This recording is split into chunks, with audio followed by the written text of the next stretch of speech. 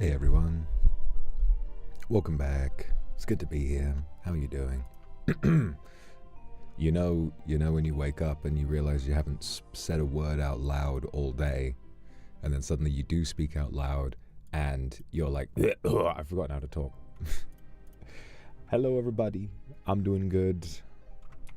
Thought it might be nice to relax today. So, funny story, right? Basically, there's supposed to be this feature that YouTube are rolling out where you can basically, like, what am I trying to say here?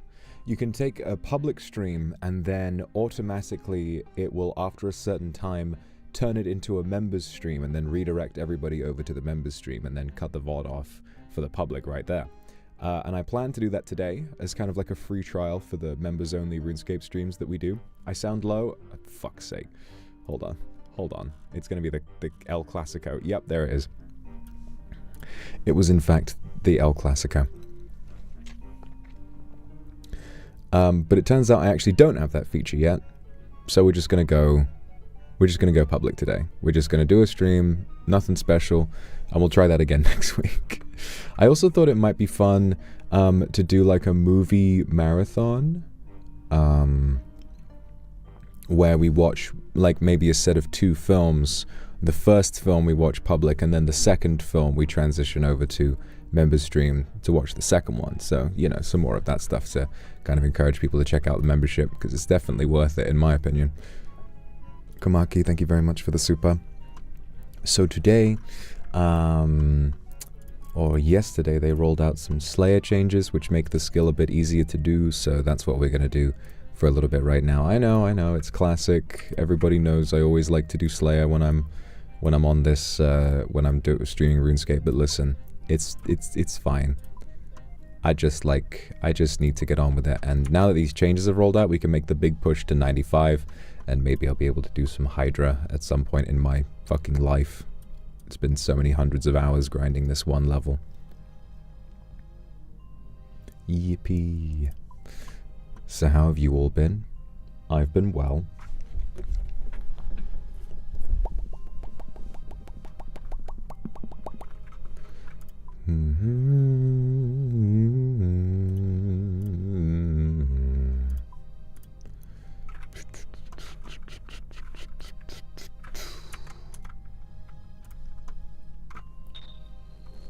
Doing well, just resting up, that's good.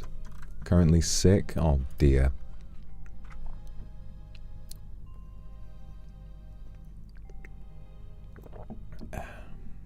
Need some water. My throat's feeling a little dry.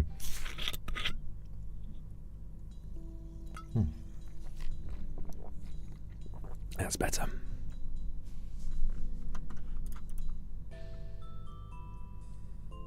I'm already on standard. Okay, cool.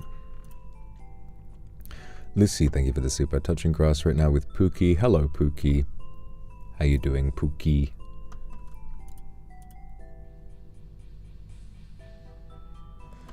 Gotta wonder what it's like to be watching a stream, to be hanging out with a friend, and then they suddenly boot up the Vox Akuma stream and they're like, sorry, priorities. Kinda look big. That is true, chat is a little big. You guys are very big.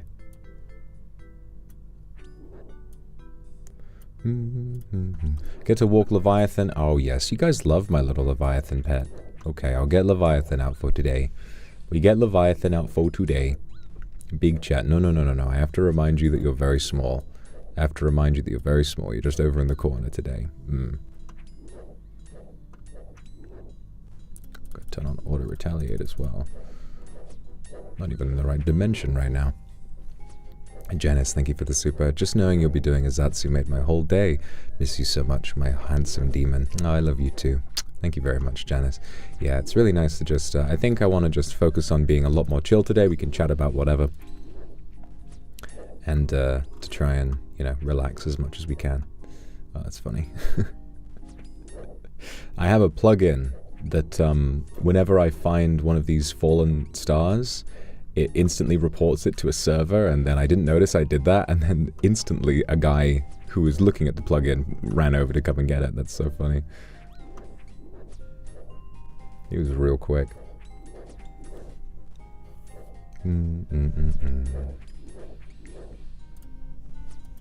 Did I sleep well? I didn't get too much sleep.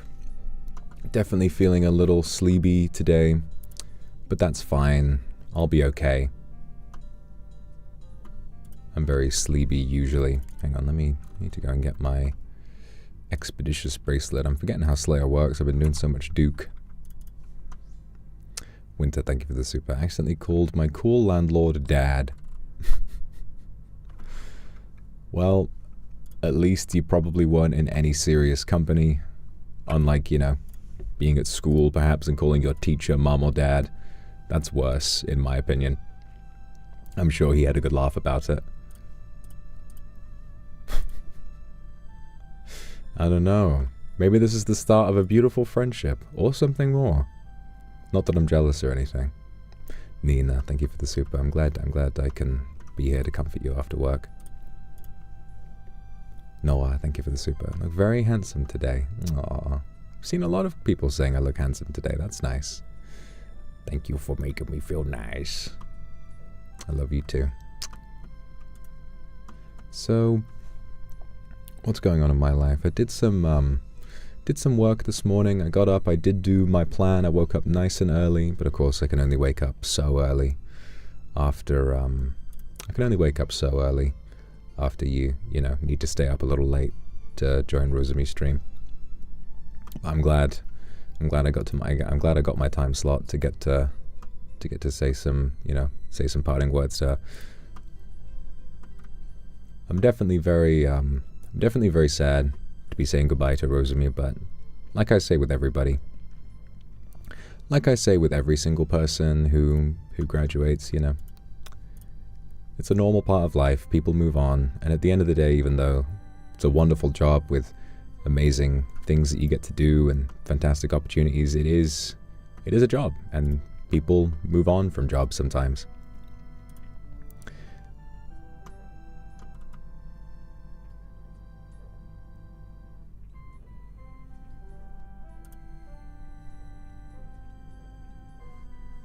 And it's okay to move on from a job. So I'm proud of her. It's crazy just how much I've grown to really care for her over the past year or so. Which is mad because she is Satan. So, you know, there's definitely a little bit of shared history there.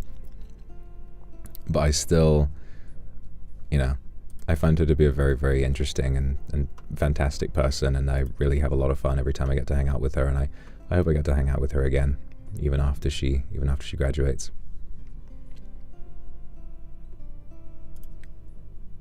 Sekshi, thank you for the super. Hope you had a nice time counseling. It's always pretty overwhelming, but I'm sure it was definitely worth doing. Astronut, thank you for 50 gifted. That's crazy. That's a lot of people who get to enjoy this type of stream in members. That's crazy.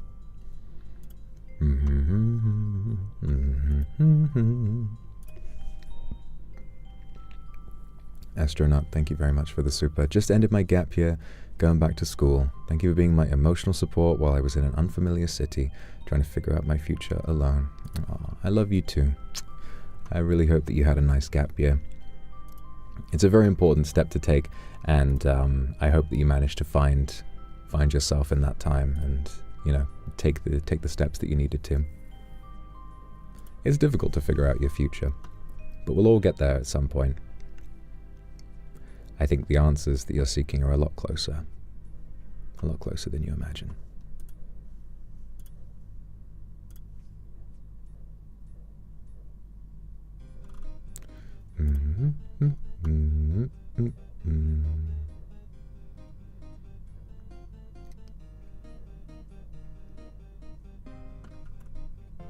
Something interesting recently. I've been working on a little side project, and it's been a lot of fun. And it probably won't be long before I get to start rolling some of this stuff out. But I got some artwork done for these little videos that I'm doing, and I have this mindset where I want to kind of give things a bit of a creepy edge, you know. I really want to kind of have it, because what I find is that creepy, scary stuff that I see in thumbnails on YouTube really do draw me in. But finding the line between scary and not allowed in a thumbnail is quite hard to do. Especially when you're writing and talking about creatures that are really violent and disturbing. I got some artwork back the other day, which I physically like winced at. I couldn't stand looking at it. I was like, oh god, that's horrible. But then I sort of thought, oh, you know, I kind of didn't really think about YouTube guidelines, and I was like, ugh, I don't know if this is really going to fly all that much. It's like, it would make some powerful thumbnail material. I don't know if many people would be able to like resist being like, what the fuck is that thing, you know.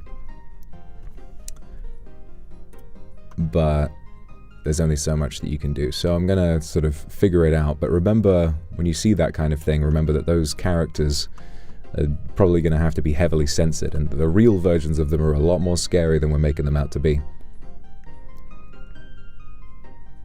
Could just show us in the video, maybe.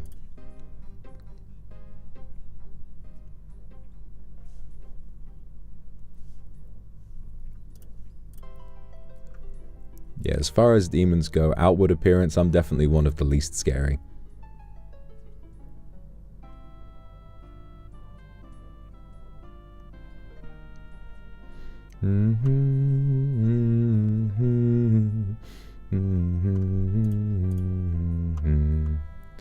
Yeah, it's strange. I've been low-key, like, weirdly inspired by like slop in a way.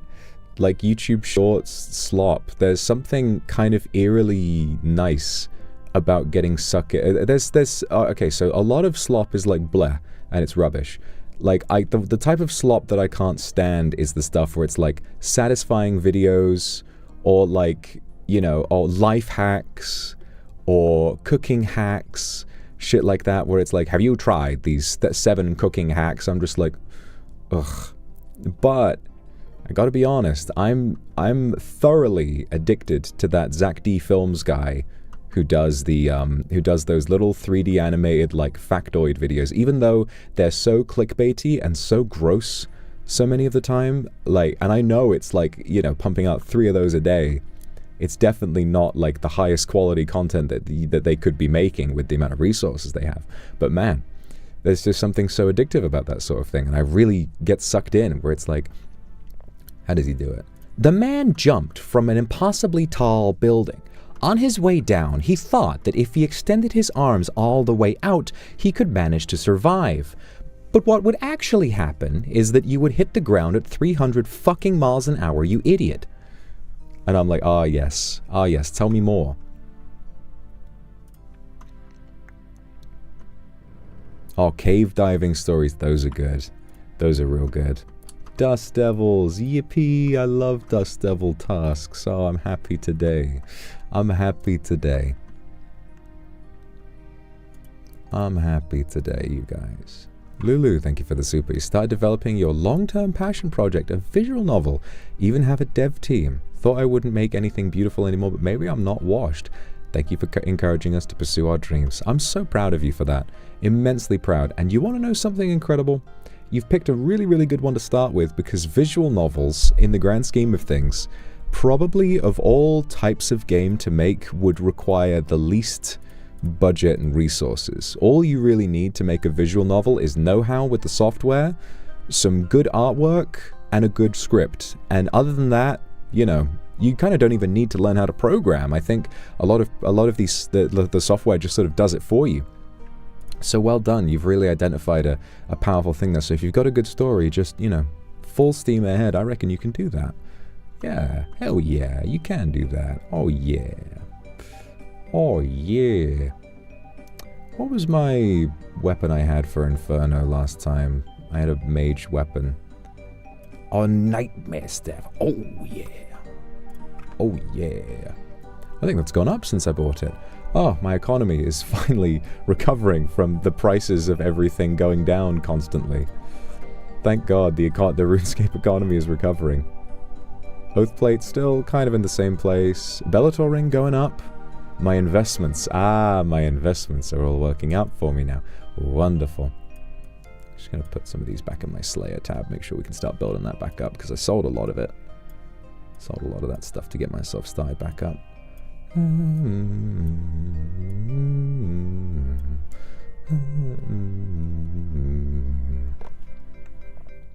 Alrighty. Alrighty, mates. How long am I planning on streaming today? I don't know. I don't know. I'm going to stream.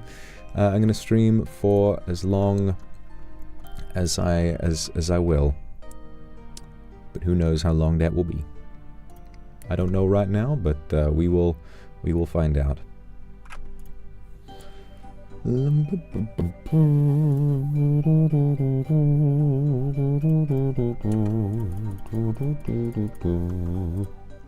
I'd love to get a custom Slayer helmet, but with the new update, they refunded a load of Slayer points. So I've got like 900 Slayer points to spend, and it costs 1,000 to get a custom Slayer helmet. But to be honest, just sitting on 1,000 Slayer points sounds a lot better than just having a cool cosmetic, to be honest. I think I'm just going to use them for all that sort of stuff. I've done long old RuneScape streams before. Did I sell my... I did sell my Saturated Heart. Oh, bugger. Oh yeah, my Sorry Branks is down like hell. I sold my bloody Saturated Heart. Oh, bitch. What can I trade out for a Imbued Heart?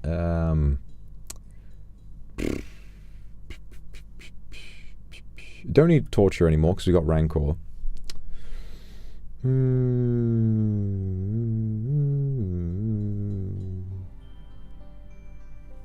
we're gonna have to go to the G and fix this, because that will expand our... That'll make... Isn't it 1 AM in the UK right now? No, it is only 11 AM. It is a very appropriate time to be at work. This is when most people are at work.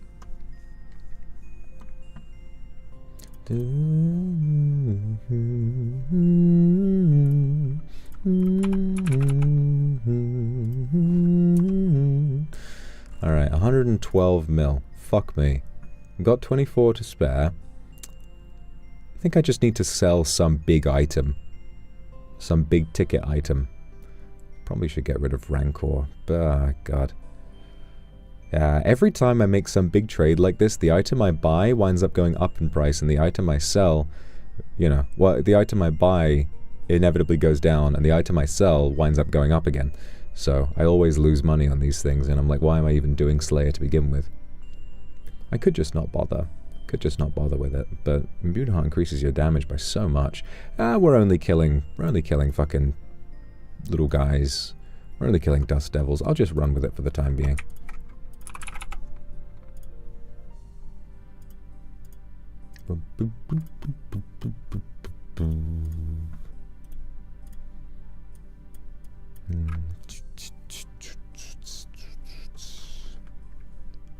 Ring of Wheels.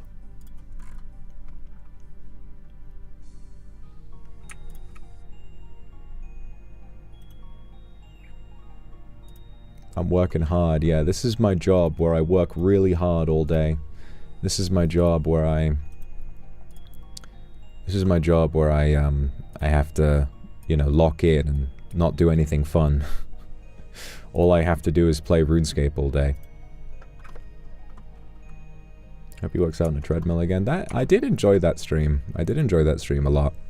I should definitely whip that back out. Can you sell your BGS so the prices go down and I can get one? No. No. I need it for all sorts of different things.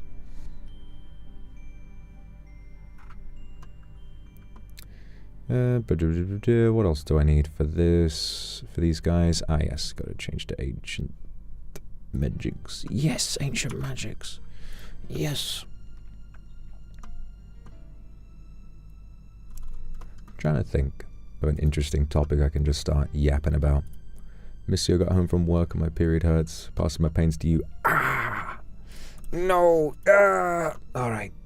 I'll sustain the pain. I can do it for you. I'll do it for you. Wednesday, thank you for the super. Glad to see you again. feel like my heart started working again. Thousands of kisses, mom, baby. Mwah. Good to see you again Wednesday. I hope you're having a wonderful, wonderful day. Glad I could have restarted your heart. You can't, you know, this is a pain. It's a pain to be having that. Vox feminist Akuma. Always. I'm the most wokest man who ever lived. Also, I don't have my bloody water runes. No ice barrage. God damn. I'm stupid. Let's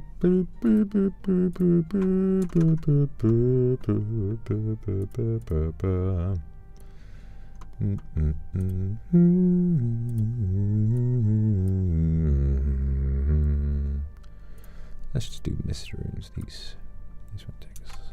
Yes, and then yes. Alrighty. Alrighty, guys. Back down we go. 7 foot tall, by the way. I mean, sometimes. Sometimes.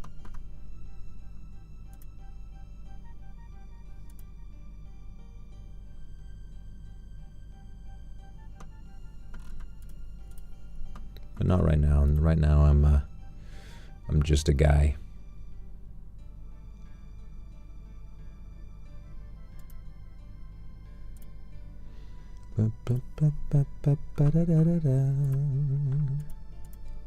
Ooh, it's available.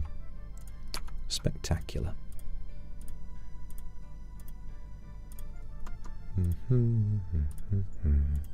Koyuki, thank you very much for 5 gifted.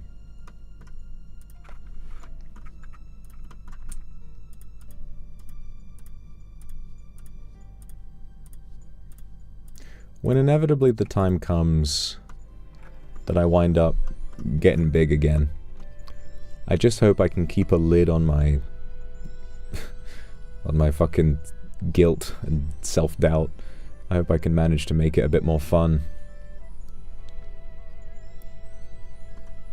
Almost 99 magic. Oh yeah. Oh, 220. Oh, we got to keep an eye on that. We got to make sure that doesn't tick over. Holy shit.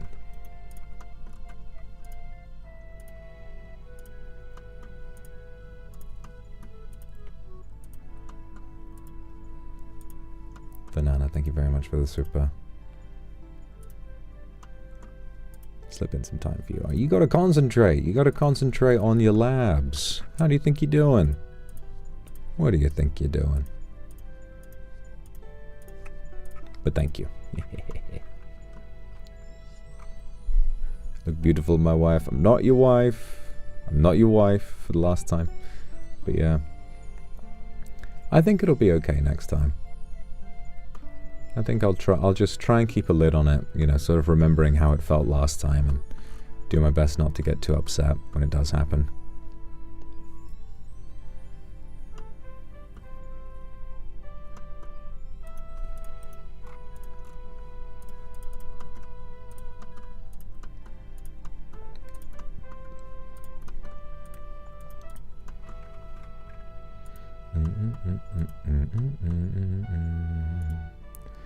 Oh, Taru. Oh, Taru. How can anyone concentrate on anything when that artwork of yours is on the thumbnail?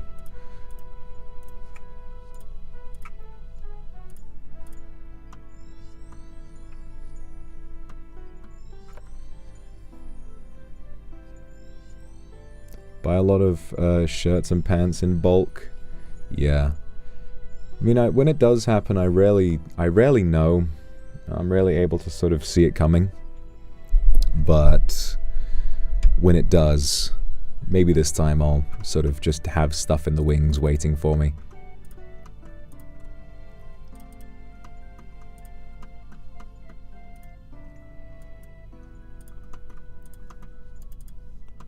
I mean, to be honest, if we're thinking about getting distracted, first of all, we've got to think about the flow of this conversation, because I have not held a single line of thought for longer than 30 seconds and then keep going back to one that I started earlier. But if I didn't have you guys, I'd probably, you know, would be a lot higher level in some of these skills by now, let's be honest. And there are some goals in this game that I just don't really want to attempt, because I need to spend some time interacting with you.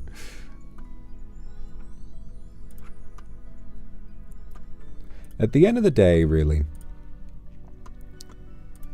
you can kind of see these RuneScape streams as a number of different things. You know, it's all about how you view it, right? On the one hand, you could view it as, you know, sitting on your boyfriend's lap while he plays his game and talks to you. But for me, recently it started feeling more like I'm in a zoo. I'm in a zoo, and I'm like a gorilla in the zoo, and this is like my enrichment activity. This is my enrichment activity where, like, it's like a little cage with an apple in it is put into my cage, and I'm there just kind of like pawing at it, trying to figure out how to get the fruit out, and everyone just kind of stares through the glass at me, being like, damn, he sure is having fun.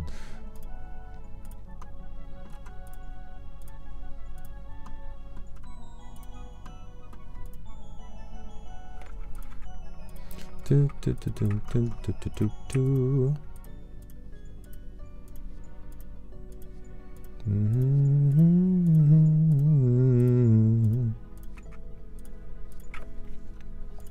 Hannah, thank you for the super. Haven't been here in a while, but I need to drop by. UCL accepted me as an MPA candidate. Let's go! Always put your VODs on when I study, so I owe some of this to you. Vamos! Education. So proud of you, Hannah. Well done. Seriously, well done. That's not easy to do, but you did it. I'm glad that in some small capacity I could have been there to help you. Yukimi, thank you for the super. Hi, my lord. I'm so happy to see you. Is your room not too hot? Don't worry. Don't worry. The room's not too hot today. It's not tremendously hot. It may get hot later. Who do I know? What do I know? Who am I? Well, why do I exist? But thank you for the super. Do not steal my jacket. If you steal my jacket, just make sure you give it back. You'll probably get a whole lot more excitement out of it than I do. I mean, you know, it's a nice jacket, but at the end of the day, it's a jacket. For you, that's like a scented candle. And a good one at that.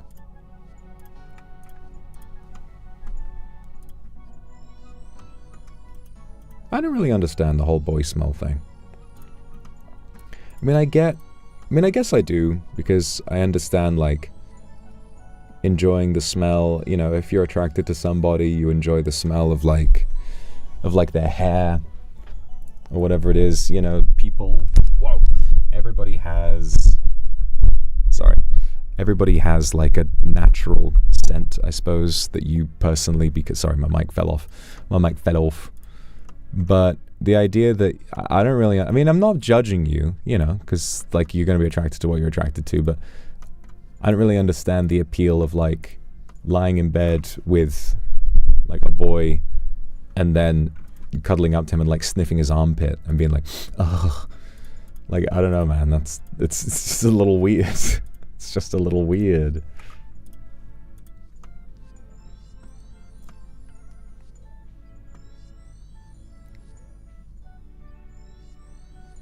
I mean, surely they do. Like, with the amount of... People do that with, like, the amount of discussion there is about... Jesus Christ, my microphone is fucking around on me today. With the amount of, you know, talk of smelling sweat and shit like that. Faith, thank you very much for the super. I'm not going to be getting it back. Oh, will I not now? Oh, and you've decided this. Yes, this is what you've decided on. Okay. All right. If you insist, I guess I will never get it back.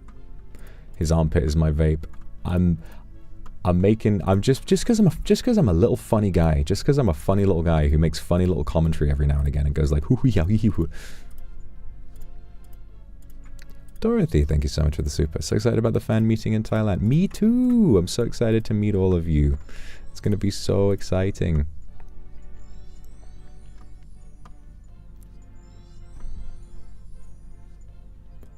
Cuddling your face into their neck for a sniff is peak. Yeah, that's true. Is it like, is it sweat?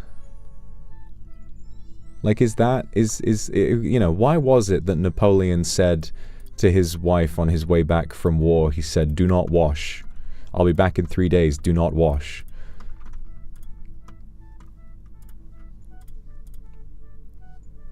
Gotta be honest, I think I'm more personally a fan of cleanliness. In my opinion, if I'm coming back from the war and I desire to lay with my betrothed upon my return, I would rather they have taken a shower beforehand. Personally, that's just me though. I'm not judging anybody, but that's just my opinion. That's just my opinion about it. Don't try to cancel me. Don't try to cancel me, guys. Come on.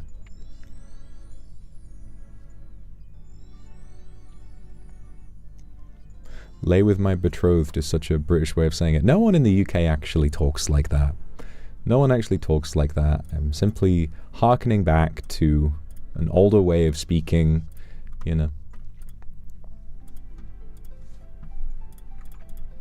It's funny. A lot of casual or ordinary English these days used to be very formal, and words like thy and thou. Thy penis has becometh hard. That kind of way of speaking used to be very informal and very casual. A lot of peasantry would speak in that way. But over time, and words like you and yours were very noble and aristocratic, right? So I'm not sure if you could really say that an aristocracy existed like that long ago. I'm not sure really, because I wasn't really around that long. If I'm thinking about the 1200s, obviously I wasn't around that long ago. So I can't really, and even if I was, probably couldn't remember that much. I can't even remember what I had for breakfast this morning. I had cereal, Country Crisp with dried raspberries. It was really good. Although my milk had gone off, so I had it dry and it was just really crunchy. That's a cereal that I like to have with milk. I like my dry cereal, but there are some that I like to have with milk.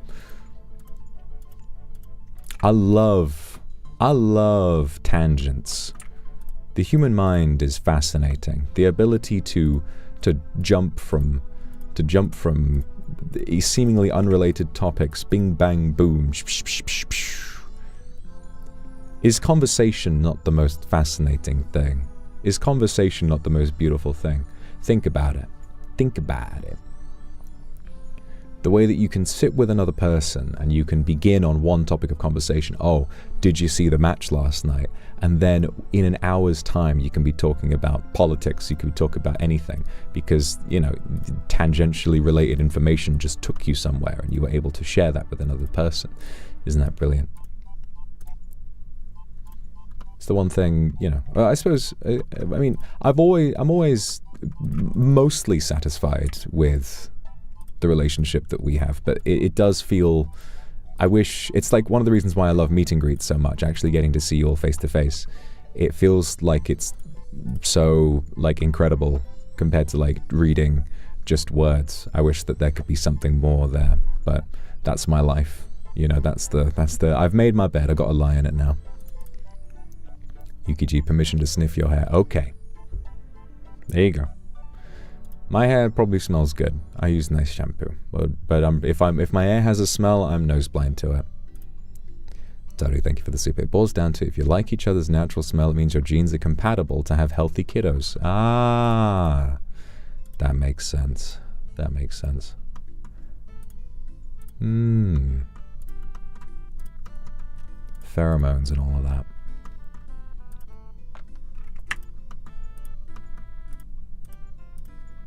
I want to be cuddled up on and smelt. That sounds really intimate and romantic. That sounds nice. I would like that.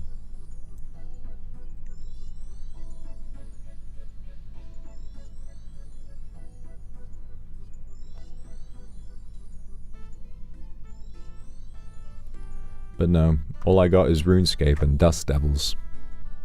And a little throw blanket in my lap. Will I ever come to Australia? I would like to go to Australia at some point. It's one of the last places that I've got to go to. It's one of the last places that I've never been.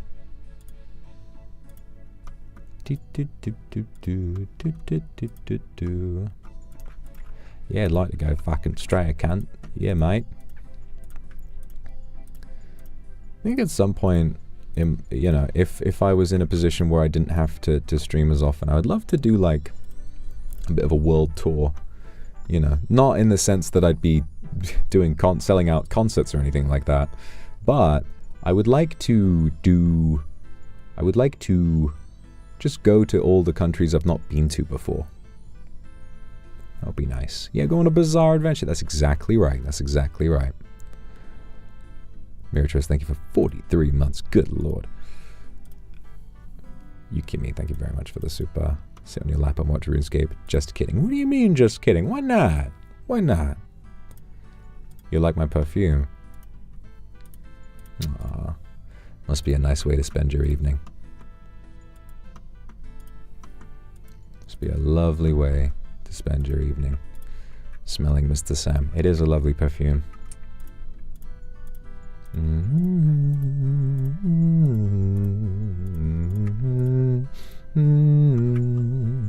Lara, thank you. Hello, Mavi.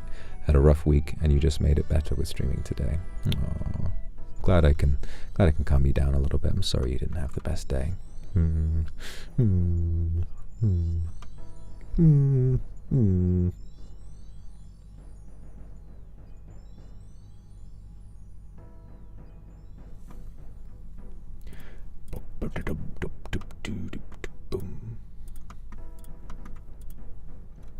Please show me a superior. Imagine we get a imbued heart drop today. Imagine that. Imagine that. I think I'm a lot somewhere in Latin America. Well, I did go to Mexico some years back.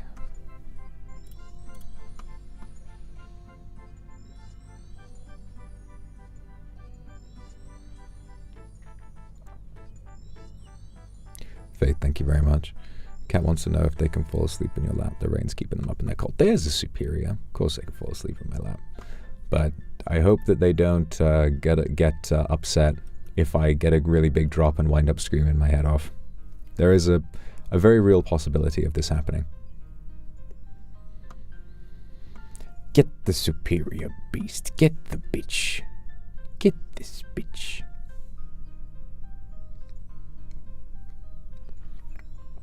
We've only got 180k left. If we get more bursting tasks, we're pretty much definitely going to hit 99 magic today. That's 2 99s I've hit on stream, strength and magic. That's crazy. I've got to work towards this because given how you know how long I plan on staying at Niji, I don't plan on leaving at all really. Dark Tome top, fuck's sake, no drops from this shit. Oh well. Given how long I plan on staying, it's only a matter of time before I inevitably reach 99 Slayer, which would be crazy because we've done so much Slayer on stream together. It will feel weird to have just finished the entire skill. It would feel very bizarre. I mean, we're already, working towards level 95, and that's when you unlock Hydra. And Hydra is very easy, at least from what I've experienced doing it in leagues. Hydra's a pretty easy boss that has a lot of really, really valuable drops. Kind of like, I miss doing Vorkath where you just got consistently high base loot, but Hydra is like Vorkath, but you get, consistently high base loot and the chance of like the Hydra Claw and stuff like that, but Vorkath rares aren't really worth all that much. With skeletal visage is like, what, 20 mil? It's not that much. The big reason you do Slayer is for that imbued heart drop. 100 mil from a random Slayer task is crazy, but it's so unlikely to happen. People get like 30 million Slayer XP looking for an imbued heart. Ironman who would need to find it. It's just so sad. Yukimi, thank you very much for the super. They say Mr. Sam changes scent depending on the person. Does it smell spicy or sweet on you? I don't know. When I smell it, I guess I wouldn't know, because I'm probably nose blind to my own scent, but probably a little musky for me. Kairos, thank you for the super. RuneScape with our handsome king. Hello. RuneScape with me.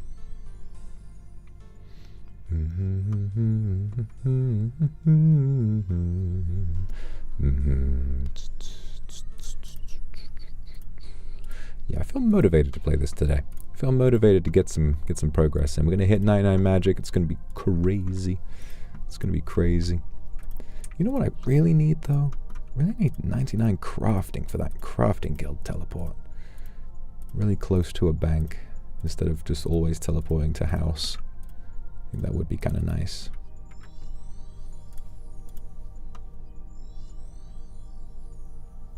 So RuneScape is good to get into? I think it is. And also the game is entering its so-called platinum age.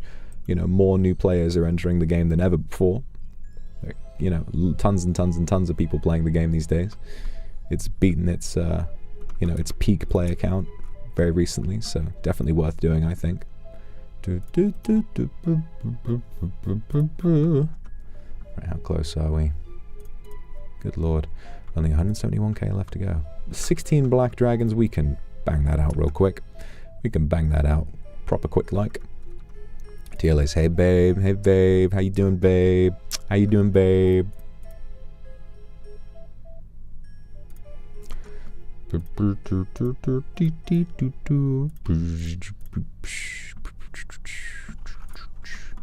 Black dragons, we're just going to quickly whip out melee gear for this. Yeah, just quickly whip it out. I'm not even going to put the mage gear away. I'm just going to grab my oath plate, head over to Tavily Dungeon, and just smack the shit out of them.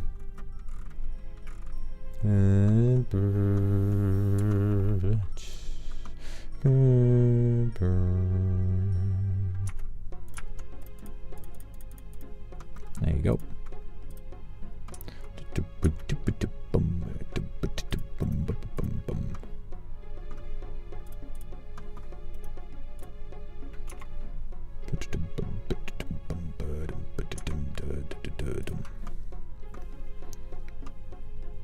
At least it's not gacha. That's true. RuneScape will take all of your...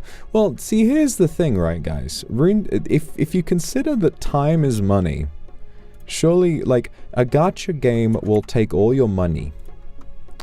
But RuneScape will take so much of your time that it takes so much time away from work that technically it does cost you money as well, in a sense. You know, the highest money per hour method in RuneScape is getting a real job and buying bonds, but obviously that's not as fun. If I wanted, I could cash in all my real world wealth and become a billionaire in RuneScape. But then I would need to, you know, move back in with my parents, and I think they'd be very disappointed in me if I did that.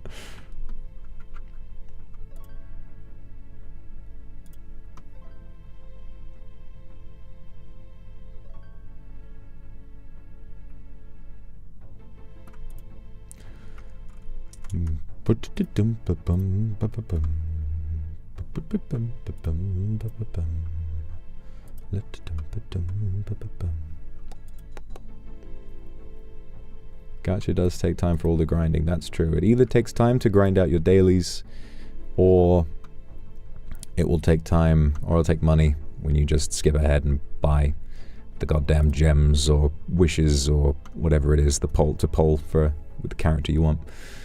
Yeah, that's the thing about it. That's the curious case of Benjamin Button, innit?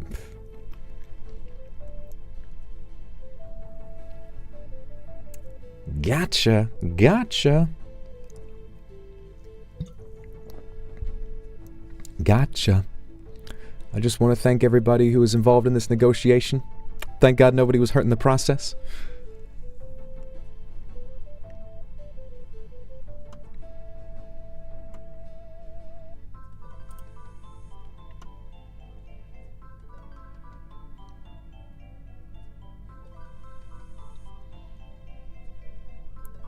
Are you, so are you venturing into the fashion industry? Am I venturing into the fashion industry? Do you see this coat?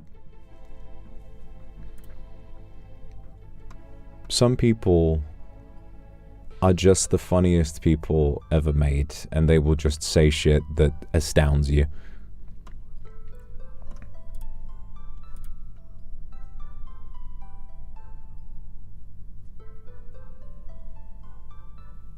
A drag queen.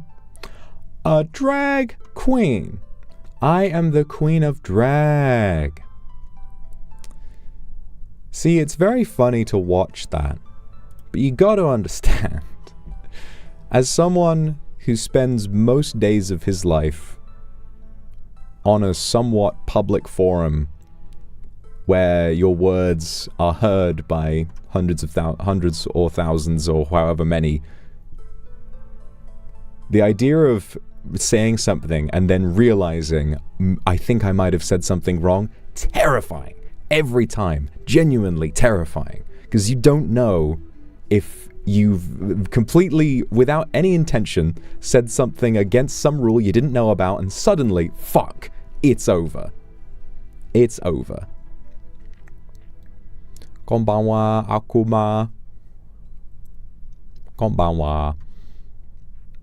I'm done. I'm dust. Yeah. I mean, people like Jimmy Fallon probably own 1 million houses and have, you know, he's not really worried about providing for his family or anything like that. What he's worried about is, you know, God, am I going to live the rest of my life replaying that one moment over in my head at the top of my game, and suddenly I called RuPaul a drag queen and it was all over.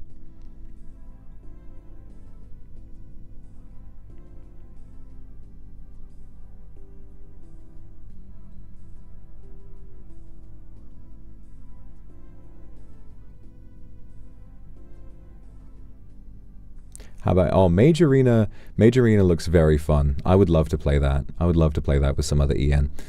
Fireball! Come on, kill this guy. Oh, he kills that.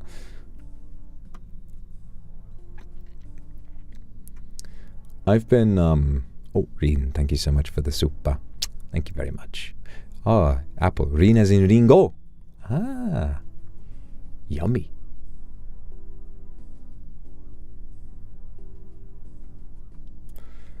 But I've been watching so much of my time recently, without realizing, has been taken up by watching other streamers' POVs of them playing Donkey Kong Bonanza and me just seeing their reaction to the ending.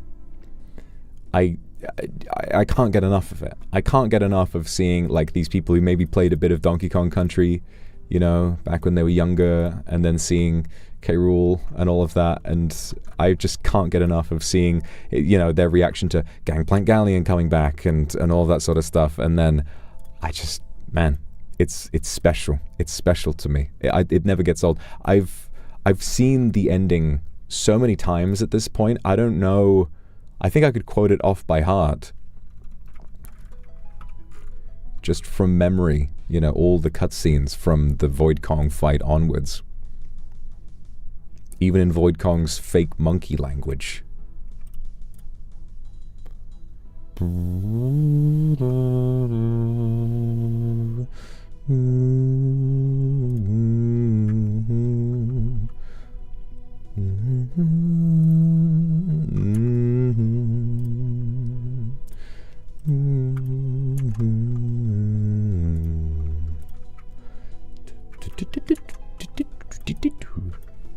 $34 months, Kendra. Thank you very much for 34 goddamn months. Goddamn.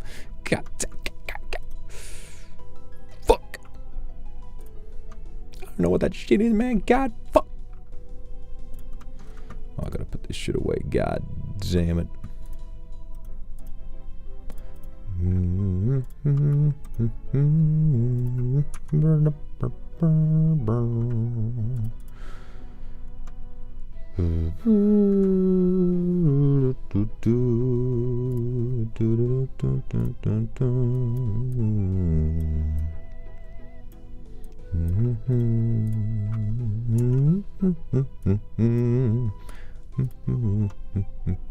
How do you think about 42 goddamn months? Goddamn, it's a lot of time.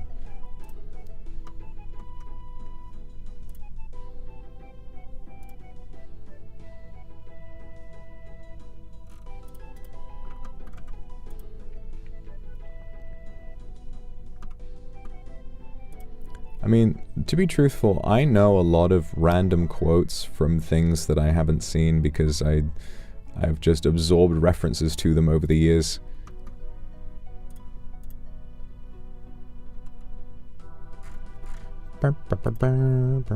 Oh, World 522. What a coincidence. This better be empty. Yippee! I guess I'm on Kindred World now. Kindred Zone.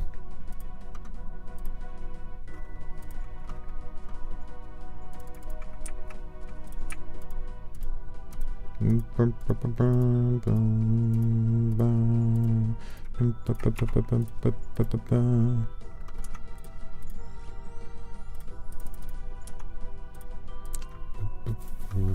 gotta lock in a little bit to do Abyssal Demons at max efficiency, but when you do get it down, you get all those big numbers, oh my god, it's cool.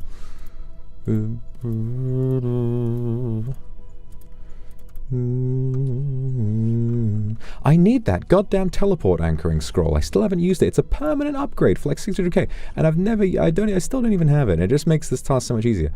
Goddamn. I should probably just go and do that. I mean, I'm already down here, so I'll do it for a little bit, but still. Everything you learn on Twitter is against your will. That's fair enough. That's fair enough. You know, a lot of the places that I absorbed a bunch of references is through comedy shows that I used to watch. You know, back before YouTube. Oh, we have a superior already. Back before YouTube and all of that sort of stuff. You know, there would be television shows where they would parody, you know, pop culture and all that sort of stuff. And I used to watch a lot of that. And especially when I was, you know, when I had moved to the UK, I was watching a lot of American TV. You know, American TV's always been popular in the UK. And they're making a load of references to some pretty specifically American things. And I would be like, ah, yeah. I'd be like, yeah, ha, ha, ha, yeah. Even though I had no idea what they were talking about. Sometimes I just like the way it sounds when people say things, you know?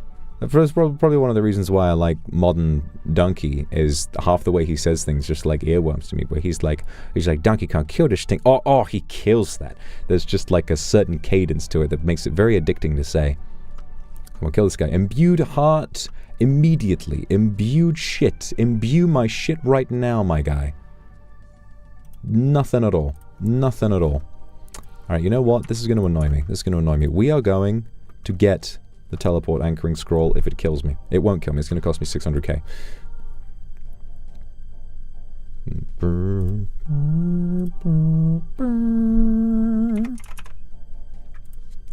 What is it called? Teleport anchoring scroll. Only 400k. God damn. Make secrets of teleport negation. Become immune to abyssal demon and chaos druid teleportation attacks. Boom. Instantly. I don't have to worry about them being annoying anymore. Amazing. Should have done that ages ago. I don't know why I didn't. Are we made of money? My bank's worth like 1.2 bill. 400k is nothing. 400k is fine. I pay 500k every time I die at Valdorvis. It's fine. It's fine.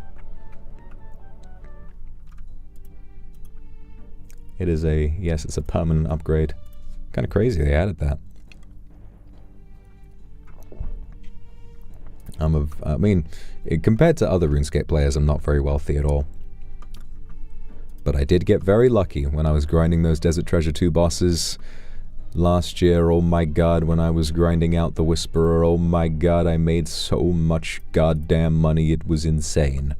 I made more money than I knew what to do with. I got 5 Bellator rings. I probably made about a collective 700 mil from the Whisperer alone. And I just got insanely lucky. Insanely lucky from that boss. Most of my wealth came from that. I mean, I owe it to my dedication, you know, to actually, you know, killing the boss 1,500 times, you know, spending upwards of 100 hours on one boss purely spent killing it with, you know, not counting downtime or banking or anything like that. But still, I got very lucky. Very lucky. Oh wow, they're not teleporting me anymore. This is so much easier. Holy fuck. This is so much easier. Wow. Wowie zowie.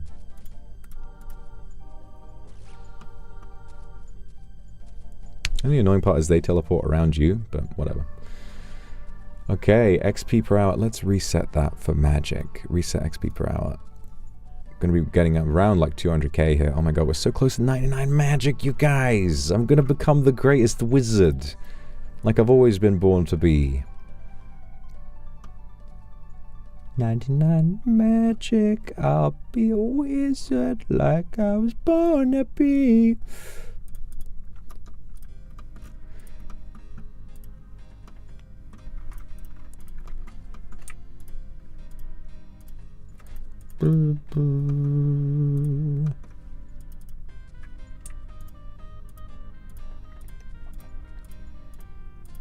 The grass will always be greener on the other side of the fence. No matter what way you look at it, you're always going to envy people who aren't you. Me? Listen to my voice. It's so peaceful in the country. You really ought to try it. I can sing in that low, I can sing in bass, and a lot of people probably really want to be able to do that.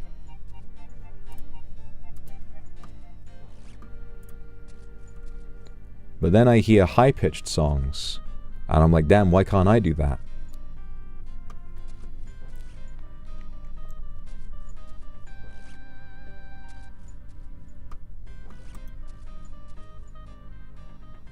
Grass is greener where there's more money. Well, the thing about, you know, psychology, you got to watch a little movie, a brilliant film called Parasite.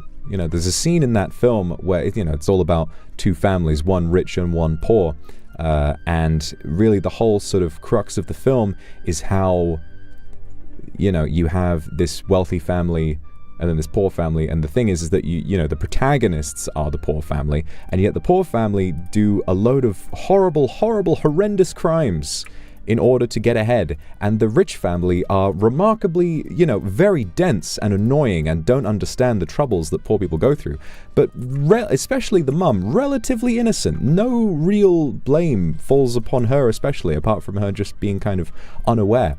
And that's the whole point of it, is that capitalism turns otherwise good people into monsters when faced with the chance of success. But the thing is, in that film, there's a great scene, a very awkward, very tense scene where they're all hiding under the table, and then the husband and wife of the rich family wind up getting busy with it, and they start role-playing as poor people. They're turned on by the idea that they're like, you know, that her panties are old and like dirty or whatever it is. They role-play as poor people, and they find it sexy. Because, again, even if you are in an objectively better position, somehow the brain finds a way to be envious. If anything, that might be a part of, you know, why the human race has driven itself so far and succeeded so much, because, you know, it is human nature never to be satisfied. You know, there is value and the absence of value in that, especially. You know, it just sort of depends on how you view it, I suppose. Sabina, thank you for the gift and thank you for the super. Thank you for the cozy stream. Of course, this is my whole job. I love to do cozy streams. This is everything I am. My whole job.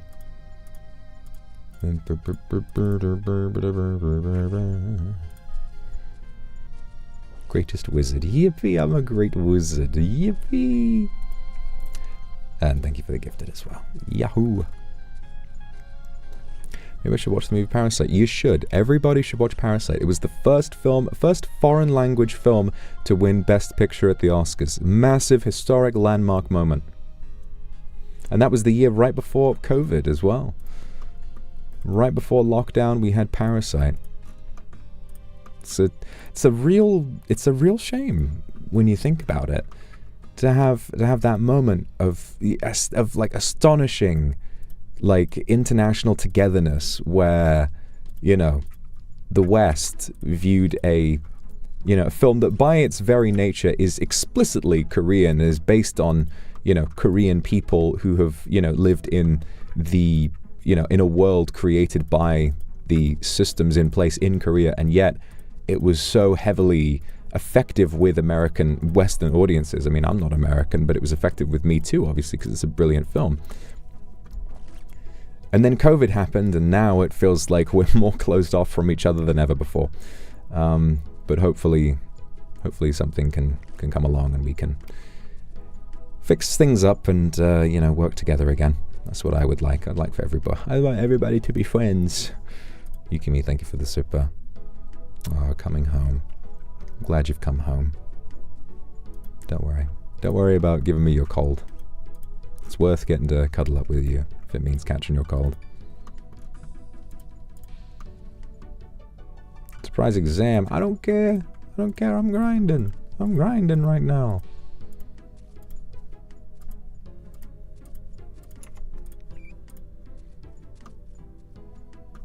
Oh, hit him. Hit him. What do you mean? Oh my god, you fucking asshole. You fucking asshole blocking my shit. Stop it. Stop it. Right now. Okay.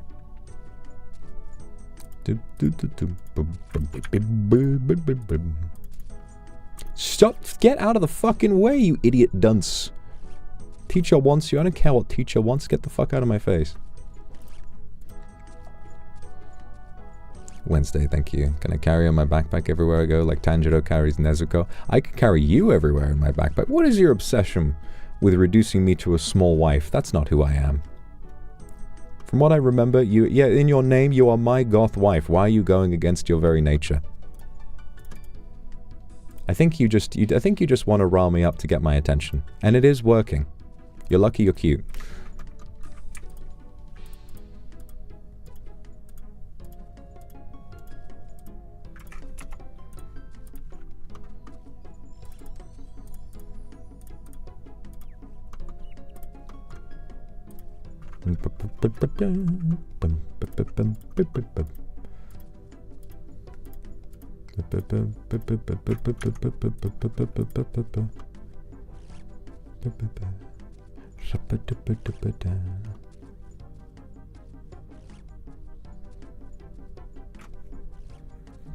Experience 145k. Oh man.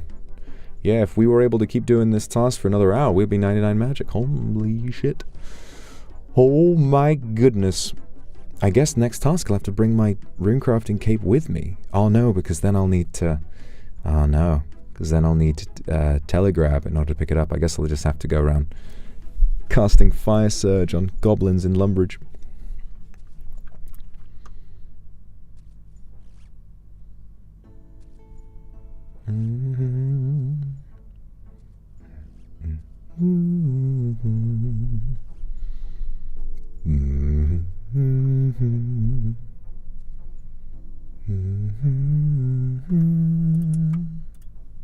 You're my baby. No, I'm not. No, I'm not. I'm a grown man. I'm a grown man with a job who pays his taxes. I'm no one's baby.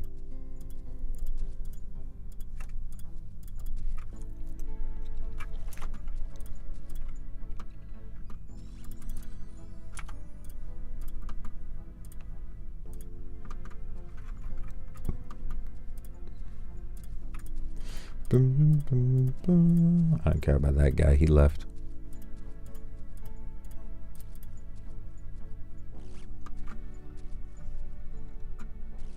You give me, thank you. Hold back on kisses today. No, no, no, you don't get to.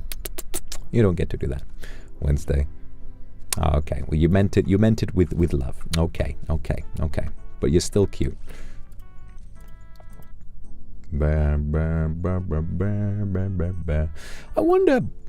I wonder what it is. I don't know. I wonder what it is about...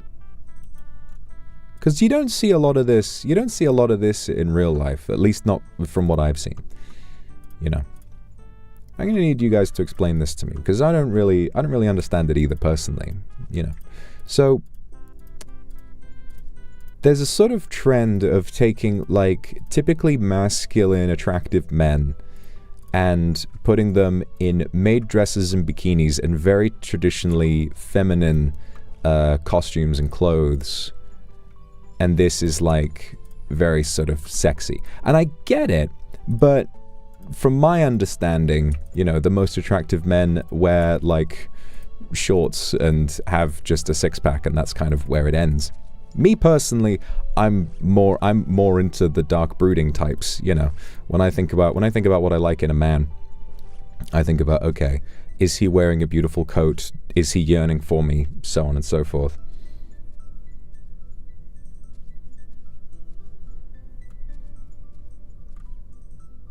It seems like such a common thing, like especially with like Leon from Resident Evil, like all of the like him being in very feminine succubus outfits with his willy hanging out.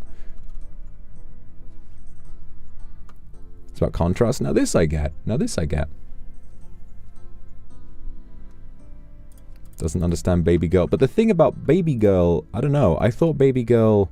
I mean, I kind of get it. I feel like a lot of the time in my mind I kind of conflate baby girl with pathetic man. You know, for me the apex baby girl is Reigen Arataka from Mob Psycho. He seems like the textbook definition of a baby girl and a pathetic man. You know, I think that I can kind of understand that, but he strikes me as like, I don't know. To me, that's different. I don't know. It doesn't really make much sense. I don't think about this kind of thing very often. It's definitely not particularly my jam. Call me old-fashioned. Call me old-fashioned. Call me old-fashioned, but I like my men. I like my men Regency, and I like them honorable, and I like them tall. Ah, no, that's true, actually. Men being confident in their masculinity, wearing silly dresses. No, that's true. No, that is true, actually. I like all the artwork I've seen of me wearing like bunny costumes, but being very like cross arms, like big smile kind of thing. Because that's how I would be in real life if I had to wear one of those outfits. I'd be like, all right, fuck it, I've got to wear it. Why not?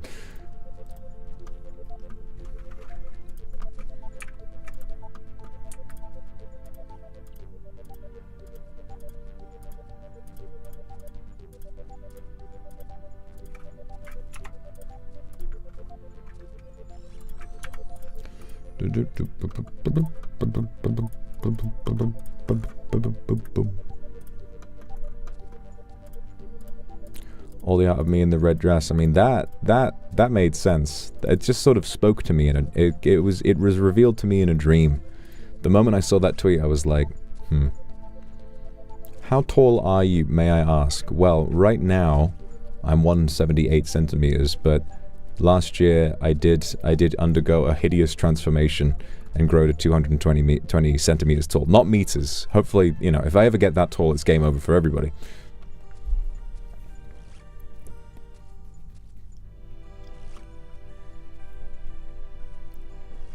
Yeah, I've been thinking about theme parks a lot recently. You know what would be so cool is like a NIJISANJI EN theme park, where you had different rides based on the different livers.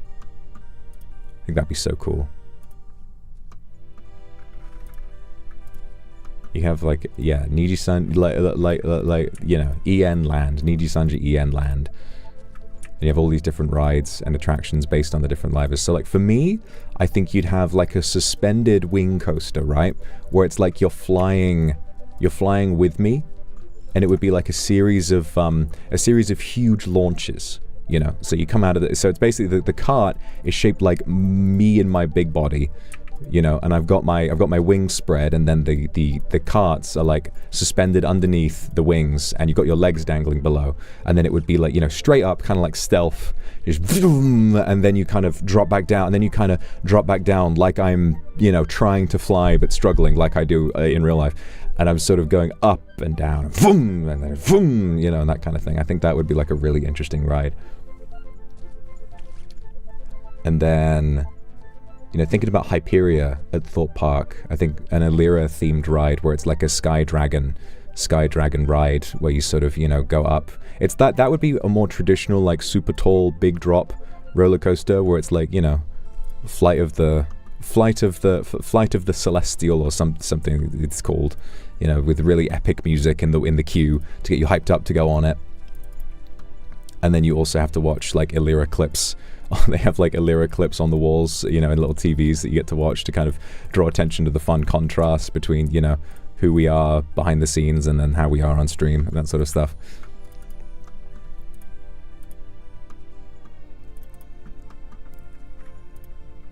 Doppio would have a kiddie ride. Doppio would have a family coaster called like, yeah, I mean, it'd be named after his 3D. It'd be called Doppio's Desire Adventure. And then you would have references to like, you know, to Dor and Dolce and Poco Pio and all of those different characters. And you would have to like kind of, and there would be like, you know, a lot of voice acting on the ride, lots of voiceover, and you'd have to do, you know, a bunch of different sort of stuff. It'd be fairly interactive. You know what Doppio would have? Doppio would have, yes, the lasers. Doppio would have one of those rides where you go in on like a cart, like those Egyptian tomb rides, and you would go in with like one of those little laser guns, and you go and you have to shoot the little blinking lights or whatever it is. You know, they've got those at every theme park.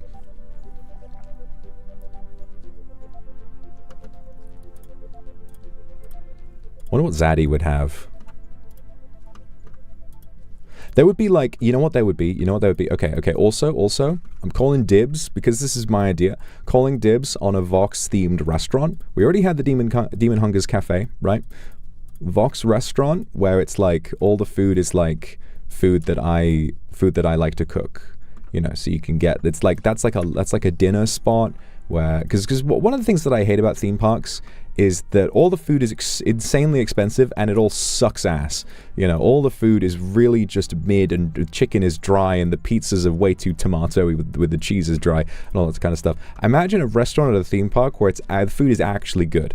It would cost a fucking arm and a leg, because that's how theme parks work, but it would be kind of cool. It'd be kind of nice.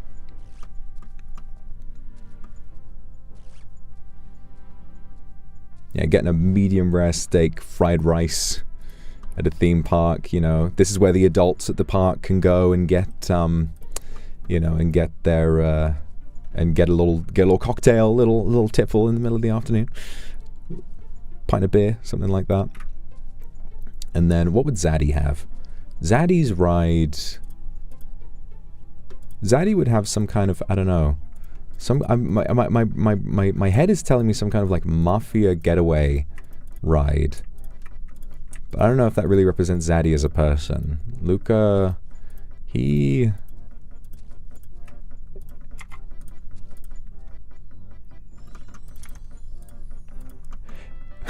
Imagining, you know how some parks like Legoland have like the train that takes you all around the park? Zaddy would have like Pog Railway. He'd have like the Pog Railway where you have to go around like that. I think also, like, because rides tend to benefit from really strong theming, you could just have a ride based on the kind of shit that Luca talks about.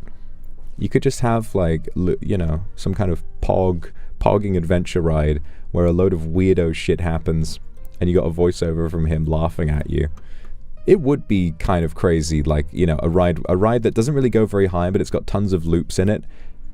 Or how about, you know, harkening back to the olden days. If you remember how Luca and our old friend Mr., God rest his soul, wound up in modern day, it's because they were chasing each other. You know, Mr. chased him through time. He was like, "Stop right there! I've got to catch you, criminal," and all that sort of stuff. So, "Mama, I'm a criminal." So that would be their ride. They would share a ride. It would be, you know, you're on the cart with Mr. You know, the cart is Mr. shaped, and you're plummeting down this thing into like a really dark ride, going through all of these different visual effects, like trying to chase after Luca as he's jumping through all of these portals, you know, to try and escape from him.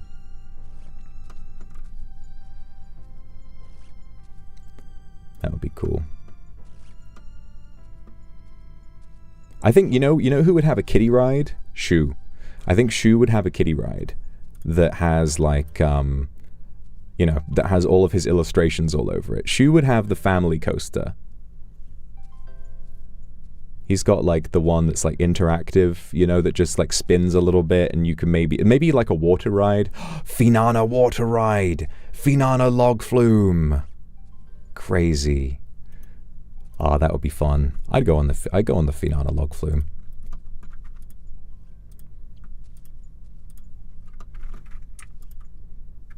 Oh, you know what? Like, a really good themed coaster around Crisis. You know, like a Crisis hero adventure. You know, Crisis need your help kind of vibe. I think that would be like a decently intense family coaster, maybe with one loop in it, you know? But it's got really strong theming about, oh, Crisis need to stop some villain, and then you've got to be on there and pretend that you're there, because all these rides will say like, we need your help to defeat the bad guy, and all you have to do is go on the ride, and then they say, all right, you did it, you beat the bad guy by being on the ride, congratulations.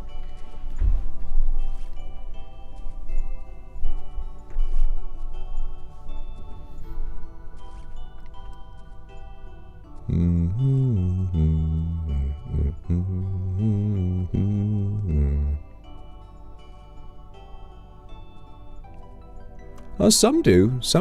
You got, you know, I mean, Chessington, for example, in the UK, that's a family park, but they've got some inverting coasters, like, well, and I think, no, they don't, it's Mandrill Mayhem, is a family coaster, and it's pretty intense, but like it's only got one inversion. It's pretty intense, but I think, you know, for parents and teens, I think that's like the reasonable definition of a family coaster.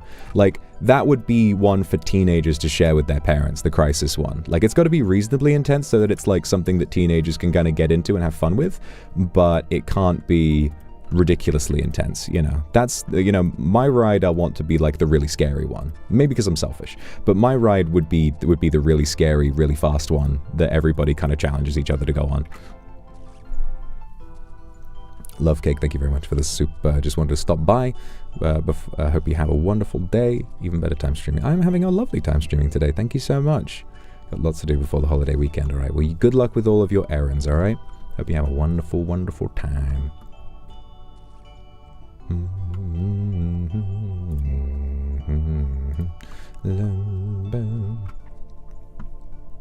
How much longer we got? Only 100k left. Man, we're racing through this final level. Holy shit. 99 magic. You know how slow magic is to level up? It's kind of weird because ranged you get experience in so fast for doing almost nothing. Like, I got 99 ranged at Leviathan from 97 to 99 after like just a couple hundred kills. You get like, you're just doing Leviathan and you're getting like 200,000 to 300,000 ranged XP an hour. And I've done enough Leviathan and I've done enough like ranged bosses. I have like double 99 range now. I've got like 26 million ranged XP. You get so much without even specifically trying to train it. Whereas for whatever reason, the weapons you want to use at Whisperer get you like 20k experience an hour. It's really bizarre. But I guess, you know, you have bursting to train magic, so it's not like, you know, I kind of get it, but still, I don't know. Petra could have the bumper car. That's cute. Petra penguin bumper cars. Petra bumper cars. Oh, that's very sweet. That's funny. I like that.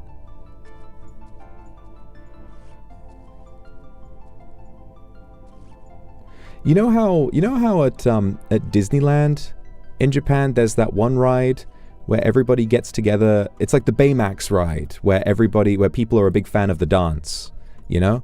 It's a simple ride, but like Baymax does a little dance and a lot of people gather outside the ride to do the dance.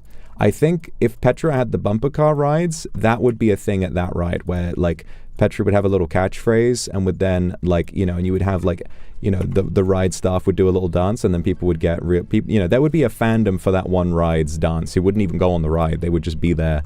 They would just be there to see to like do the dance just because they want to do it.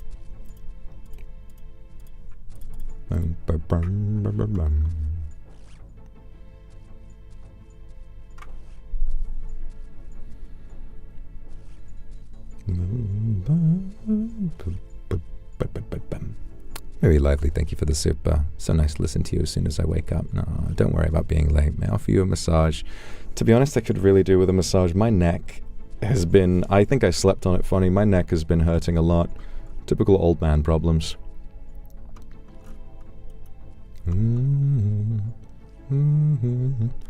Cerelia, thank you. Went to an exhibition about Hong Kong undercover films. Ooh, many cool reproductions. Took a photo of my puppet on the director's chair. That's so cool.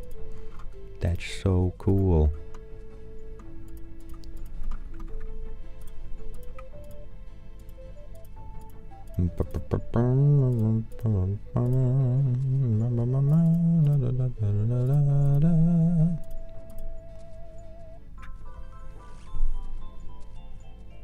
Oh yeah, a ride that featured all of the debut songs. That would be like It's a Small World, where you'd have like projections of all the different livers in 3D, like dancing along to their songs, and you go through like It's a Small World on a little river cruise.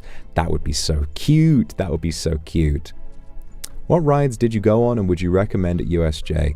Considering the Express Pass, it's getting pretty pricey. I always feel, like I said yesterday, I kind of feel the Express Pass is usually worth it because, you know, if you're taking the time to go out to a theme park, you want to do as much of it as possible. If you get the Express Pass, you might be able to do every single ride and then feel like, well, I've done it now. I kind of don't need to go back. If you've been on every single roller coaster there, you won't need to go back. So I loved, yeah, every ride I went on at USJ was great. The Donkey Kong ride. Thing about the Donkey Kong ride, it's a lot of fun, but it's a 2-hour queue. Like one of the longest roller coaster queues I've ever seen. So if, you know, Super Nintendo World's super popular, that's why I think the Express Pass is worth it, because instead of waiting 2 hours for like a 2-minute ride, you can get on in like 15 minutes. I think that's worth the price for me personally. You know, just to make sure that you have a really good day out and aren't just waiting in line listening to the Cranky Kong animatronic for 2 hours. But that was good. The others went on the Flying Dinosaur. I did not, because it looked scary, but now that I'm like really keen on trying more roller coasters, I think if I got a chance to go back to USJ, I would go on the Flying Dinosaur. I think that's like the one I would work myself up to. Space, like Galactic Journey, space, there's a space-themed spinning coaster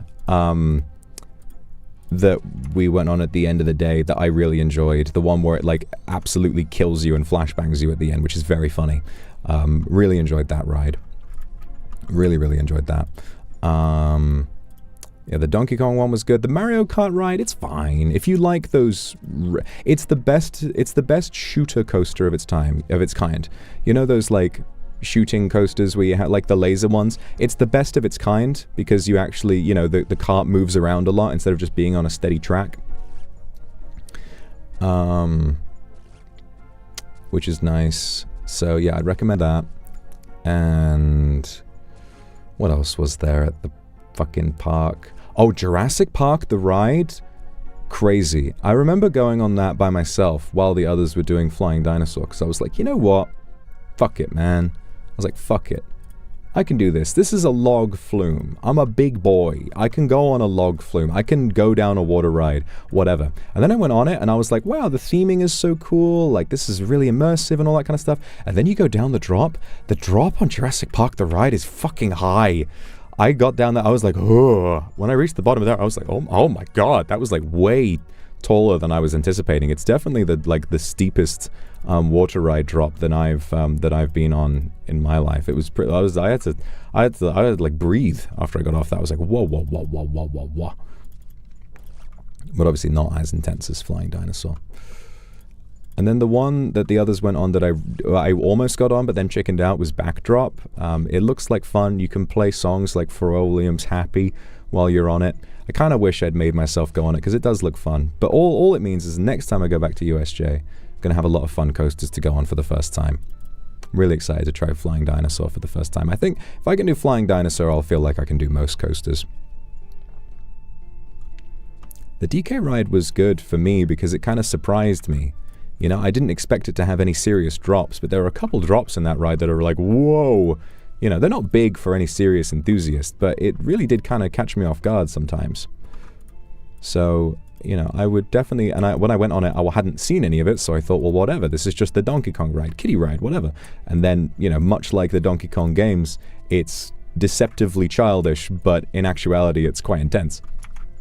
But I really enjoyed it, and that kind of got me in the roller coaster mood, and then I was okay to do a lot more stuff around the park.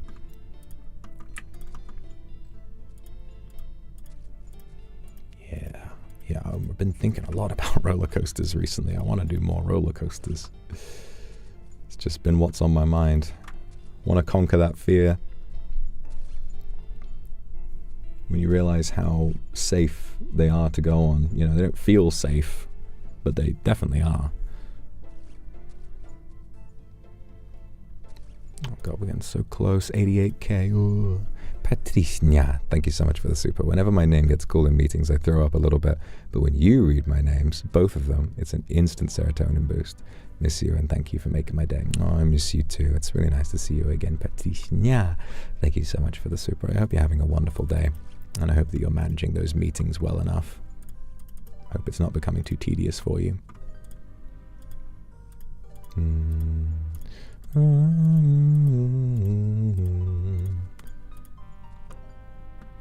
I just feel excited about conquering my fear, you know, because I used to be really, I mean, I kind of still am, but I used to be really freaked out by a lot of horror movies, and not even horror movies. I used to just be freaked out by scary bits in movies. Something about it would just kind of freak me out because of my overactive imagination. I would always be scared of watching a scary movie because I would be like, oh, I don't want to go to sleep tonight, and then be thinking about the movie and then get scared, which still happens to me to this day. You know, if you were listening to my Twitter space a week or so ago, after I watched Together, I was very, very spooked that night, and I needed some company. I needed company badly if I wanted to go to sleep on time.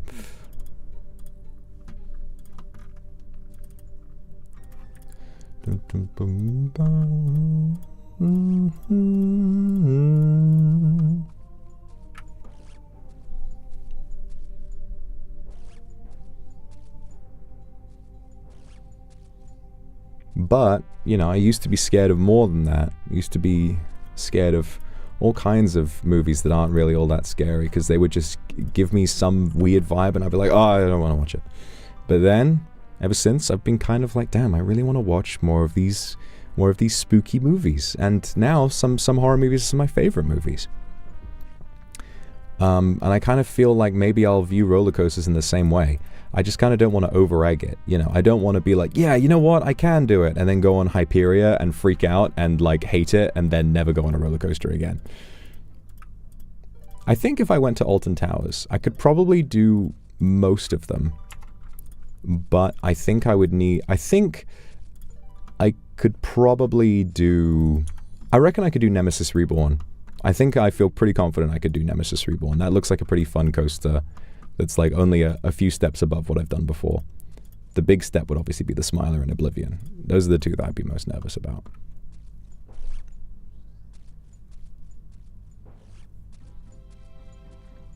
Yeah, you gotta build it up slowly. Winter, thank you for the super. Ghost Rider, sit next to me. I forgot to scream until she told me to. There's a really great video of a British TV show where this guy takes a 70-year-old woman on Stealth, which is a ride at Thorpe Park that's a lot like King Dakar. I don't know if any Americans have done King Dakar, been to Six Flags, but it's not as tall as King Dakar was, but it's the same type of ride where you launch up and then you go over a big loop and then you come straight back down, and it's like the launch is very intense. You just go Pwah! And you go straight up it. And he takes her on that ride and she's just screaming her head off, and then he's like, so how do you find that? She says, never again. Oh, never again. He's like, can I go? Oh, I'm so sorry. Can I get you a cup of tea? She's like, I don't know if I could face a cup of tea right now. So cute. Don't know if I could face a cup of tea right now.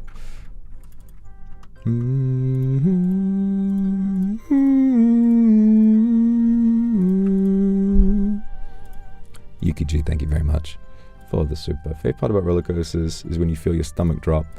It is pretty interesting. It is a pretty fantastic sensation. I just like it when, I think for me, I guess it's the adrenaline of like, oh, I can do this. Like when you're on it and you realize you can actually do it. I'm obsessed with that Tom Scott video where he overcomes his fear of roller coasters. It's so cool to watch him like genuinely freaking out and screaming his head off trying to get the fear out, and then when it starts and he actually is on the ride and experiencing it, he starts laughing. Like, man, that's so cool. What an experience that must have been for him. And I want to do that too. I want to, you know, put myself up against it and like really face my fears, and then come down the other side being like, wow, I've acquired a new interest. I've acquired a new thing, you know, that I like to do in life. I don't have to sit on the sidelines while my friends have fun on roller coasters. I can do it now. I'm just going to be saying all this, and then next time I go to a park, I'm going to see a roller coaster and be like, no, I'm good. I'm just going to be like, no, I don't want to anymore. No, I don't want to anymore.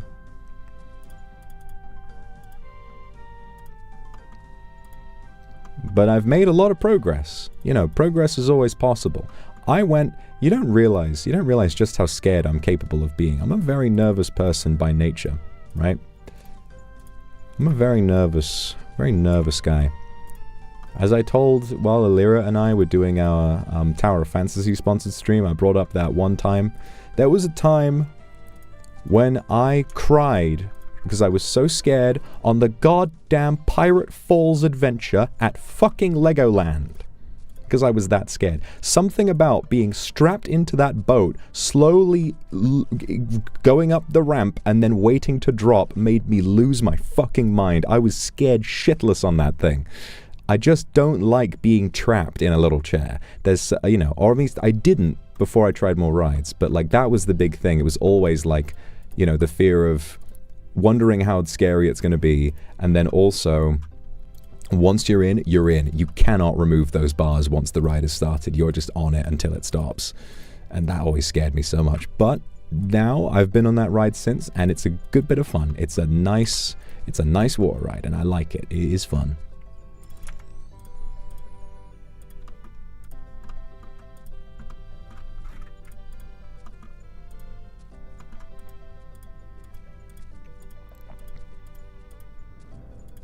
It's not silly. I mean, it kind of is. Like that's a real kiddie ride. It's not very tall at all. And Legoland is just full of kiddie rides. Legoland is just the land of kiddie rides. The most intense ride they have is like no more intense than fucking, I don't know. No more intense than like the fucking railway one at Alton Towers, I think. I don't know. Only got 8 more guys to go. We're on 69k. Nice. Until 99 magic.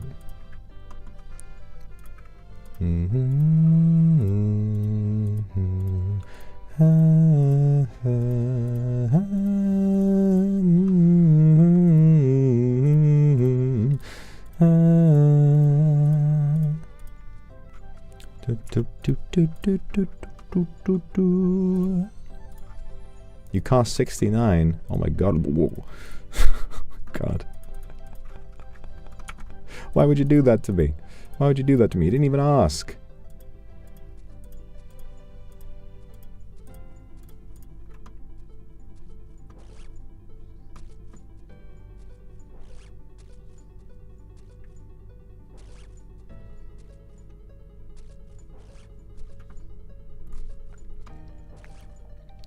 Come on, magic. I'm getting so close. I'm getting so close. XP left 66k. Oh my god. It's insane. It's insane. So many 99s. Yeah, I mean, after this, the big hurdles with maxing, you know, combat, pretty much done. Last one to do will be attack and then defense, and you can just do that at the big crab. The last big hurdles will be, because I've already done rune crafting, the last big hurdles, because a lot of them are not so bad, you know, you just need to grind for like maybe 50 or so hours and spend. The big thing about a lot of the skills in this game is they just are expensive to train, you know, like herb lore. You just need to buy a load of secondaries, and you know, it'll set you back like 40-50 mil getting to 99, which to be fair, we have to spare. If there's one I definitely want to get to 99 soon, it's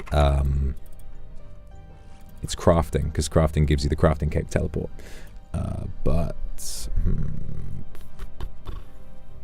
Yeah, agility. That's the big one. But if we commit to Hallowed Sepulchre, if we really just sit down and do it, man, it might not be so bad. It might not be so bad. Alright, we done the task. Hell yeah. Gracias. Thank you so much for the super. Remember being on the drop in Dreamworld? Friend had convinced me it would be fun, so I went on and we were at the top waiting for 20 seconds. Oh, I hate it when they do that. I mean, they do that on Oblivion as well. They dangle you over the top. They dangle you over the top for 4 full seconds. Spiritual creatures, I'm gonna fucking destroy you. That's a block. That's a block task. We block that. View list. Oh, and you have the, you have like the, this is a nice new feature. They have like the weighting and chances of them assigning each task. So spiritual creatures, okay, well it's a 0% now that I've been assigned it. They can't assign it twice in a row. Yeah, we block this. Spiritual creatures is a bad task. Wait a minute. Wait a second. Let me check something real quick. Just real quick, let me check something. Because is it worth doing? There's like the Slayer spreadsheet. There's the Slayer spreadsheet.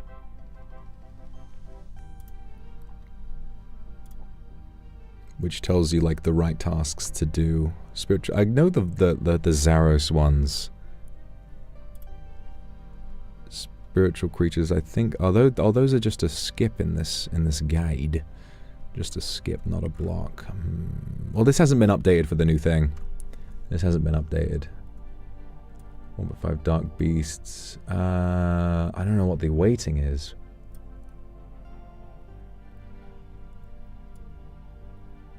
Tazha. Oh yeah, and you can just block them from this menu. You don't even need to wait to get the task. That's nice. Metal Dragons, 5.5%. God damn. God damn, that's annoying. Yeah, I'm definitely going to block that as well. It's 100 points to block. Should I do it?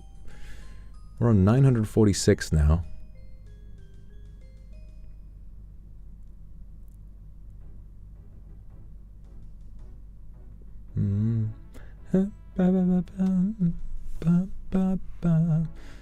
Yeah, spiritual creatures. I'm just gonna go ahead and block that. I'm just gonna block it. All right, what we got? Hellhounds. Oh, I could do Serb. I think this is also a block. Yeah, this is also a block. I don't want to do Cerberus. Oh, well, that's what these points are for. Whoa! Leviathan. Leviathan boss task. How many Leviathan do we want to do? Because I don't know if I want to be stuck there for too long. But this makes it faster. 50 boss time. I mean, it gives us a lot of boss, KC. Alison Avalon, thank you for the super. Happy OSRS, writing the last review of my Kindred Artist-inspired visual novel. Oh, let's go. I'm so excited to see the results of your labor. I'm really proud of you. Yeah, it's so worth it to do. So worth it to do, but do I want to do Leviathan today?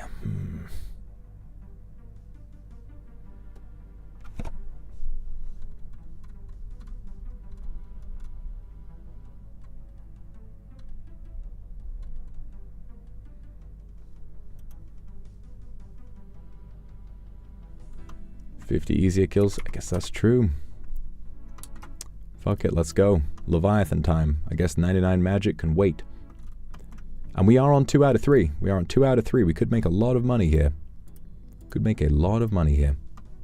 Takes away a lot of the anxiety about it as well. Alright, we already got Ancients figured out, which is nice. Oh, we're only at 230 death runes. Okay, we're gonna have to go and get more of those. We got the Levi pet as well. Yeah, so I guess our RNG at Leviathan is confirmed good. Need to get some more death runes. Let's get like 10k of those. Yeah, good idea. Ba-boom.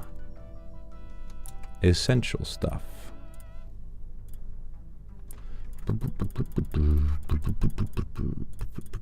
Yeah, I really enjoyed doing that Vardorvis task last time as well. Alright, alright, crystal armor. Devout boots, Slayer helm. Crystal, Barrows gloves, yes, ba ba ba ba.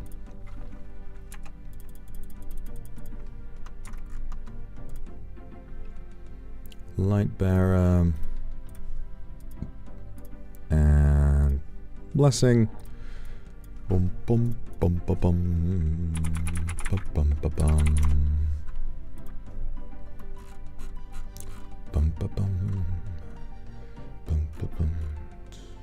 bum bum bum bum bum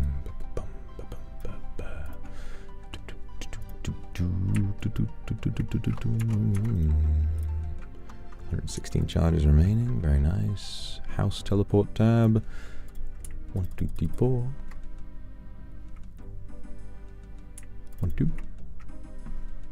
1, 2. And then, oh, we need some more antelope as well. Is it? Yeah, it's moonlight antelope that gives you the most.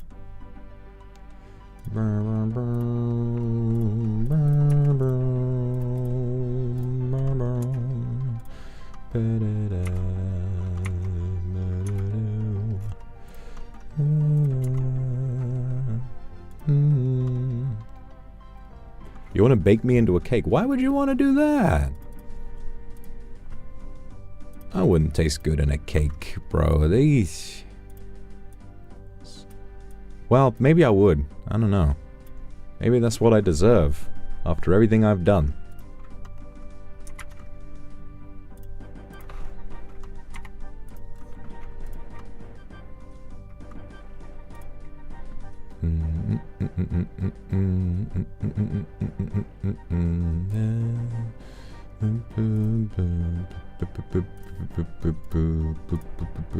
Why are you dealing damage to him so slowly? Did they change this boss? Bofa usually shreds this guy. Yeah, there you go. Come on. Bofa is ideal for Leviathan.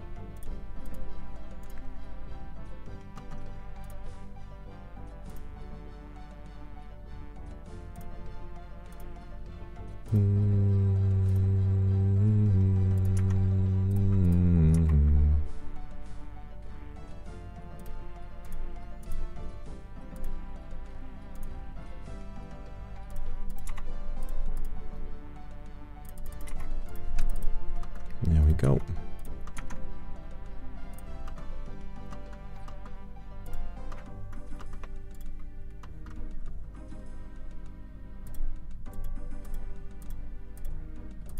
Boom, boom, boom, boom. Beautiful work. Incredible stuff.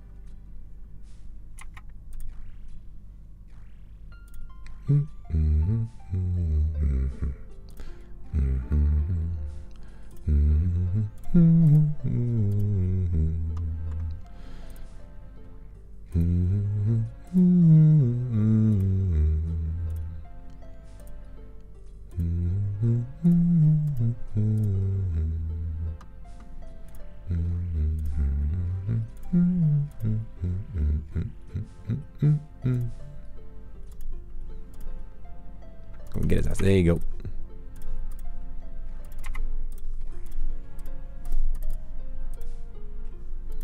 Oh, come the fuck on. No, no, no, no, no, no, no, no. Oh, Jesus Christ. Got pulled out of it there. But we lived. We lived in the end. We always do. Well, it's a lie. Yana, thank you very much for the super. Mary Lively, thank you. A luck charm spell. Ooh, you got them spells on you. I'm sure I will get some nice drops. Let's pray. I'm glad you're enjoying baking madeleines, Yana. I have a favorite dessert to enjoy with tea. Not sure about a favorite. I just like a nice rich tea biscuit I can dip in my tea. Quite nice.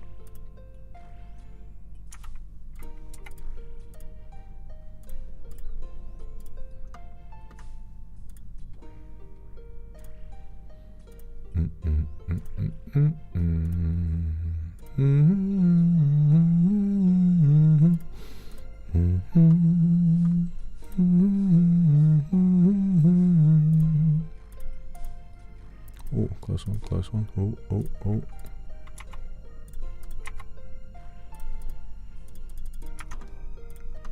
There we go, there we go, there we go. Alright, he's gonna do it.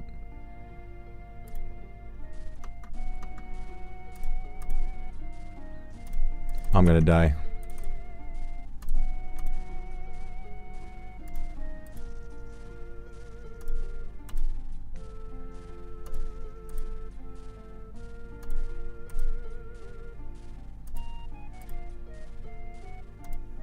Oh damn, I lived. I locked in. Okay, just gotta remember you gotta go all the way to the end.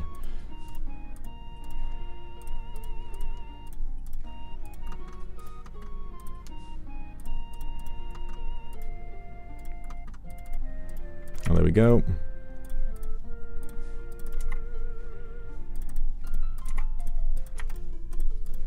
Come on. The end range phase is so fucking ridiculous. I can't imagine doing Awakened Levi. I mean, it's a hard task for a reason. Oh. Speaking of Awakened, never gonna do it, but that's fine. Rampion, thank you for the super. Any desserts you have a soft spot? That's 2 questions in a row about dessert. I don't know, I like a ice cream. I'm like a ice cream. I am a ice cream.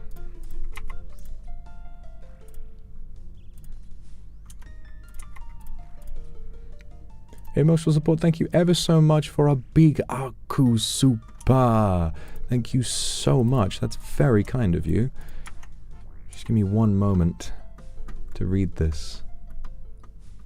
Well, after I'm done fighting, after I'm done beating my worm.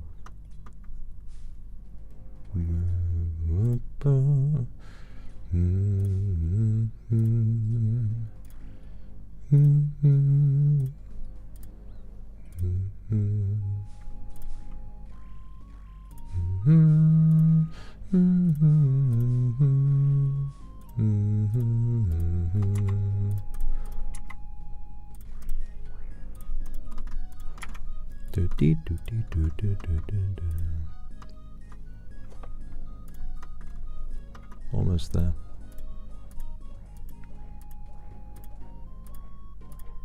Almost there. Your silky voice and gentle humming always fills my mind with ease and sleepiness. Take the opportunity to curl up on the floor like a house cat for a power nap, of course. I hope you have a lovely nap. Rest well, and remember that I'm always thinking of you. I'll always be there to look after you, okay? I hope you're doing okay with everything going on in the world. Remember that I'm thinking of you.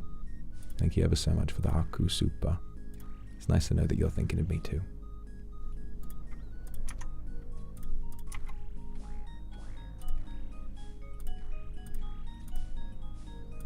Ooh, lightning. Ooh, ho, ho, ho, ho.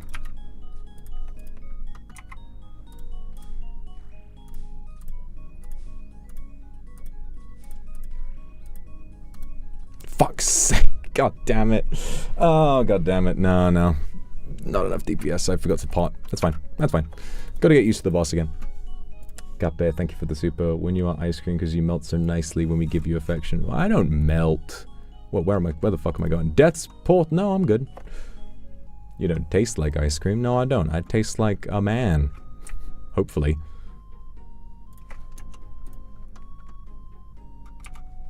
We run it back, you guys. We run it back. We're in Crystal Armor. We don't even have to pay that much for the death fee. You don't have to pay that much. It's fine. La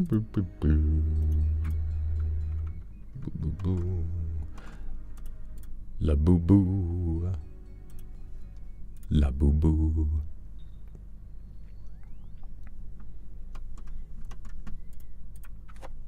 $28 months, thank you, Mean BET. Zuckhelm, when bro? Reasonably, gonna be honest with you, probably never. Combat achievements piss me off in this game. I don't know if that's my my grind personally, but you know, for those of you who do like that, more power to you. Have fun. Do that stuff.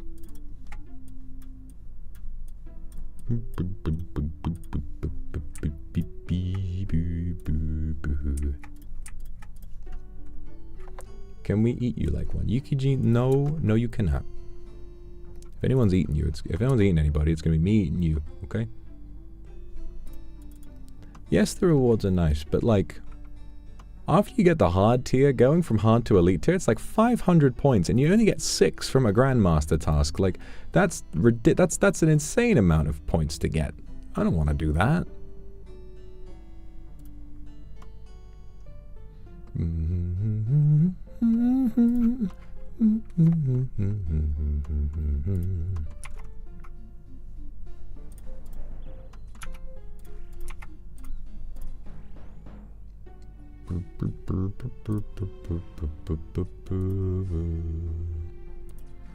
Funny to think about, like, an ancient worm, a savage creature that emerges from the depths, and when you fight him, he shoots out a very slow, clearly telegraphed series of big balls and doesn't move from a spot in the middle.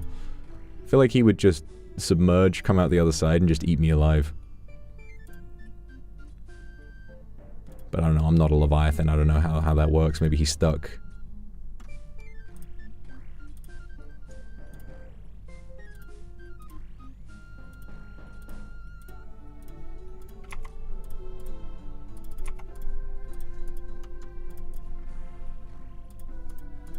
sake, man. Fuck's sake, bro.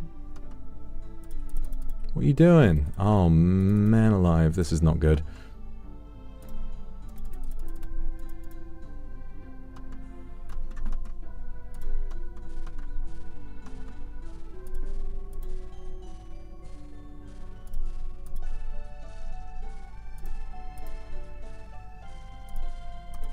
We figured it out.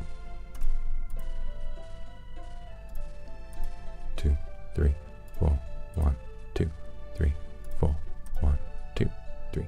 Oh shit, get away, get away.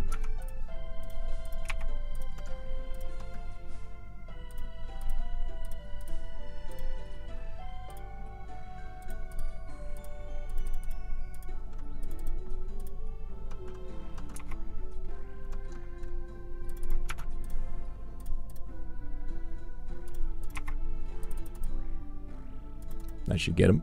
Nice. Uncut. Oh, the ruby.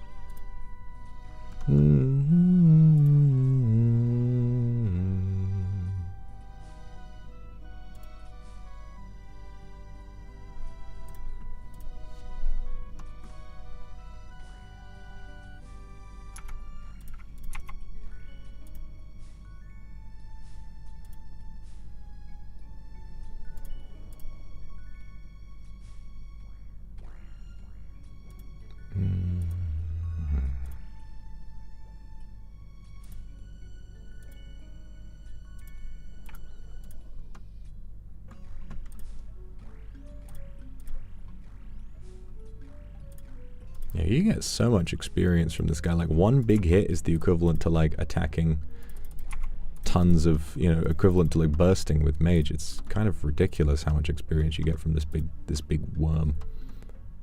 This big snaky jakey.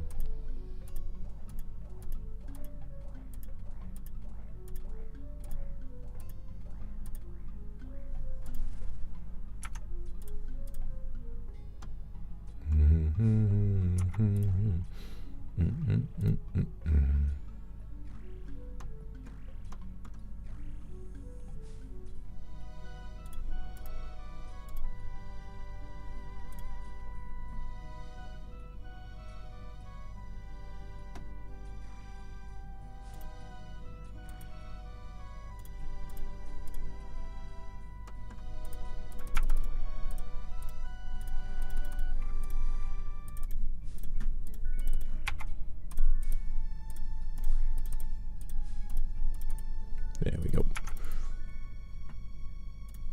Ooh, we got a little assistance here. Very nice.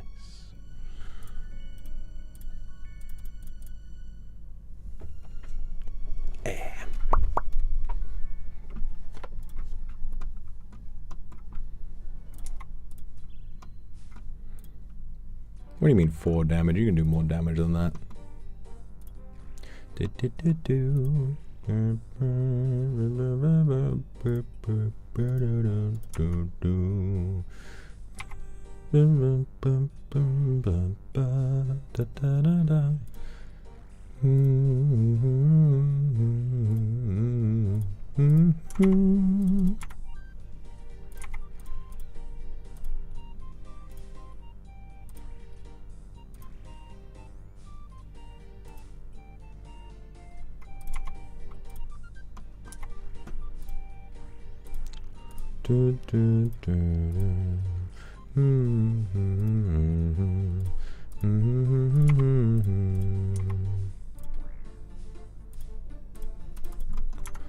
Not done too much damage, but we do have lightning phase, so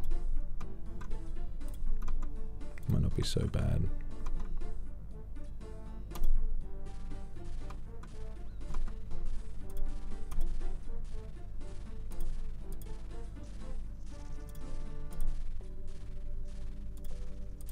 Oh yeah.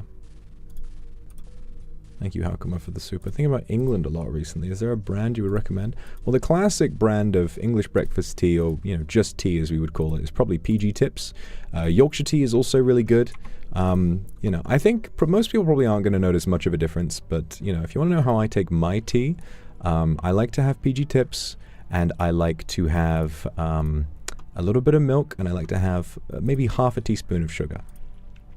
When I make it, I don't know, maybe some people will hate me for this, I don't tend to steep my tea for very long, because I quite like just a really light milky tea. I don't know, I think I like strong coffee, but tea I prefer a bit weak. Guess it's because it's how my mum used to make it.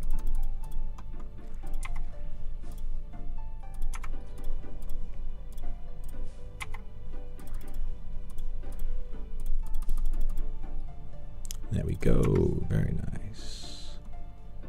Smoky rune. Not bad.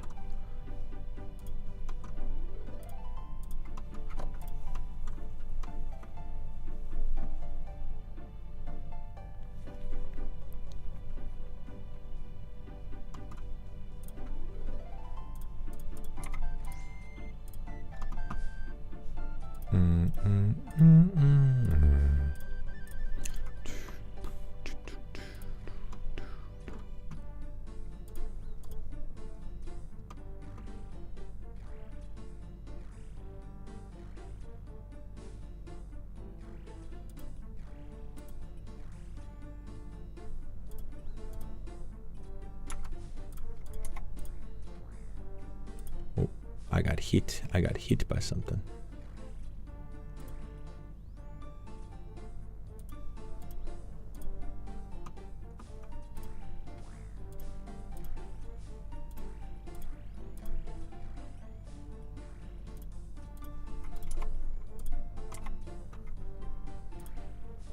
All right, steady now, steady. Oh, oh, oh, oh, oh, careful now.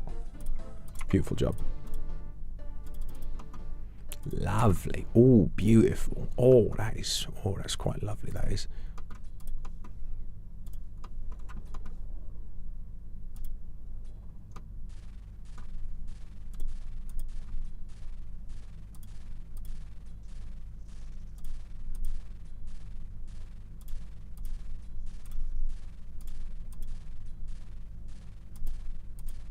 Oh, yes.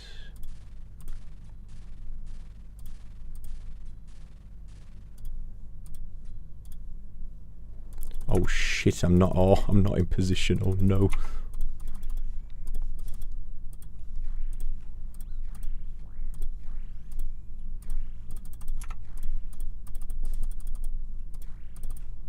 Come on, there you go. Oh, ooh, romantic. Oh, not bad. Oh, not bad at all.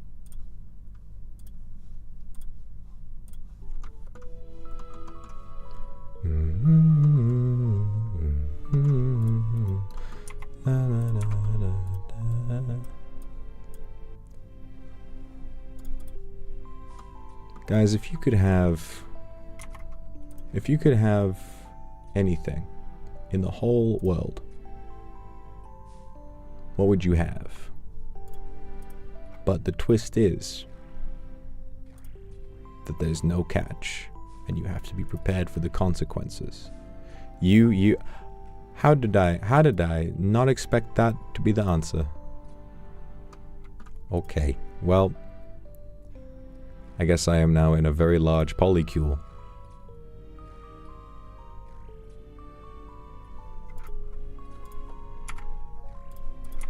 I guess that's fine.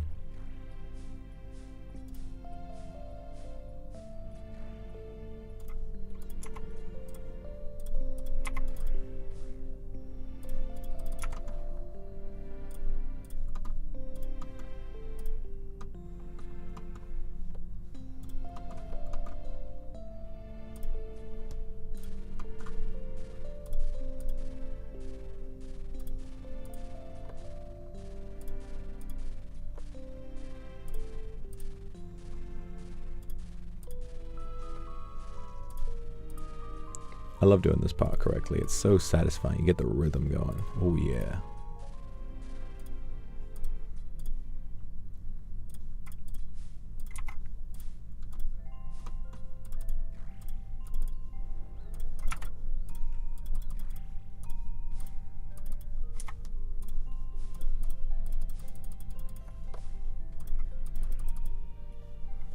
Very nice. Rune Arrow, you gotta be having a laugh. Winter, thank you for the super. Use cotton candy vodka and a chamomile tea. That's sweet. That's a lady who knows how to party. I should hang out with your mom.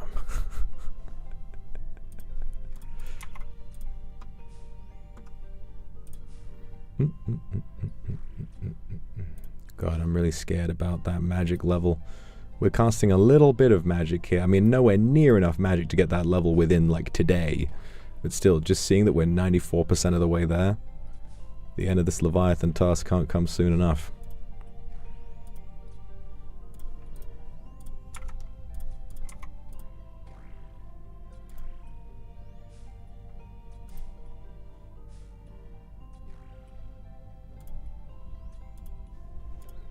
There you go.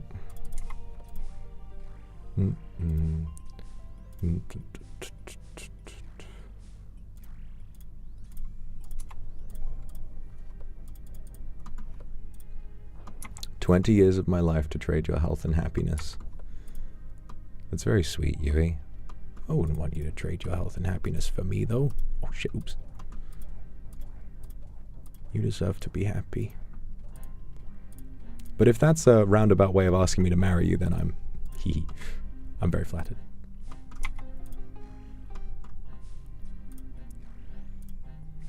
But it should be more than 20 years.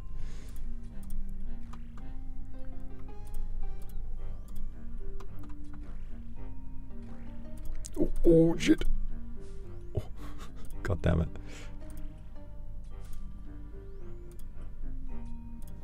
I don't know if we're going to hit this one, guys. This one is not looking terribly... We're not doing a lot of damage here.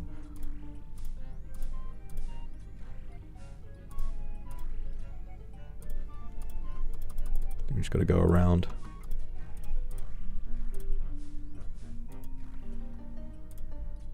Oh, come on. Okay, there we go. There we go. We can do this.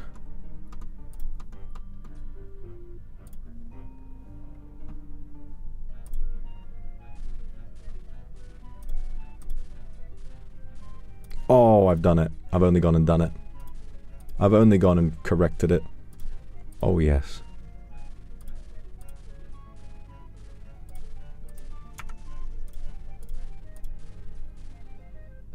Oh, nice. Oh, and it starts around here this time. Oh, interesting. Oh, no, it goes that way. Oh, shit. It goes that way. Oh, fuck.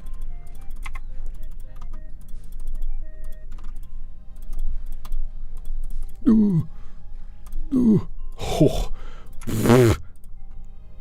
Bit frazzled by that, but I survived. Thank you, Yukimi, for the super. If you don't taste sweet, I'll make you sweet. Well, are you going to cover me in sugar? That's very sweet. That's very sweet. Your English is really, really good. I'm very impressed.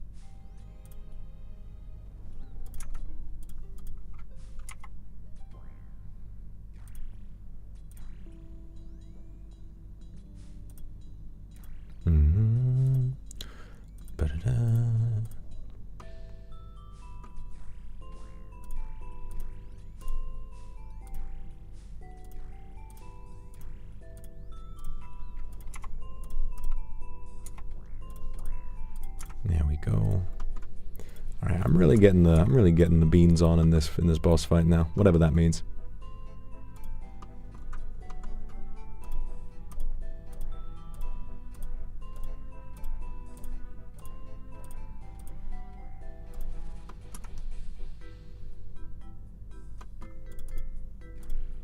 Okay, we got some good damage going. Got some good damage going. Might not be a disaster like that one other time.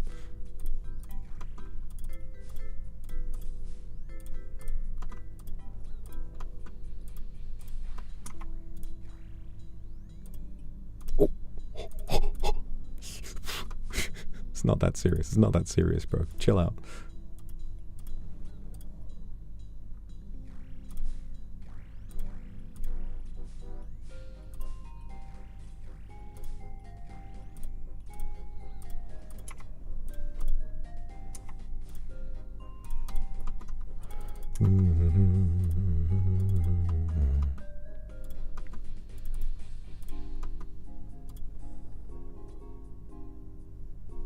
There we go. Phew.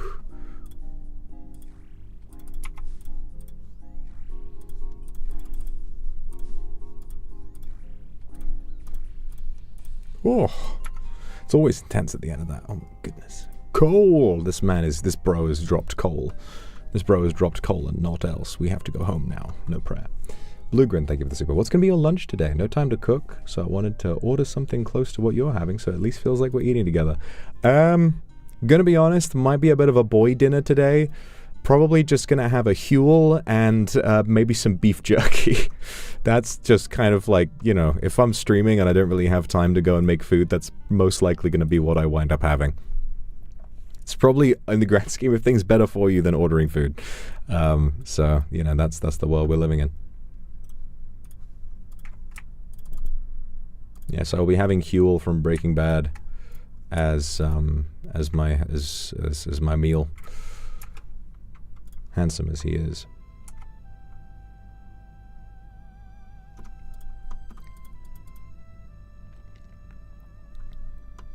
This is why I need beautiful wife. This is why I need beautiful wife to make me a fantastic lunch in the middle of the day and to put it in front of me while I'm playing my games. I'd give anything.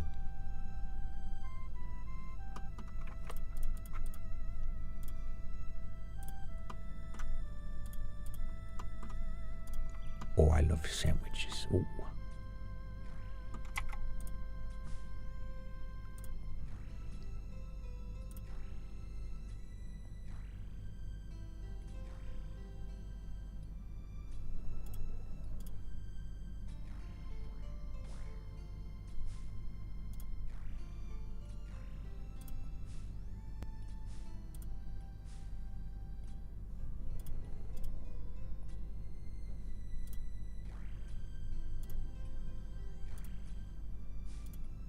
Make a mean boiled egg. I prefer scrambled eggs. Personally, but you know, that's just me.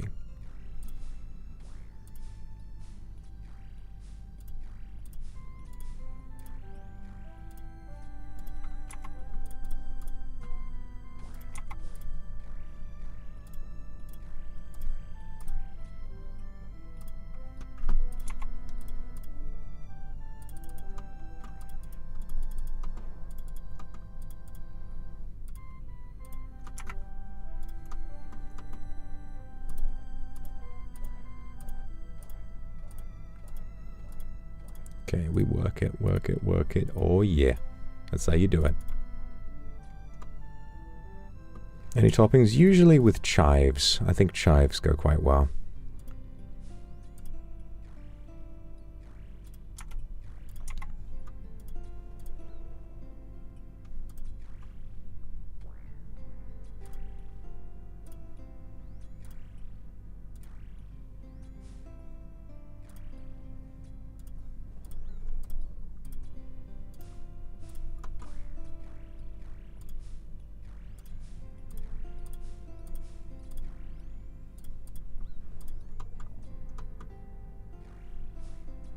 Come on, get his ass. Come on. Come on. Yeah, there you go.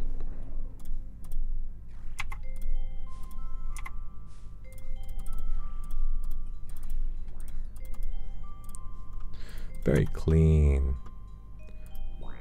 Wow.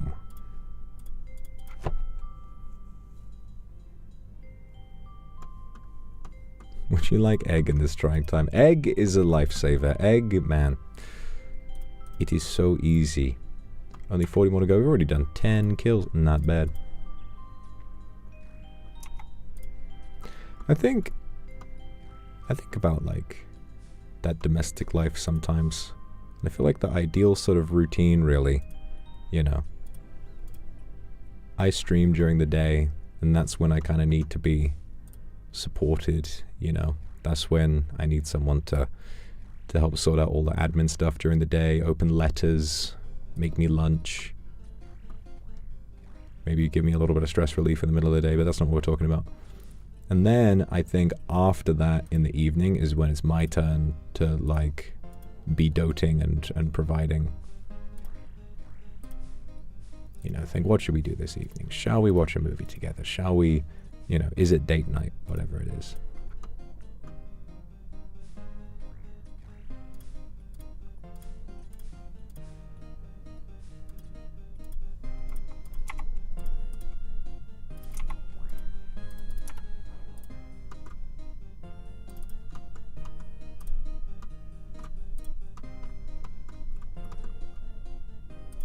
That is the dream.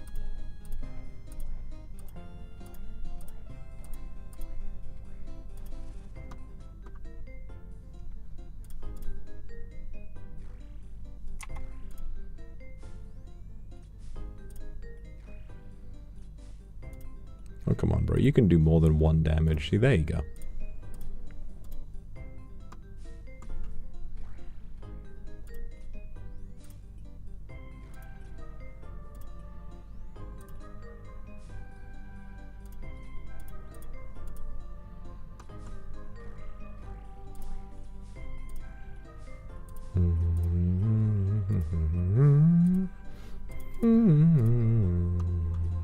There you go. We got you, bro. We got you.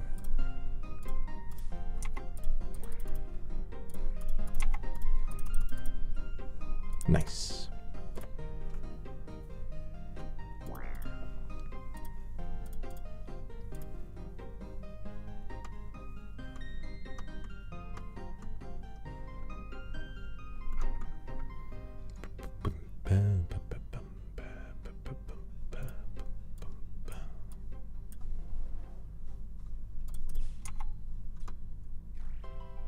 I haven't said a word. I'm so locked in on this boss. Sorry. I haven't said a word in ages. Bum. That's my word. That's the word I've chosen to say this time. You know, it's kind of interesting. I feel the need to fill up the noise, you know, fill up the dead air on a stream. Like, I feel the need to always be talking. And so when I catch myself kind of zoning in on something else and not talking for a little bit, I'm like, gotta remember I'm at work, you know. But then recently, because I've been watching a load of streamers play Donkey Kong, you know, to kind of relive the reveals and stuff, I watched Vinny Vinesauce play, and it's just amazing to me how quiet he is. It's amazing to me how there will be like full minutes of him saying absolutely nothing and then delivering like a little bit of commentary here and there. And I'm like, wow, is that really enough for people? That's crazy. Oh shit. Ooh.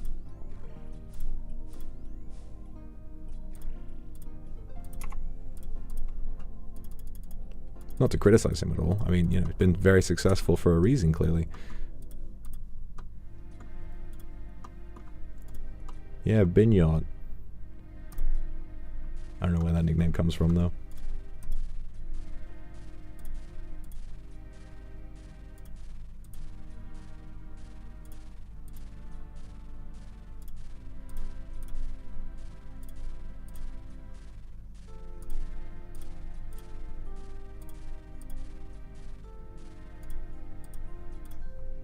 Very nice. Oh, very nice.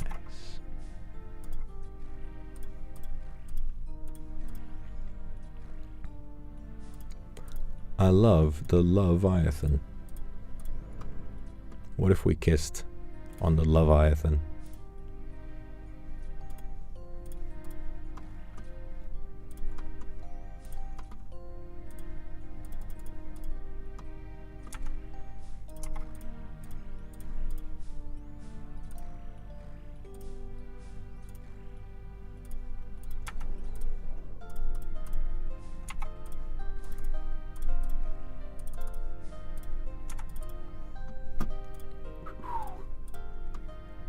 Gold ore, you got be having a lot. I've got so much ore. These hoes think I'm playing Minecraft. Very lively, thank you very much for the super. We love you when you talk and in your silence. Well, that's kind of you.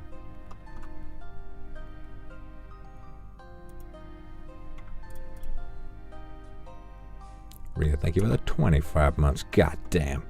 God damn. 25.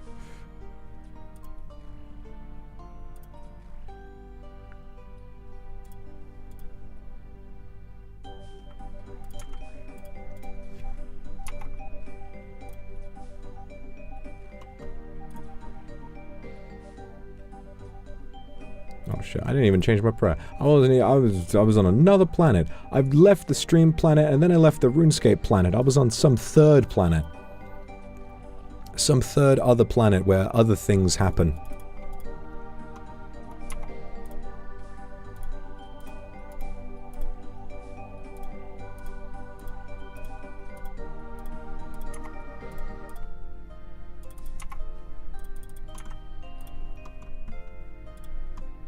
Yeah, you know me.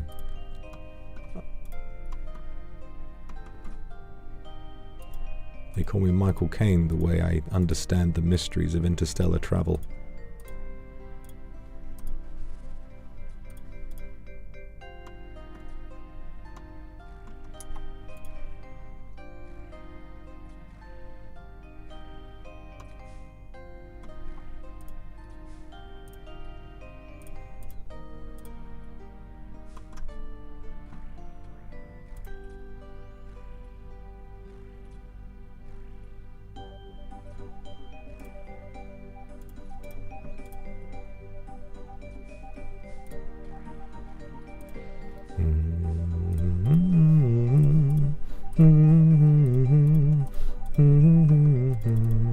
Come on, bro, you got this, you got this. Come on, come on, damage, damage, damage, damage, damage, damage, damage, kill, kill, kill, kill, kill, kill, kill, kill, kill. Yes! Yes!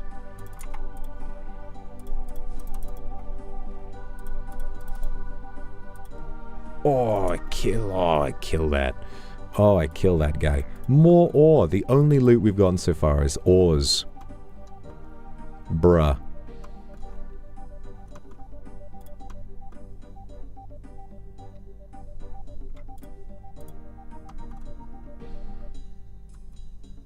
We reach 501 KC of the Leviathan. Tosa Kanai, thank you for the super. Hey baby, how you doing? Xiaobai has been obsessed with sleeping on the merch. Aww. He won't even curl up next to me anymore. He loves me so much. A little jealous. Well, now you know how I feel. Now you know how I feel. If you're jealous of him, you can just come and, you know, come and make him jealous. Come give me a kiss. I want to kiss your lips for real. Uh-huh, uh-huh.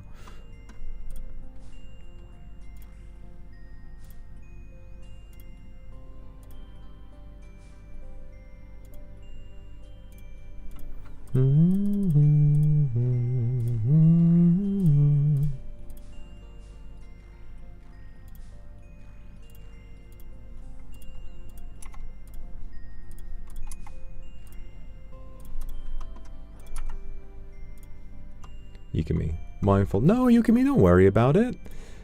I could never be genuinely mean to you. I would never be actually mad. I promise you, you did nothing wrong. Please don't worry. Don't worry your little head at all. You are completely fine. I might playfully reject something sometimes, but that does not mean that I'm upset. Don't you worry. Don't let it worry your little head. I still love you.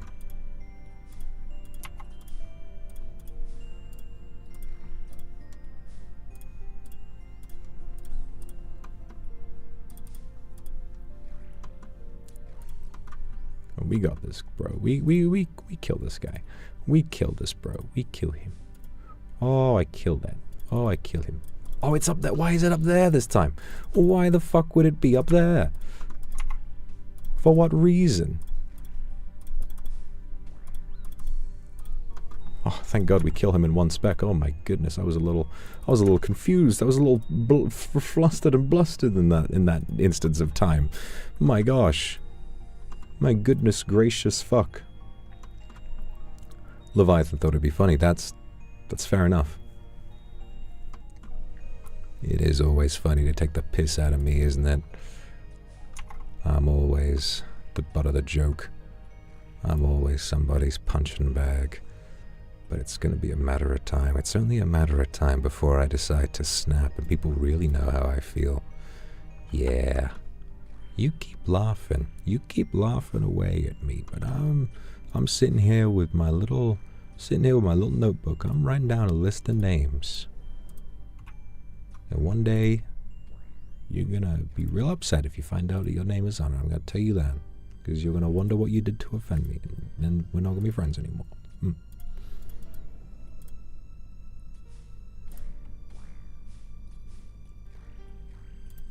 I'm gonna kick you out. I'm gonna seal up all my cracks, but you're gonna keep coming back because you keep smelling the syrup. Almost out of prayer. Oh no.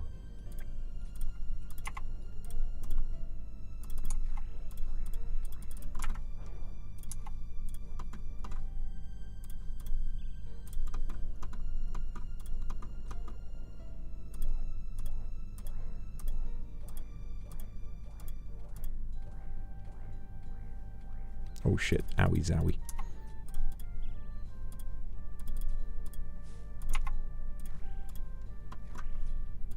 We can clear this. Yeah, we do this. We do this with the prayer we have left. This is easy. This is easy for me. This is easy weasy peasy for me. Oh yeah. Oh yeah.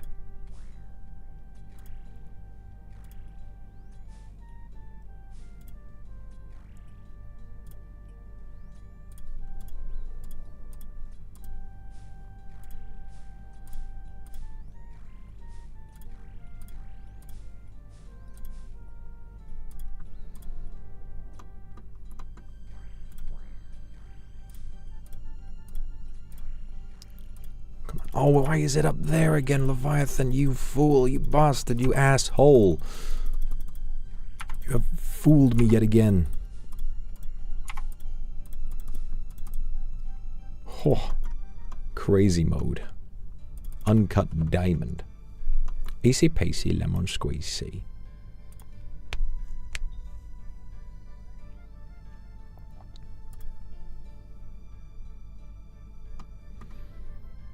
Ooh, okay guys, I'm gonna take a little moment. I think it's about time that I grab grab something for lunch. So I'm gonna quickly grab some snacks out of my pantry, and then we will get right back to it. So remember, no matter what, I'm still here.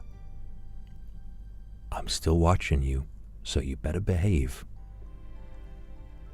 Okay? Bye.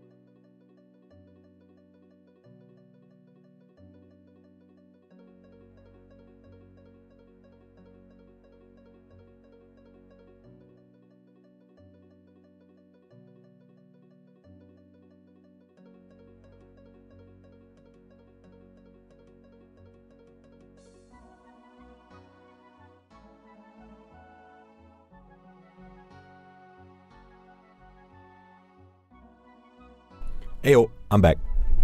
Sorry. I was just getting set up for a second. I wasn't muted, I was just setting my things up. You know how it is, you know how it is. You know what's funny? I went down to get my stuff, and then while I shut my pantry, and it's got like, the door is a little squeaky, and then when I shut it, it's not squeaky, it's the way that it like kind of weighs down, and it goes like, when you fully shut it, it goes, I did that, and then as I was leaving the kitchen, I hear from next door, like, it's someone next door is drilling, they're like putting up a painting or something, but it sounded so similar to the noise that my pantry makes, I was like, oh my god, my entire kitchen's falling apart.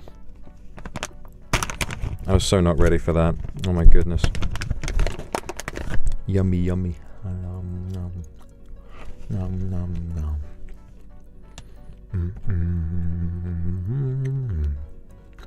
It feels wrong.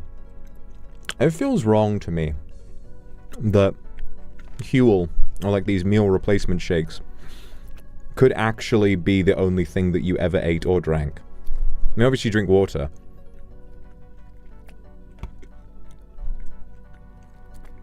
But it's crazy to me that the bottle of chocolate milk is the equivalent of an entire meal. It just feels weird to me. Like, when I drink one, I don't feel full, I just feel like, yeah, I guess. It's very handy. It's very handy to, it's very handy to just have, like, on hand. Like, today, if I'm streaming all day, and I don't have time to make any food, I can just grab something out of the fridge and go. But it just feels very odd. I read a study that apparently there was a guy who drank nothing but Huel for a month, and he was, like, fine. Which is crazy, you know?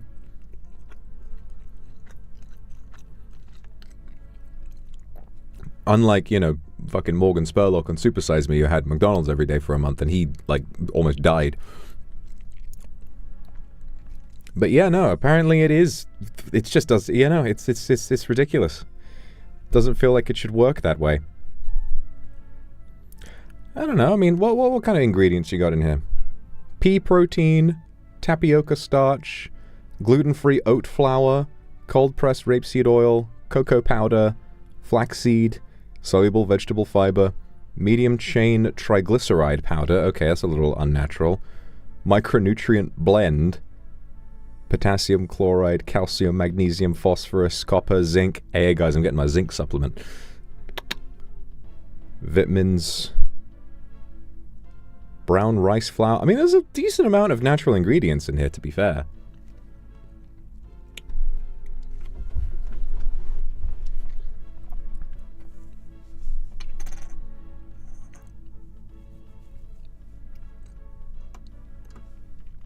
That is like the funniest fact I've learned from social media recently.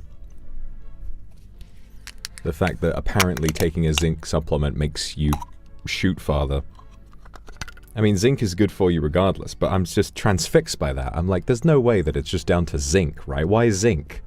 What about zinc makes it go farther? I don't know.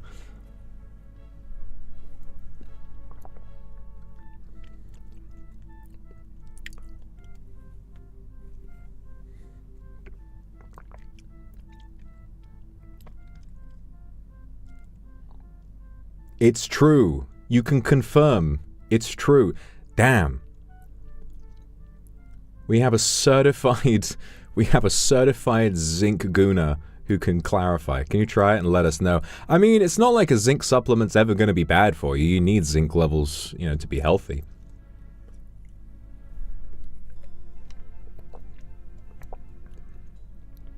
Why would you need it to shoot farther?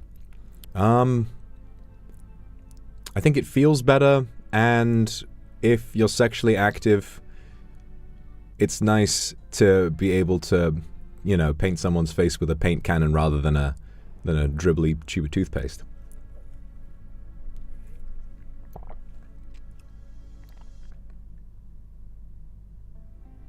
Just increases the just increases the volume. Oh, crazy.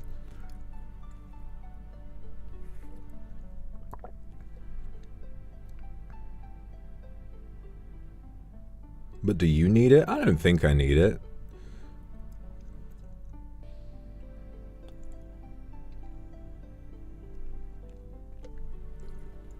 If you don't lack zinc, I wonder if it does anything. I mean, the thing is, it's crazy, because now with science, we have the ability to manipulate the body to our personal specifications, you know? Which is always crazy to me. That's the thing that always amazes me, is how different medications can so vastly alter the body and how and who you are, you know? It's just, I mean, supplements, yeah, supplements are one thing. Is anyone here, I'm curious, because I've been taking it for the past, like, week or so. And I know, I'm not, like, saying, oh, I'm not getting any results after a week, because it takes, like, a month. But I've started taking AG1 in the mornings. And it feels pretty good so far. Has anyone else here tried it? Has it been good for anyone else? Because it seems good, and the fact that it doesn't taste amazing means that it's probably very natural and all of that. But there's just a part of me that's like, nah, something about this feels weird to me. Is any AG1 takers here? No. I mean, to be fair, AG1 is fucking expensive. I didn't realize how expensive it was. It's like, for a pouch that lasts you 30 days, it costs you like 90 quid. It's crazy expensive.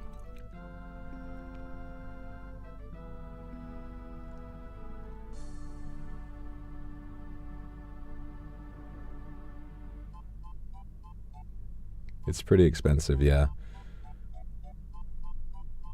Are we made of money? Unexpected AG1 sponsor. I mean, I'm not sponsored by them. I'm just asking a question. Because I'm taking it and I want to, you know, I'm on a bit of a health grind right now. I'm on a bit of a health arc. I want to be able to focus on my health more than anything.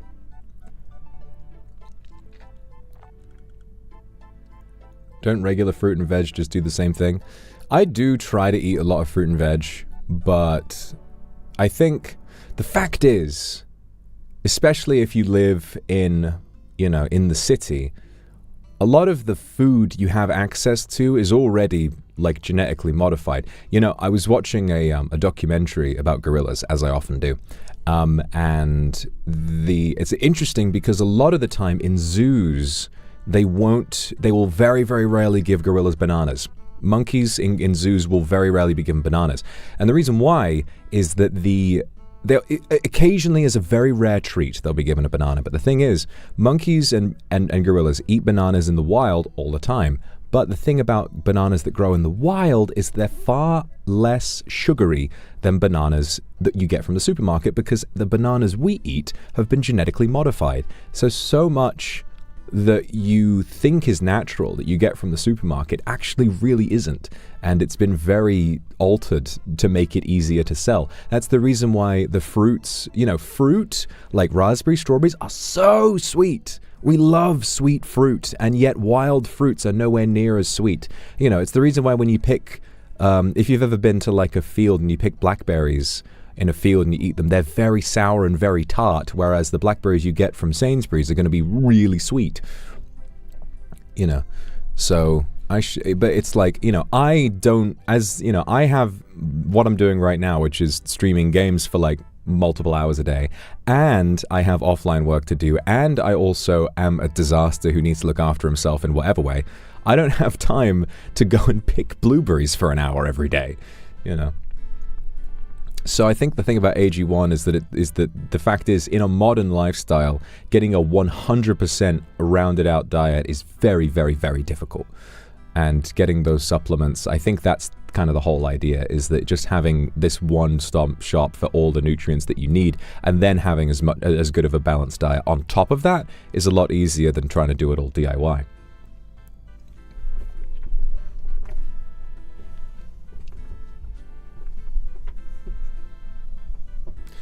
Eat one of the bananas before the 50s, before they completely changed the bananas, because the original bananas got the plague.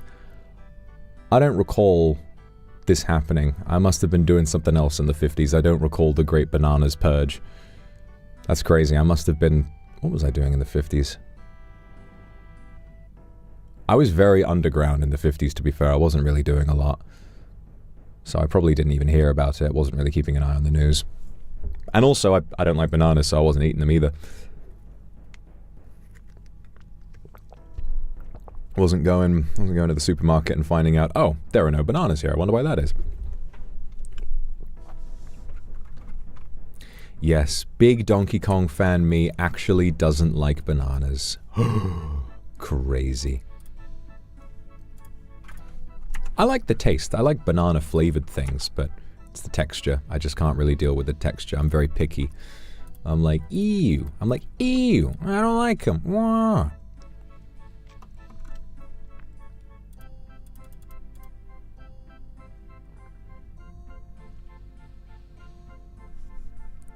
Oh, Yukimi, you mustn't worry, poor thing. You haven't made me uncomfortable at all. Oh, it's fine. I worry about this sometimes. I don't want anybody to feel like they've run into any problems or they've made me feel uncomfortable. It's just, please, you shouldn't worry about it. It's totally fine. You sent it super earlier. I'm sorry I missed that. No, please, you're allowed to be on my lap. I'd like you to be on my lap. I like being intimate with everybody. You can ask for as much as you like. Don't worry.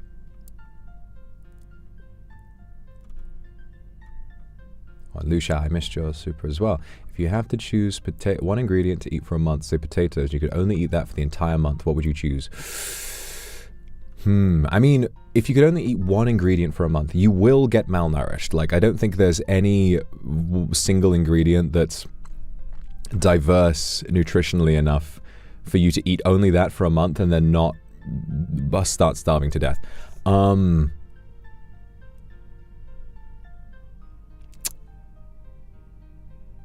It would have to be some kind of wonder fruit. You know? Something that contains lots of vitamins and protein. Vitamins and protein are the main ones. As long as you can get those, I think you would, vitamins means you escape scurvy, and then protein means that you have fuel. You can go to the gym. I guess sweet potato is probably a good idea. I mean, I think they're a little light on the vitamin side, but they're good for protein and carbs. Pasta. Only pasta? You just boil plain pasta? You're gonna die. You're gonna die, I'm sorry.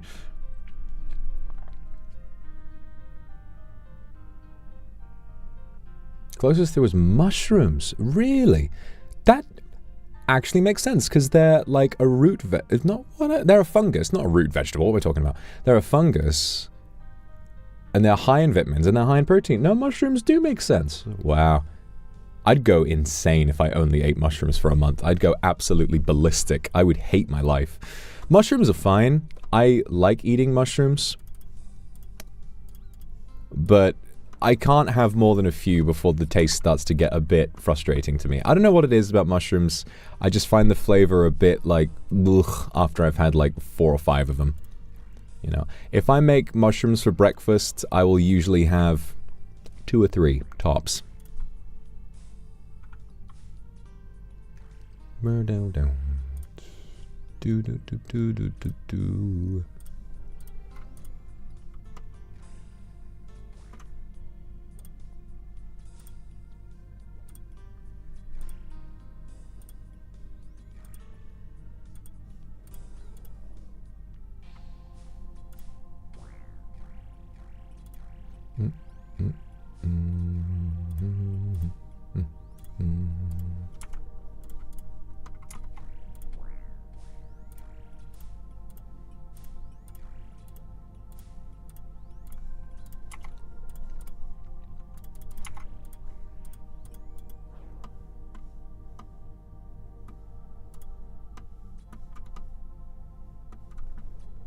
And thank you so much for the 5 gifted.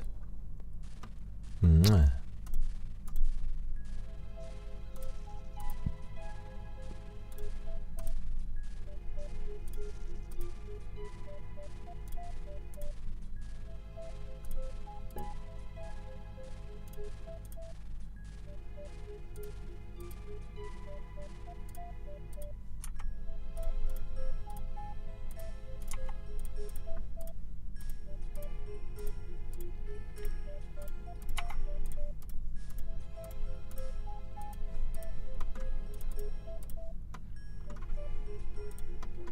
Oh, don't you do it.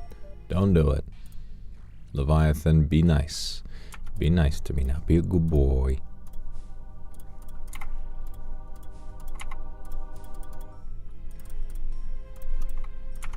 Oh, why not? I had to click so many times to do that. Uncut. Oh, the ruby.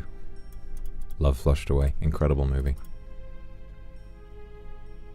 Oh, Lion's Mane. That is... Yeah. Yeah. No, I've heard good things about Lion's Mane. Apparently, according to my mum and some alternative medical journals she likes to read, apparently Lion's Mane provides a light antidote to ADHD. Apparently Lion's Mane supplements help you focus. Crazy.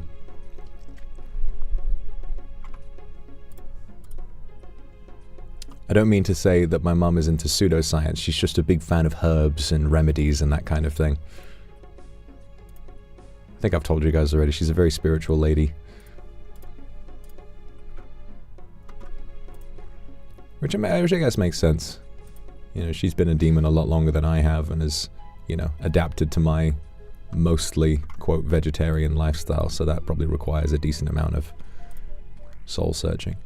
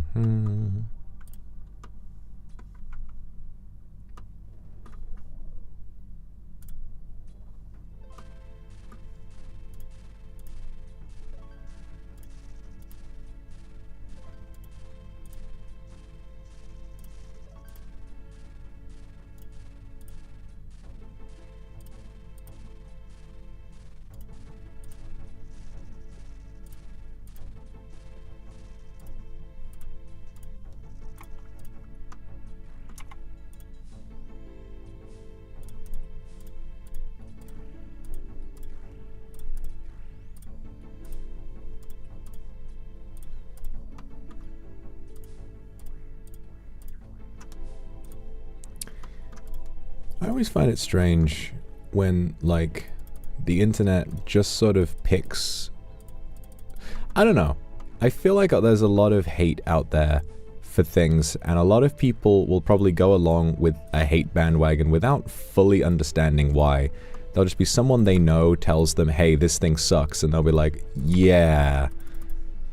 And then it kind of spirals into this big social media thing where it's weird to admit that you like something. The one that always strikes me as really bizarre is, like, why... I've not seen the show myself. I know nothing about it. Why do people hate Has-Been Hotel so much? Why is it, like, why are people bringing up Vivian Medrano every time an animated project is successful and they're like, you know, oh, better than Has-Been Hotel? It's, like, become the new Twilight. It's really bizarre. It looks... Like, the show looks fun. I watched the pilot episode back when that first came out. I thought that was fun. Why is it, like, such a huge thing to hate Has-Been Hotel? I guess it's like, you know, I can get what people say about the designs, like the character designs look very OC-ish, I guess, but, you know, it's still unique looking and, you know, definitely works for its target audience. Your cup of tea? Fair enough. Probably, you know, I don't really enjoy that kind of project too much myself, but I still don't understand why it's become, like, such a, you know, punching bag. It just seems like, you know, it's nowhere near bad enough to be deserving of that sort of treatment, but it just seems to be this thing people go back to every time they need something to make fun of.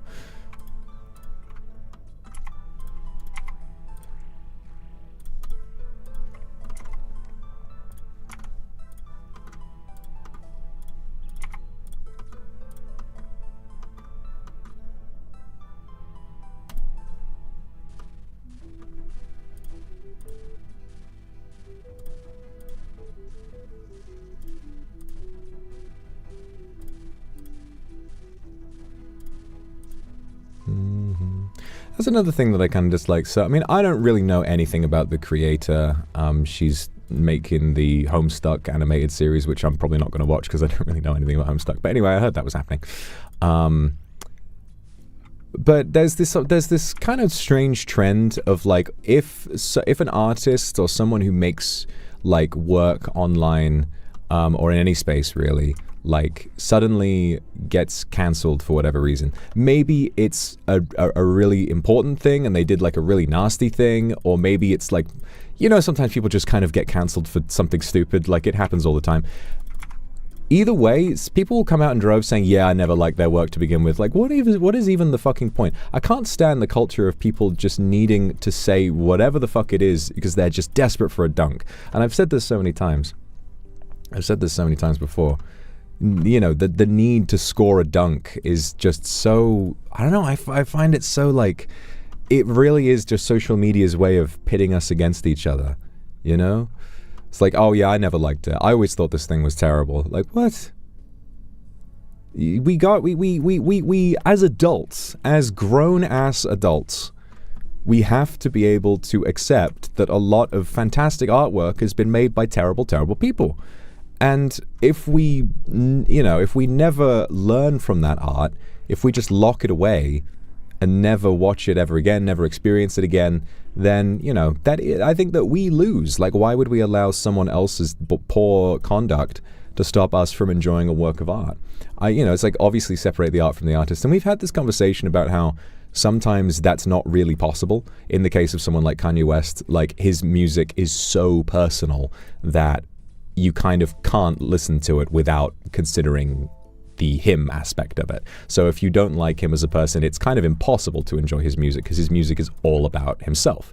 But in many cases, that's not the case. And then, you know, just taking, you know, one person's bad deeds as like an entire reflection of their discography or whatever it is, then, you know, the only loser really is you. Like, they've already suffered the consequences for everything. Don't want to support terrible people. I mean, there's lots of ways that you can consume art without directly supporting the creator. And also, if you watch a YouTube video or like listen or like stream a song on Spotify, the degree to which you support that bad person is so unfathomably minuscule that there's, you know, I personally, I don't think it's really worth worrying about. I don't want random individuals to sit there and think that they've done a terrible thing because they listened to one song by a person they don't like. But that's just my opinion. You know, maybe that's a little, maybe that, I've been thinking like, what is my least woke opinion? Maybe that's my least woke opinion.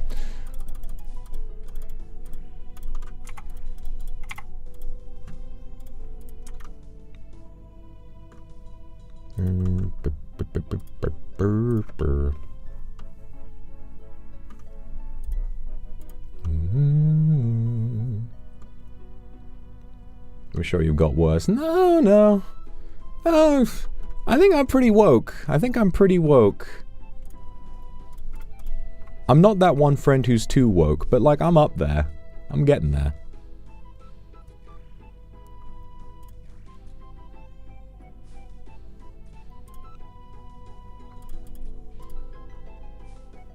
Yes, ladies, come on in. Let me explain to you how often I think about the trials and tribulations that women have been through over the past few hundred years. I'm also occasionally 7'2", by the way. Just letting you know.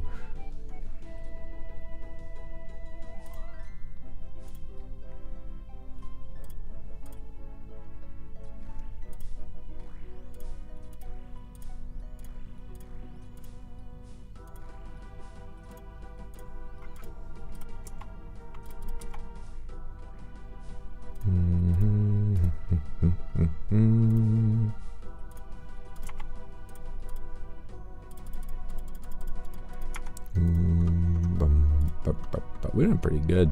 Getting into a nice rhythm with Levi now.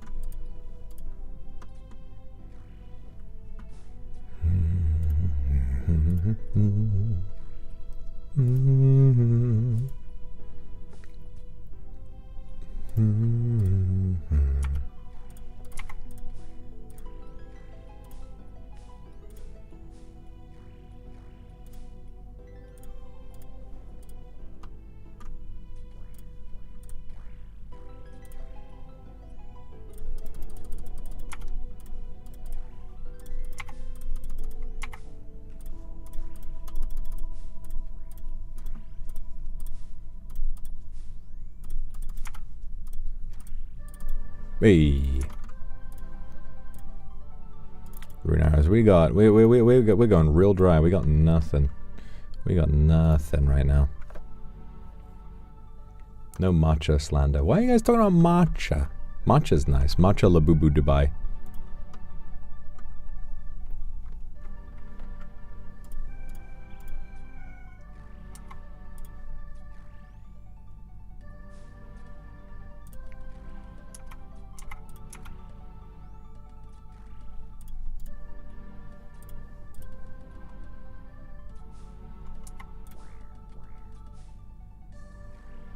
So tired of Labubus.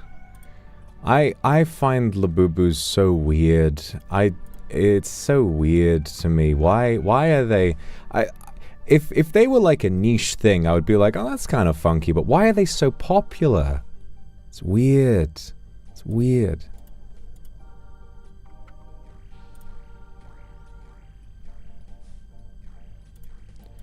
Kind of matcha you're allergic. That is so terrible. Matcha is nice. I hope you get to. I mean, you won't because you're allergic, but I hope you get to try something that makes you feel the way matcha feels. I don't know. Hope you find some solution to that someday.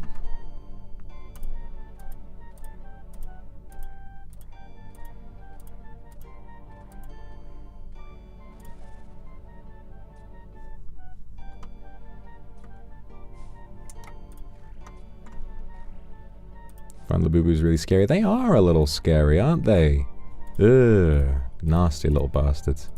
If they were like a niche thing, I would find them interesting, but it's like they're so popular and they're just these little ugly goblins. I don't know. Not a Labubu fan, me. I've said this before, but not tremendously into Labubus.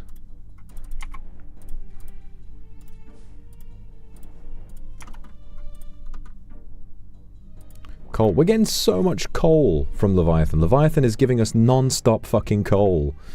God, Father Christmas, give me that Venator ring, you piece of shit.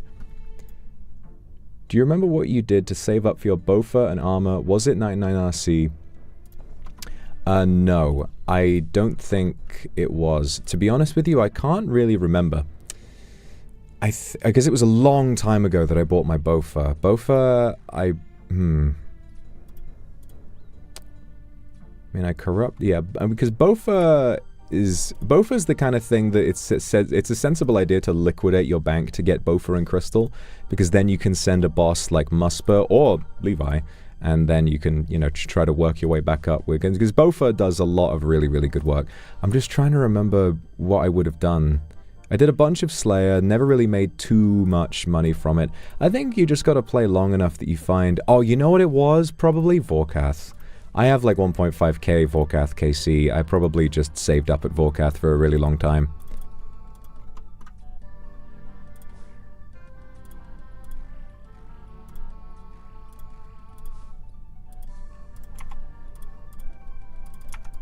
A little early on the jump there. Oh well.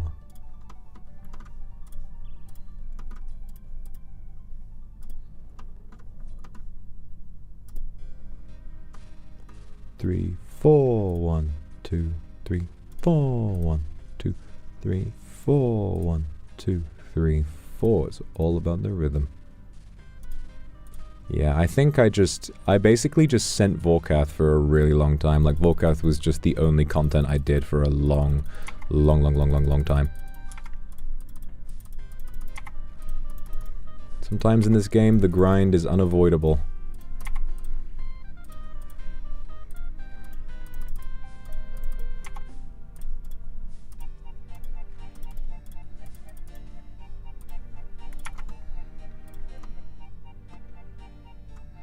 Uncut diamonds, oh my god.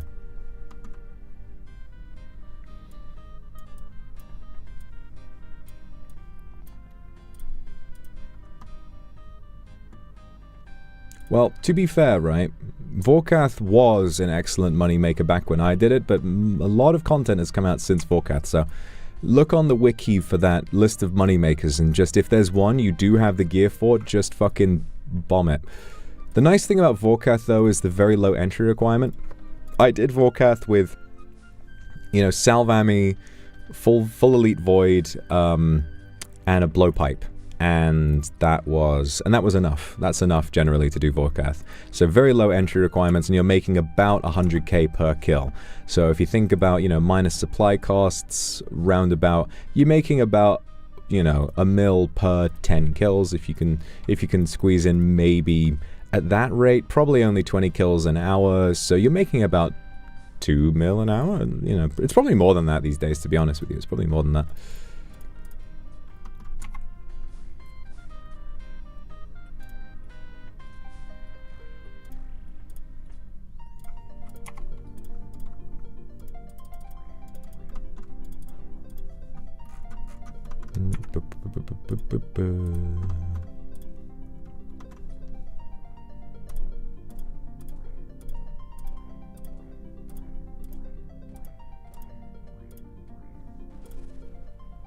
Oh yeah, the Stanley Cup thing was weird. I mean, Stanley Cups, like, I almost feel like I get those less than Labubus, because all they are is that, like, they're a really good thermos.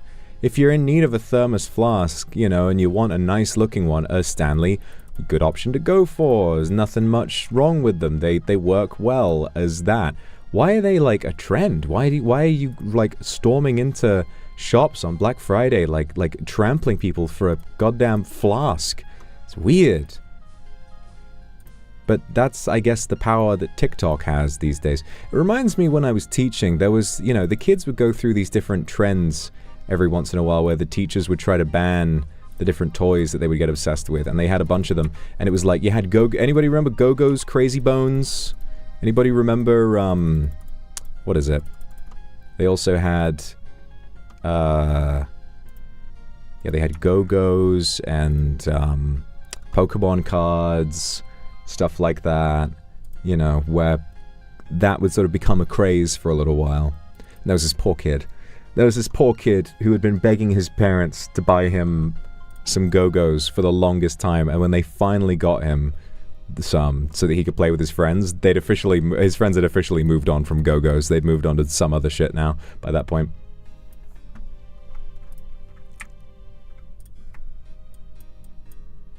I like Pokemons. They're pretty radical.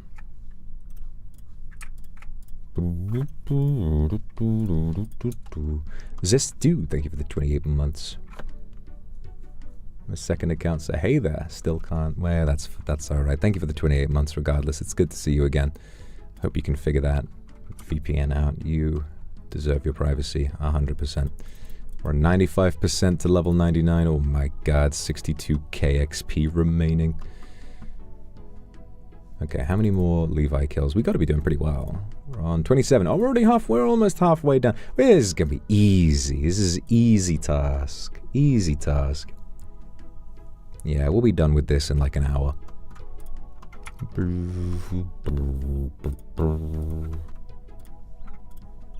I love this big worm.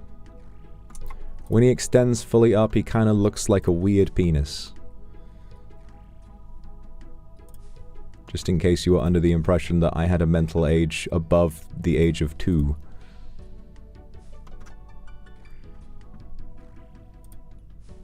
I am but a middle schooler in a grown man's body.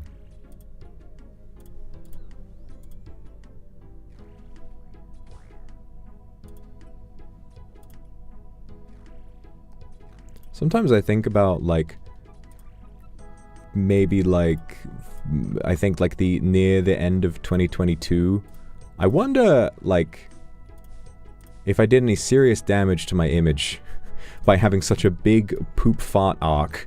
I just had a big arc where I thought fart jokes were really funny. And I think it was mostly because of my platform.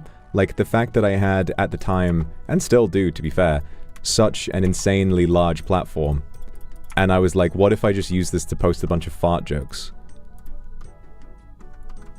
I wonder if there's anybody who, like, lost their patience with me after that. After I posted the pic of me with my trousers around my ankles.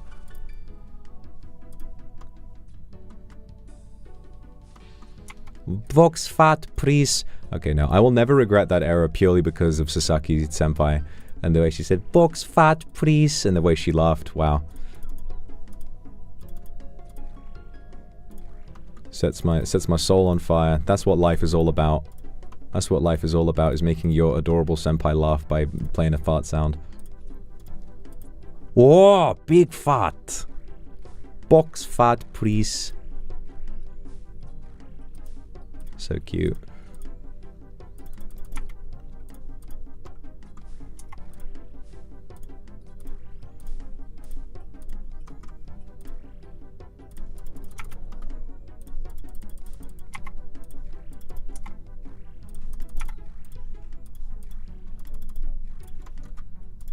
Oh, he did.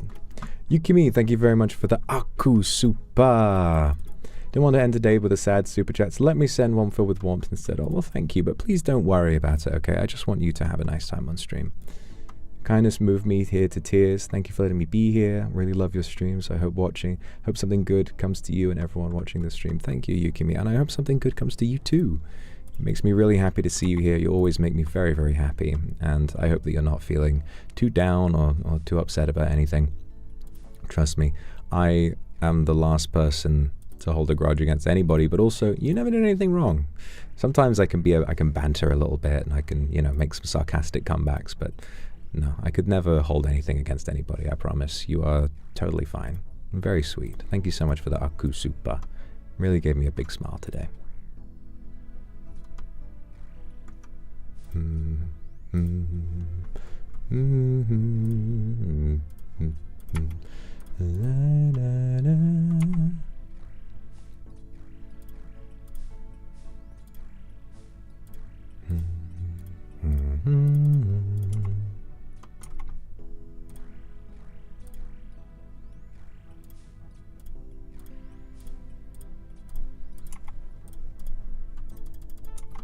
There was a guy who perfectly flicked prayers and killed the awakened Leviathan 27 times in one inventory. Which to me seems like an impossibility.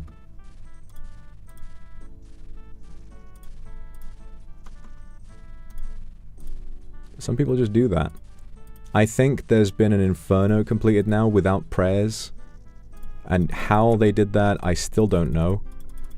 It was all designed around the use of prayers, but they were like, no, I don't need that. That's boring. The level 3 fire cape always confuses me as well. Oh, smoky rune. Oh my goodness. Oh my goodness.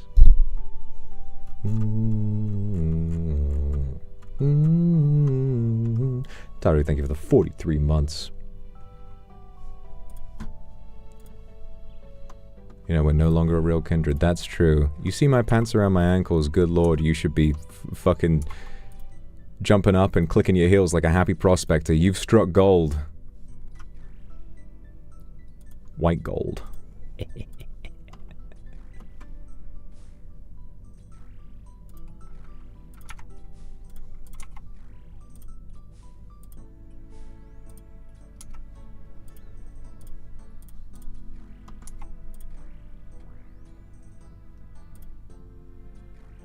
Oh, hit.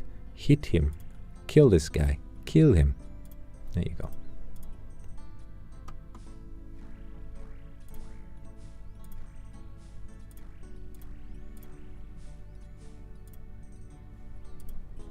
It was hot to have pics of your clothes. Yeah. I should post more fit pics, to be honest. I do have some nice fits. Thinking about the one tweet of my blue coat and turtleneck getting like 100,000 likes on Twitter. That was crazy.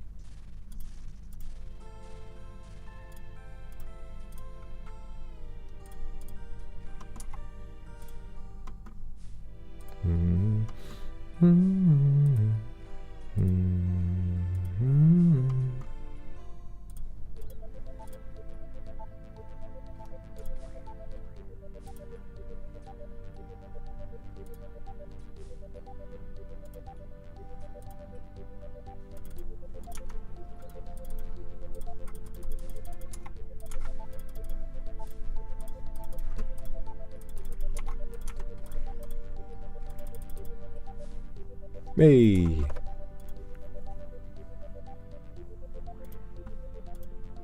Never posted a pic of the steak. Because I was hungry, I ate it. I ate it. Sorry about all that. I was too hungry.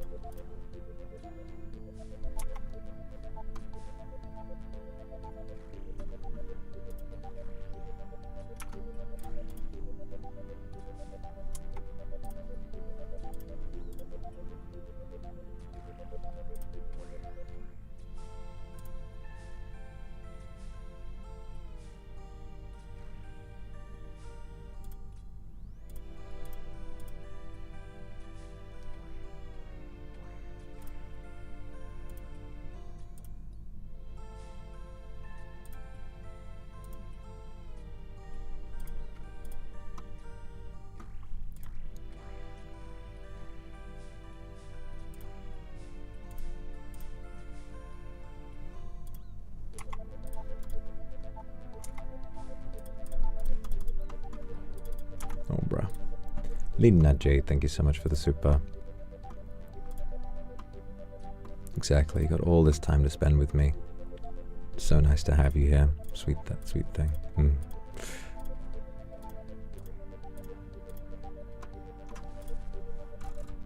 I really do.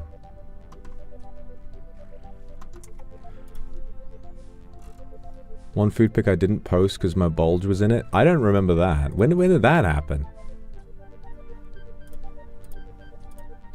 When did that happen? When was my bulge in a food pic?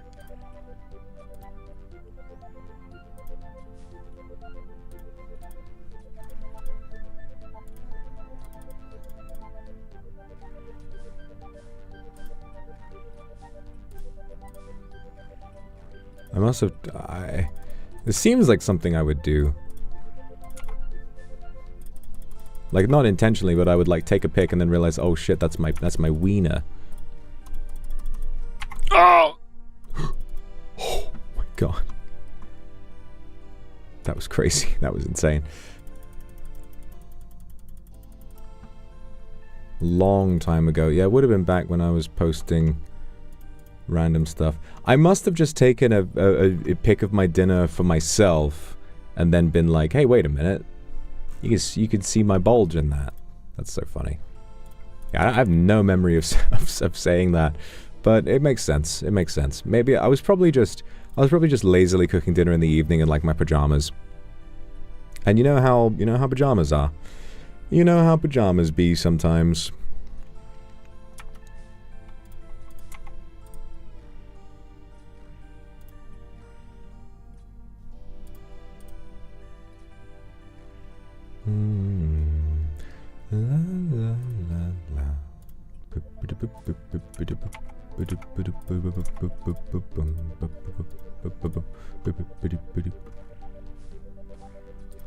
Double dinner. Eat up.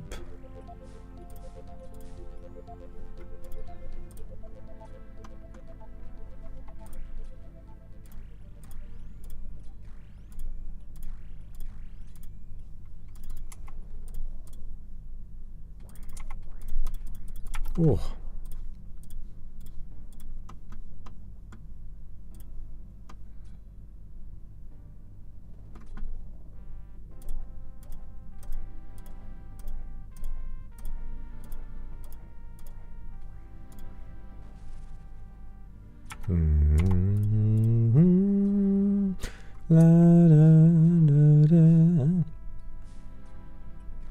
Actually, how are you doing? I'm doing good. I'm doing pretty good.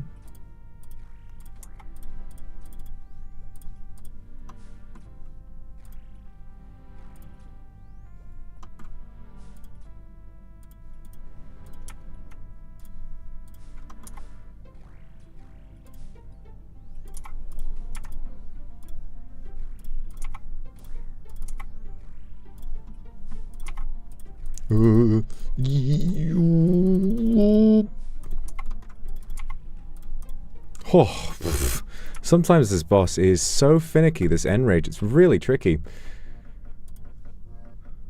And the fact that in the Awakened version he attacks you twice as fast. Oh my god.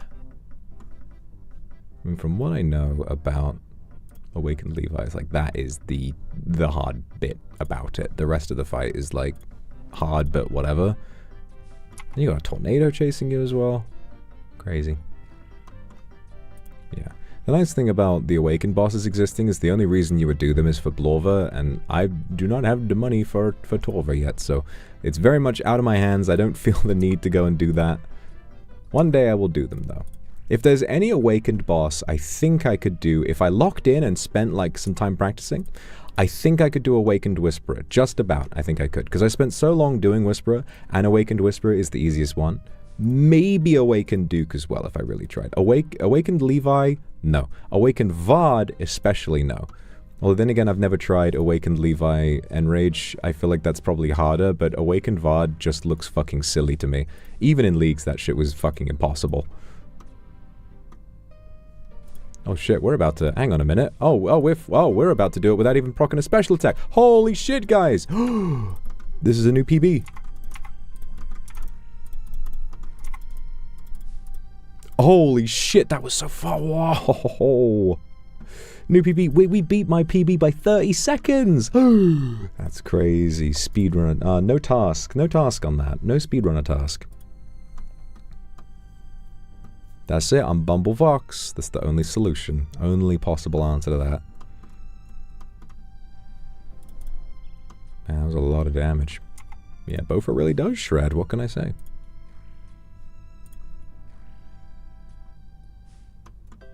What's the time for the CA? I don't know. Why don't you Google? Why don't you Google that? Why don't you Google that?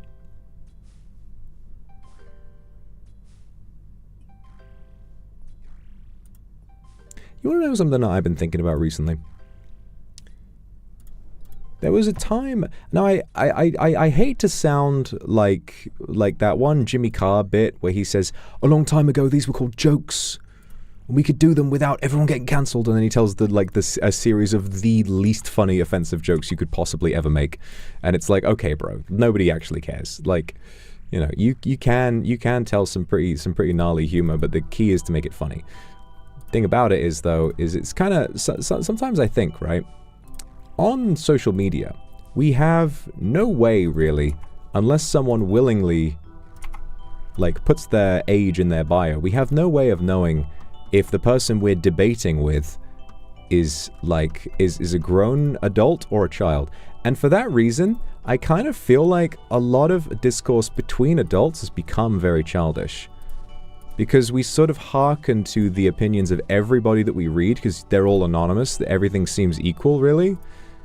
So you don't know whose opinion you're really reading, and I genuinely think that a lot of, like, you know, a lot of, like, teenagers probably putting out their half-baked opinions online has, like, affected the way a lot of adults see the world.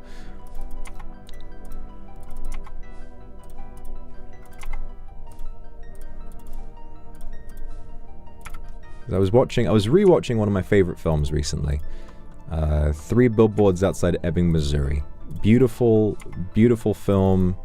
You know, deconstruction of humanity, forgiveness, rage, anger, everything. It's just a really all-in-one package. For me, it's a perfect 10 film. I love it. But the thing about that film is that there are some themes that are very, very mature and very, very uncomfortable. And it's difficult to talk about. Because that film, a big part of that film is basically there are certain characters that are very morally reprehensible, like in a way that is not, they're morally reprehensible in a way that is not palatable to a lot of people. So in a lot of fiction, hey, in real life, people tend to be remarkably forgiving of murderers if they're cute. Case in point, me, right? That... And, like, you know, a bunch of people who've... Whoa. Hang on. That and a bunch of people, you know, we've seen it happen before. A bunch of people who've gone to jail for crimes will generate a fandom of people if they're hot, and they'll be like, they're too cute to go to jail. That kind of thing.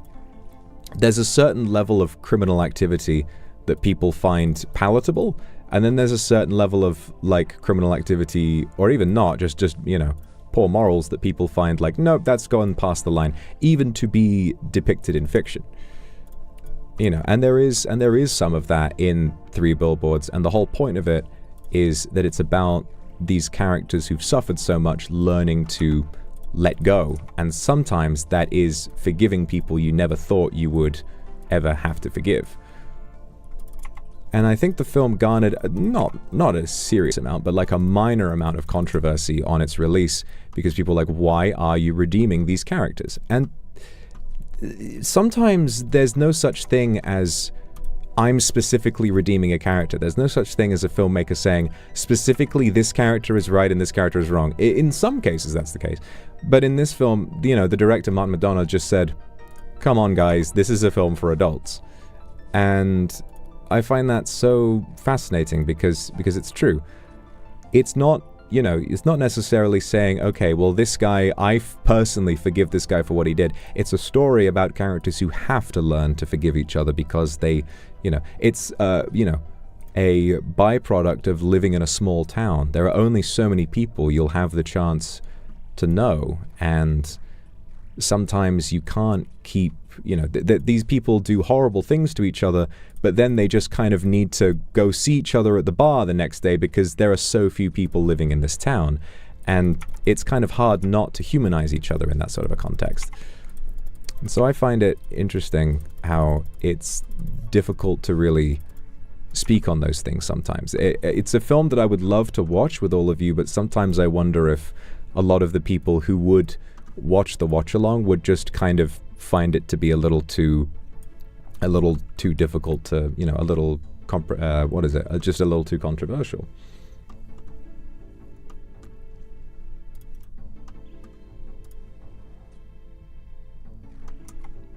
And I find that film very, you know, really interesting because having lived in America for some years, a long time ago, almost 100 years ago now, it reminded me, you know, even though it's set in modern day, it very much speaks to me in a way that America has never changed. Another film that talks about this really, really well, probably even more effectively, is No Country for Old Men.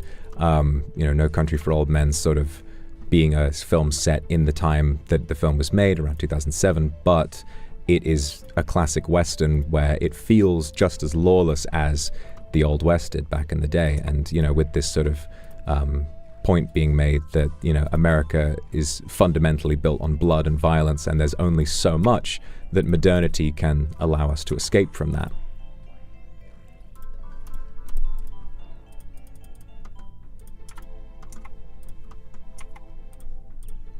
But yeah, I'd recommend both those films if you haven't seen them. Three Billboards especially. What I love about Three Billboards is it's paced so well. It's only like a little over 2 hours, but that film feels like an epic. It feels long as hell because every scene is just crammed with character. There's so much going on. There's so much going on and so many characters, and all the characters have really, even the most evil characters who have opinions that you would never ever want to support in real life, even those characters are bizarrely likable and empathetic.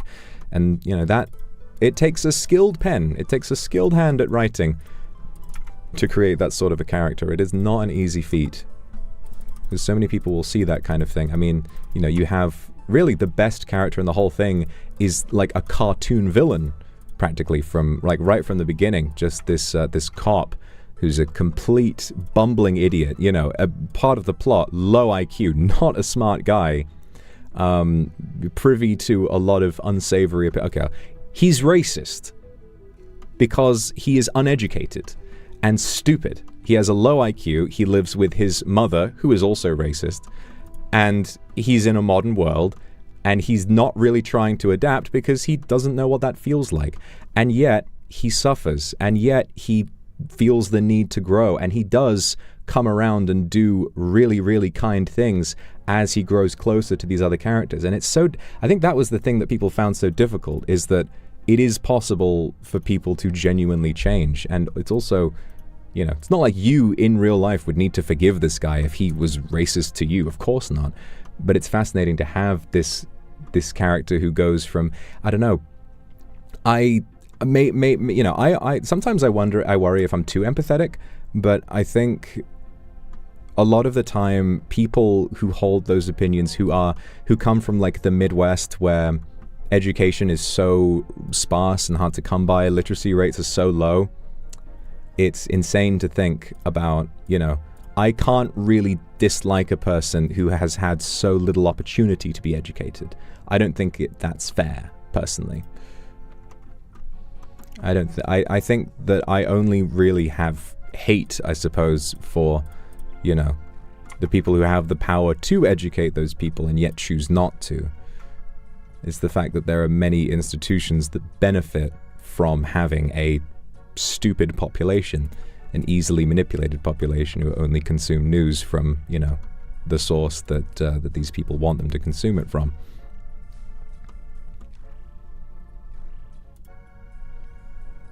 And this is why I always say, no matter what, instead of taking the chance to dunk, to score a dunk on somebody, let's be the side of this whole mess that chooses to be kind consistently. I think about this kind of thing all the time. I just wish that it were that simple, you know. I'm sure with time, you know, genuinely, you know, so many people are talking about the value of kindness after Superman came out, and that was the whole point of it. Maybe that will make a difference. Maybe having, you know, popular movies be, you know, so built around saving people and having hope, maybe that will make a difference. You know, that's part of culture. That is pop culture. That makes a difference to people. Who knows? Faith, my voice is such a turn on. God, I love it when he uses that deep, sultry voice to talk about racism. Or I'd love to hear your voice too. I'm sure it sounds beautiful.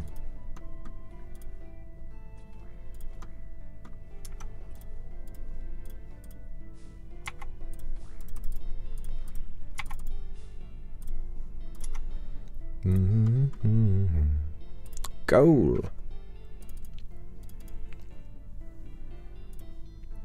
Wallflower, thank you very much for the super. Enjoy your choice of topics you provide. Oh, it's alright, I like having a listener. I'm a yapper, big time. So I enjoy having someone who likes to listen.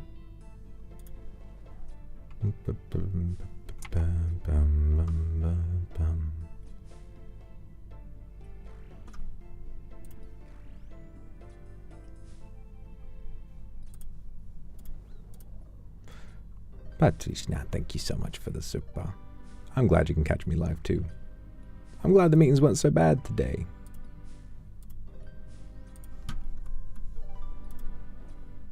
Thanks as always, Arno, and thank you. Thank you for the super. Always give me something to smile about.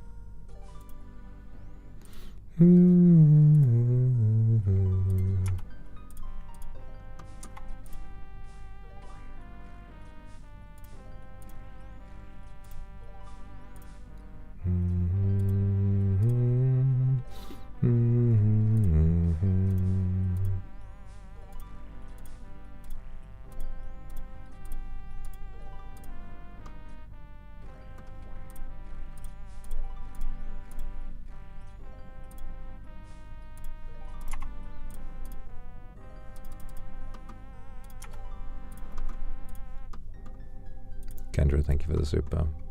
That's right, you can hear my voice. We've had so many debris in a row. I want to do the lightning attack again. I want to do the little dance. I want to do my little jig that I do to avoid the lightning.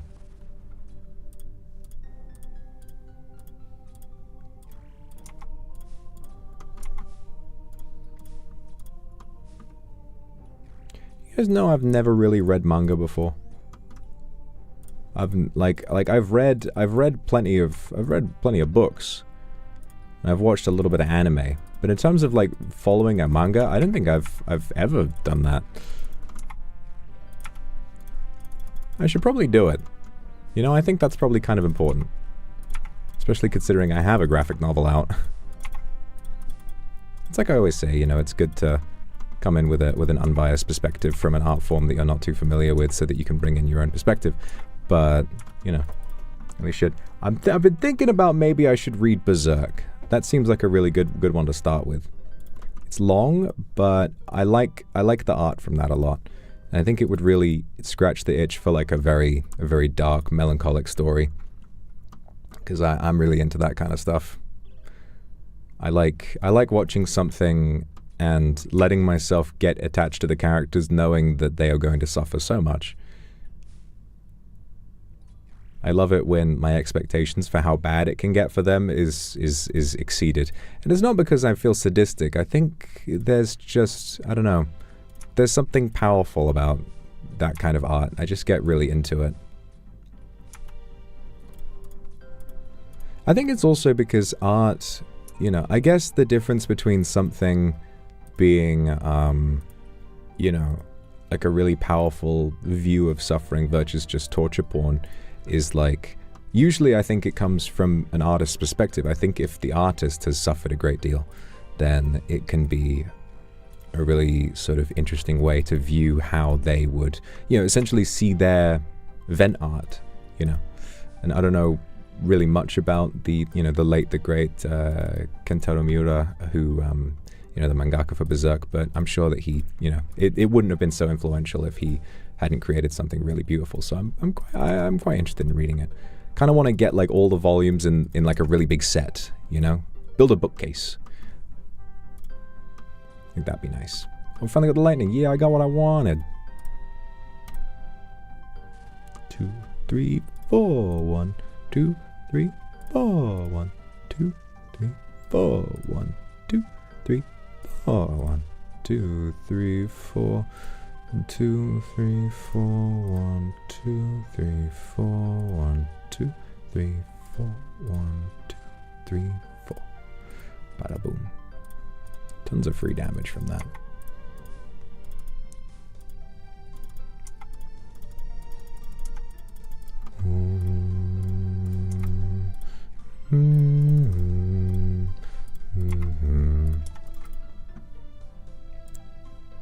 Avis, thank you for the super. Me and my friends watched Everything Everywhere All at Once and had a group cry. It's a very special film, and that is what it's all about. You got to be kind.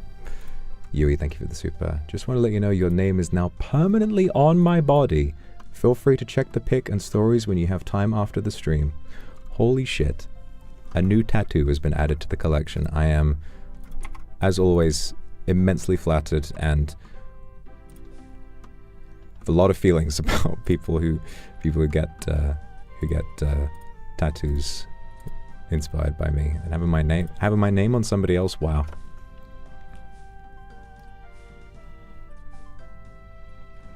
Thanks for letting me know. I look forward to checking that out. Hope you've been doing well.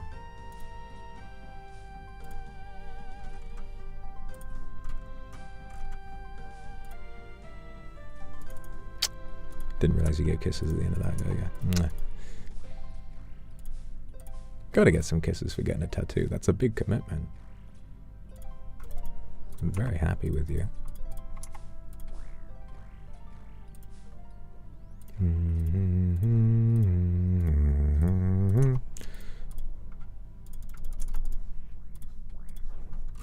Thanks, Very Lively, for the super. Claire Obscure. So many people love Claire Obscure. I should probably... I do need to check it out at some point. You know, I do just need to do it. Bite the bullet and do it. I feel so kind of like, I don't know, this weird ick for JRPGs. It's just not really my thing. But if people insist that it's that good, then... man, I should probably just sit down and play it. Yuzu, thank you for the super. Aww. Really makes me happy and motivates me a lot. You should be motivated. You're a brilliant artist. You're a perfect model. Oh wow. Oh wow.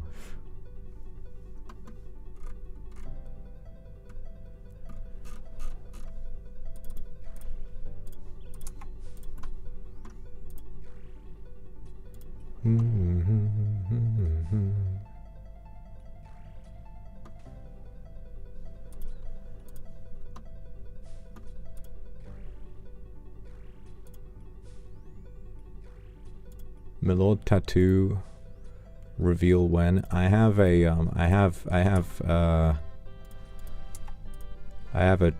tramp stamp, and it says gobble gobble y'all, with a little picture of a turkey.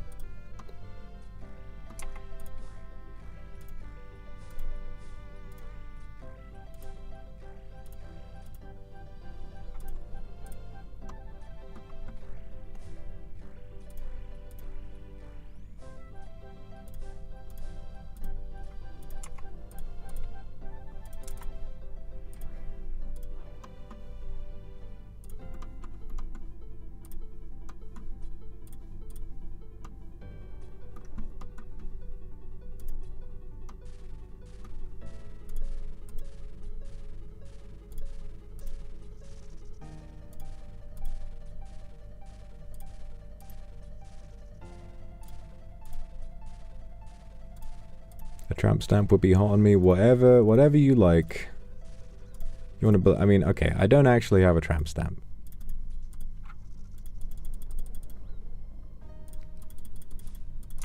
Just wouldn't really be my style, personally.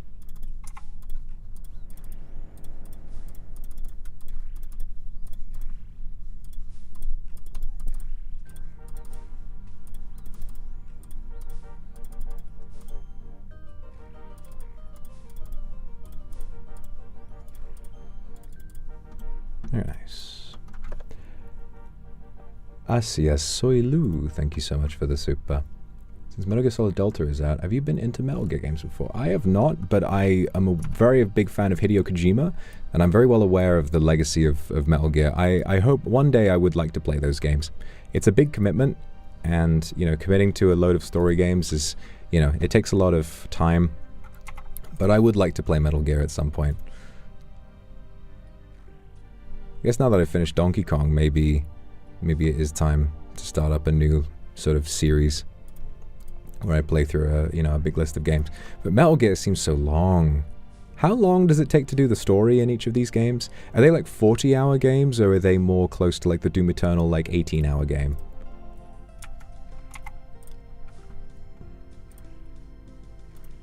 Maybe play Death Stranding 2. Death Stranding 2 I'm playing on my own. I started it recently while I wasn't feeling well, but I haven't played any more of it. It is good though. I want to play Death Stranding on my own because Death Stranding 1 was a really important game for me emotionally, and if I play it on stream I have to mute the the licensed music, and I just don't want to do that. I want to be able to experience that music for myself. You know, just like how Jacksepticeye said he's not going to stream Hollow Knight Silksong. Which is crazy, by the way. It's insane that Hollow Knight Silksong is actually coming out. And so cool that the developers said they kept developing it because they were just having so much fun. It only took that long because they just wanted to keep making it. I love that. It was the first game ever to be in development heaven. And you know that that means the game is going to be good as hell. The game is going to be good. If they enjoyed working on it that much, it has to be good.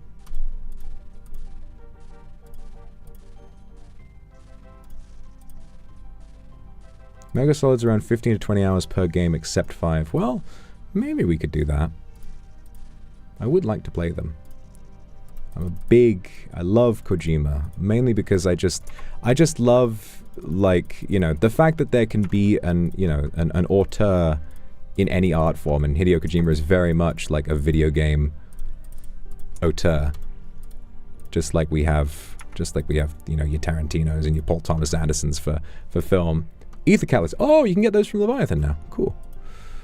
That's nice. There was a rune crafting method for a little while that gave you like 5 mil an hour if you made ether runes, but it was like high investment versus high payout. But the price fluctuated too much, and it kind of, you know. How many more we got to do? Only 12 more to go? Yeah, this has been easy.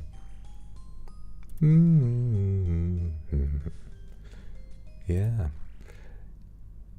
I don't know.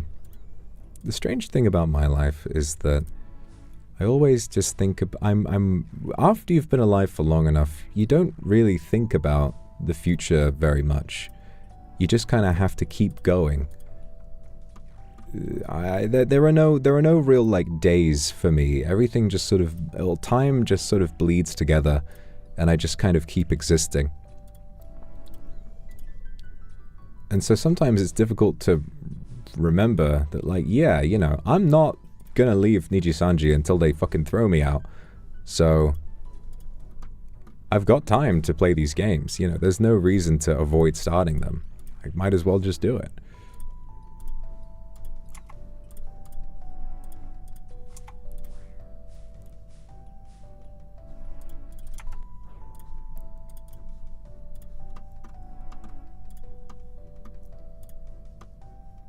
What kind of stuff did you do in the 60s? Really? A lot of my life in the UK has just been hiding out and getting drunk. Every once in a while there'll be something exciting that would have been something exciting that happens.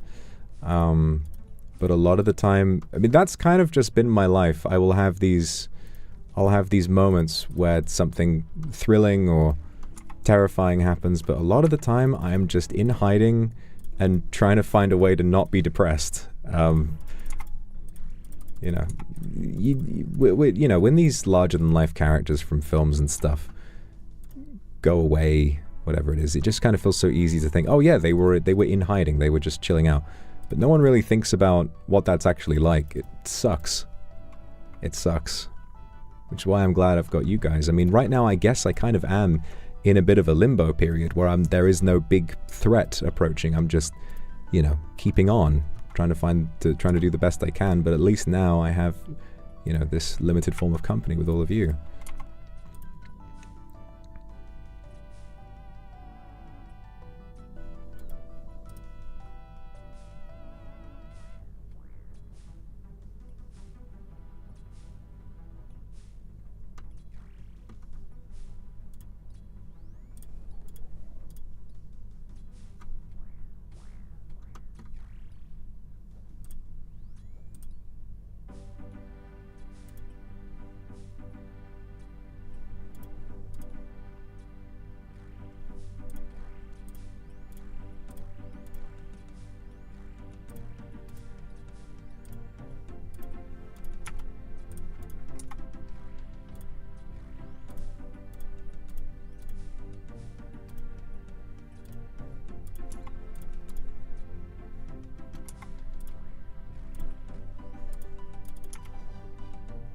Felt like the game changed resolution for a second there. I was like, whoa. Am I on a CRT right now? What the hell? I should give you hugs and pats. You can. When you say that in chat, I feel a hug and a pat. That's all I need. That's all I need.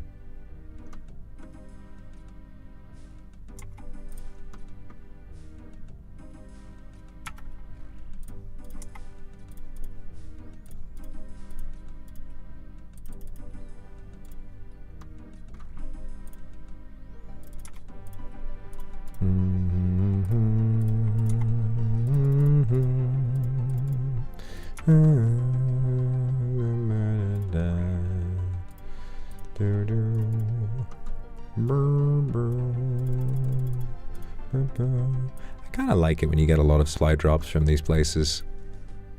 Just sort of feels like you can do a ton of different kills. Check, only 10 more to go. You never know. You never know when we might get that ring. We are 2 out of 3. Could be any kill now. Any kill now.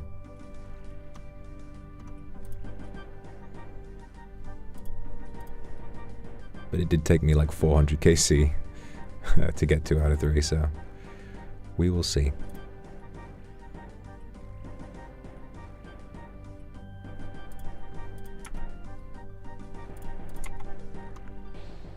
I wonder how much the Venator ring is worth right now.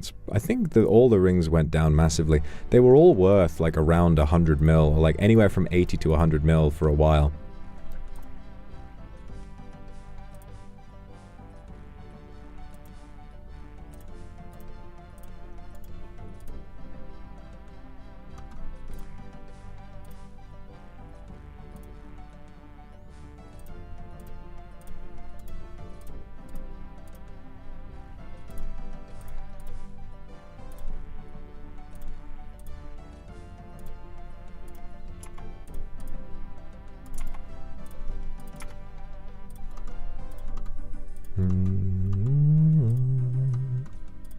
Jenny Alex, thank you ever so much for the 5 gifted.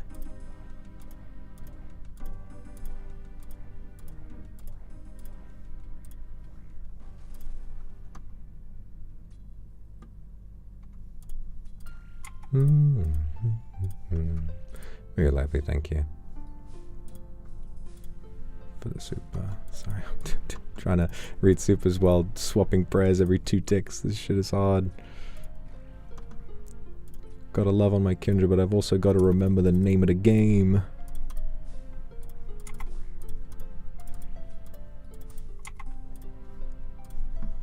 Feels so nice being in your collection forever. Thanks to my tattoo, no matter what happens, if it's okay for you, I'm yours. It is, I mean, I can't lie. It is the kind of the hottest thing ever And I don't want to encourage I don't want this to indirectly encourage anyone to get a tattoo who doesn't want to. But the idea of someone getting a tattoo of me is, like, insane. I think about it all the time. Tattoo with my handwriting or something like that, man. Just insane.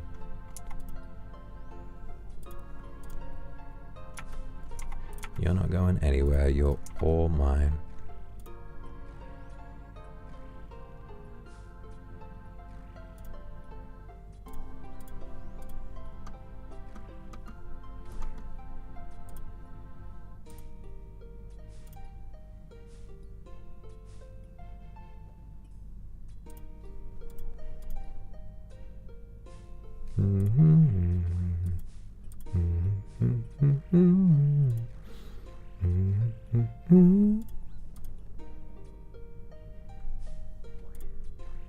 Don't know if we're gonna have enough prayer to deal with this one. Nah, gotta go. Gotta go. We got tons of anglerfish, but no prayer. Damn.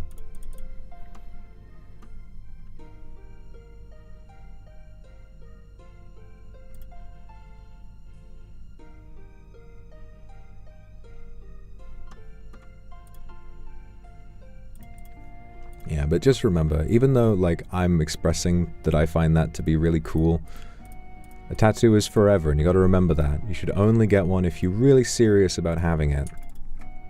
And I will not value you or like you any less if you don't have one, you know?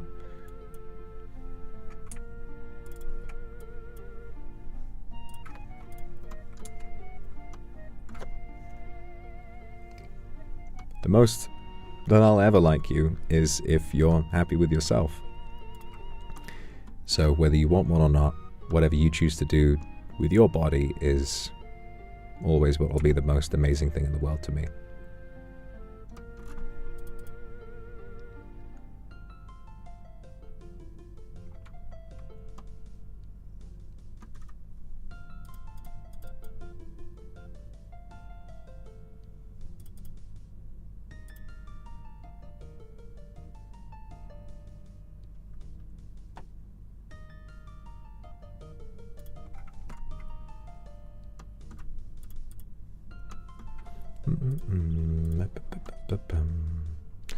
How many kills left? We've only got like 8 more to go.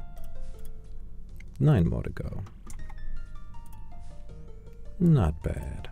This will probably be our final trip.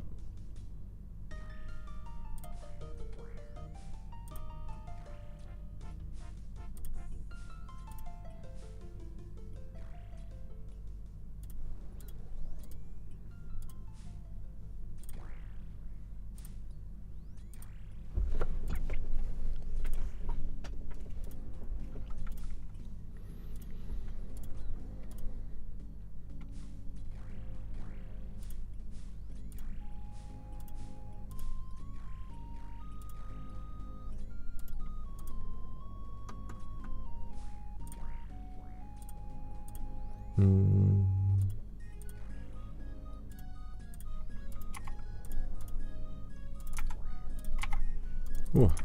Thank God that was a melee. I was ready for it.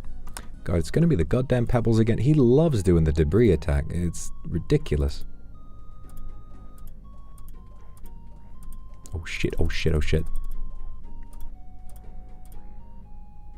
Oh! Fuck me, that was close. Jesus Christ.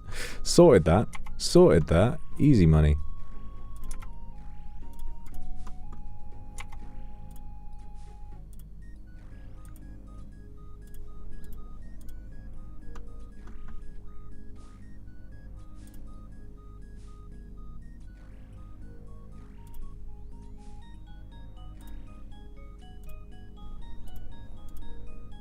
Yeah, I think the big way that I would recommend trying to make money in this game is to just find a boss that you can do with budget gear. You know, Vorkath with Void and a Blowpipe, or, you know, I'm not sure how easy it is to do Vardorvis with a whip, but it's definitely possible.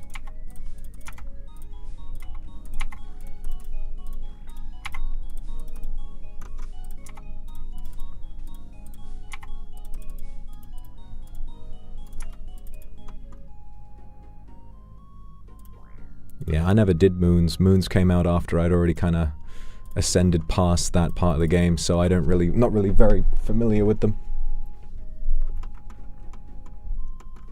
The easiest way to do VOD back in the day, when I first started doing VOD, the Fang still did the sort of, you know, advantage roll on Slash, so you could use the Fang at VOD, and it was way easier. You could use that at Duke as well. The Fang used to be dirt cheap as well, so that was how I did that. I basically just did VOD with Fang and Bandos, so like a, I don't know, like 80 mil setup probably. I had a Nezi face guard as well, so probably more like 100 mil. That was after I got my Bofa though, I think. When did I'm trying to remember what I got my Bofa for. Probably TOA? I can't remember. It is so long ago now, I cannot remember the order in which I did things. But it worked for me. The game is your adventure. You find something that works for you. Sometimes the RNG at a certain boss will treat you nice, and sometimes it will treat you bad.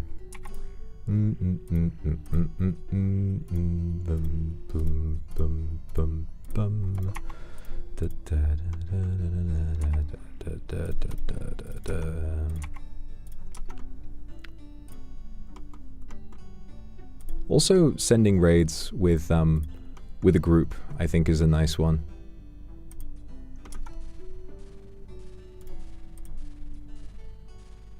Like when I did Tob with Zyox and Kirby, we got 2 purples just from like randomly doing it. So I made like a decent haul on that stream.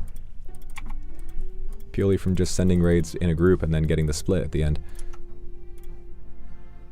We got a Sang. Dragon Bolts. Oof! 500k. Not bad. Ooh, that's not bad.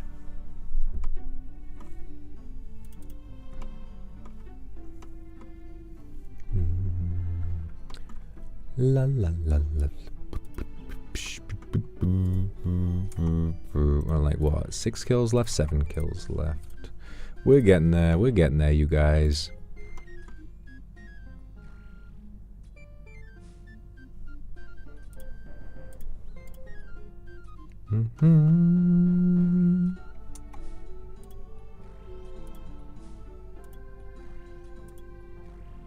We are dealing 0 damage. 0 damage has ever been dealt to this character. I really want to like go back to Whisper at some point and do it with the, because I was doing it with like Trident or Sang. I want to try it with that new Eye of Ayak. I want to see how it fares over there.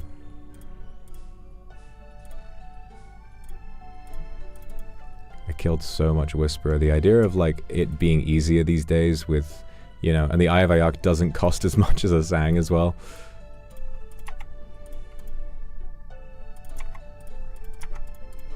And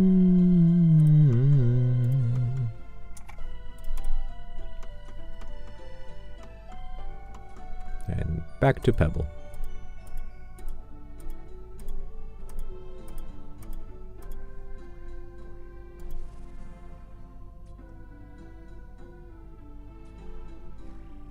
Oh, I don't know about this one, guys. We have not been doing much damage. We have not had some great hits today.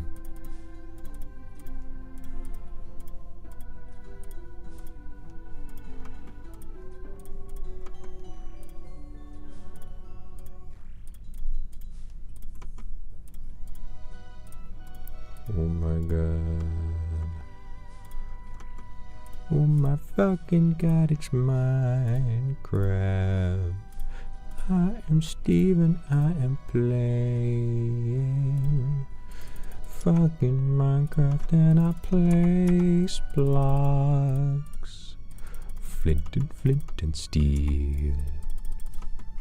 Flint and steel. Flint and steel. Flint and steel.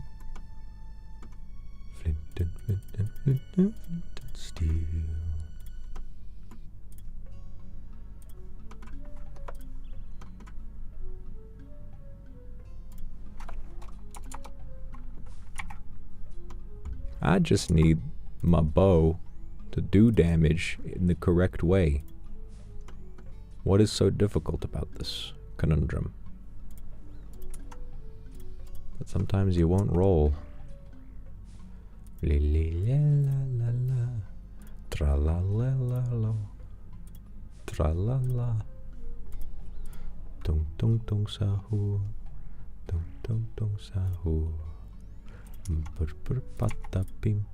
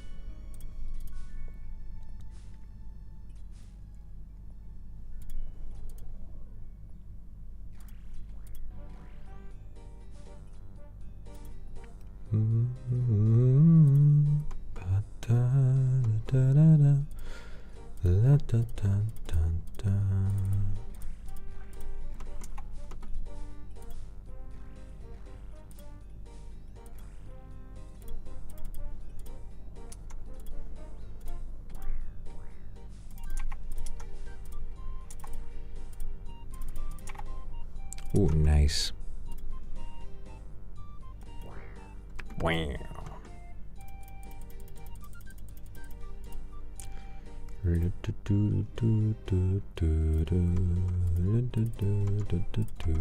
How many we got left? 5? 5 more to go. 5 more tasks to go. Cindy, thank you so much for 5 gifted. That is amazingly kind of you. Thank you ever so much. So yeah, we will do... I'm not ending stream, by the way. This what I'm about to say sounds like I'm about to end stream, but I'm just saying it. I'm not going to end stream.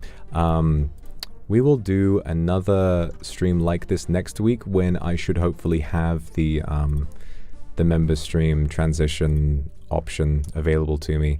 Because I do want to try that out. I think it'll be a nice way of sort of getting more people to check membership out. And hopefully, you know, some kindred who can't afford it might be lucky enough to get some gifted on that day. But we'll see.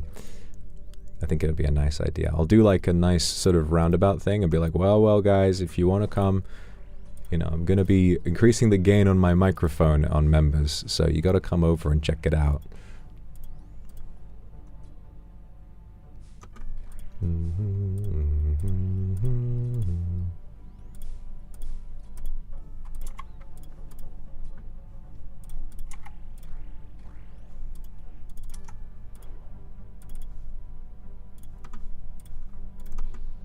Yay, lightning phase. I much prefer this.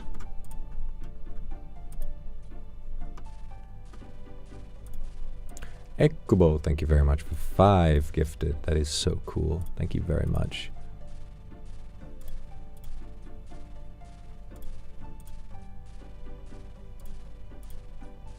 If you want to come, Yukiji, what are you implying by that?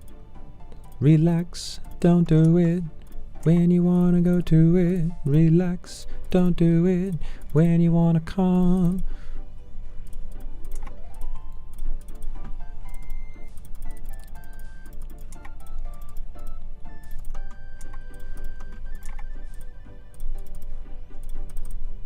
Ooh, bit messy at the end there. Body rune, you got to get that body out of my face. Body, yaddy, yaddy, yaddy, yaddy, yaddy, yaddy, yaddy. I need a presentation on movie color grading and the importance of the physiological sense of it. Okay, so the way that, I guess, like sort of, you know, how color affects the mind and how we respond to things. Well, from my understanding, it's as simple as red makes us feel danger, passion, fear, intensity, lust, that sort of thing. Red is like an intense color, blue is a very calming color. And really, 2001 uses red light in a very effective way. You've got some fantastic scenes that make use of some pretty blinding red lights, and also stark, bright white lights too. But also, I think another good example, you know, it's just some films off the top of my head. Midsommar, making use of bright, vivid colors in a horror sense, you know, to sort of abandon the cliche of horror movies needing to be dark, and showing all of these horrific things in broad daylight sort of, you know, gives you a little bit of something to work with there. Trying to think of a really good film for color specifically.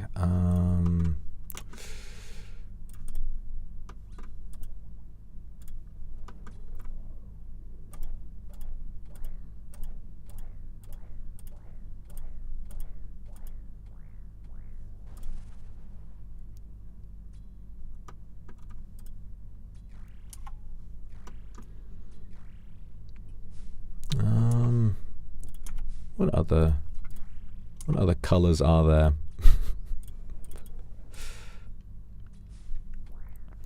Really, I think all you need is just to break down, you know, how one film, I'm not sure what the actual assignment is, but I guess it would be about, you know, break down a scene or you know, an entire film, and how it employs color to sort of sell the emotion. I almost died there.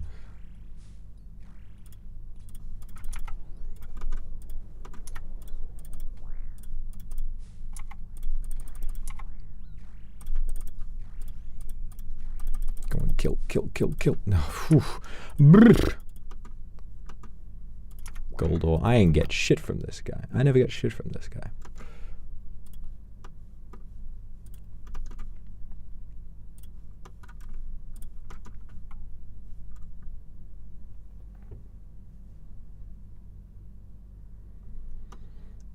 Oh, Paddington. So cute. I love Paddington. Who doesn't love Paddington? What? Yeah, okay, never mind. Never mind about Jet2 holidays. I think, you know, British culture has made such a remarkable impact on the world at large. If we think about British television, the big three: Paddington. Oh, what was the one I just thought of? We got a bunch of them: Paddington, Wallace and Gromit, Doctor Who, Peppa Pig. Some real winners come out of the UK. There was another one I just thought of that I can't remember. Mr. Bean. Mr. Bean might be the king of them all. Mr. Bean, maybe at one point, maybe not anymore, because they're not really making any more Mr. Beans. But Mr. Bean, oh my god, Mr. Worldwide, more like, you know, internationally successful. Everybody loves Mr. Bean. Who in their right mind doesn't enjoy Mr. Bean? And that is like peak British humor. Monty Python, oh my goodness. Where would we be? Where would we be without the British, eh? Have a lot less funny stuff to watch. There would be no American Office if it wasn't for the British one coming first.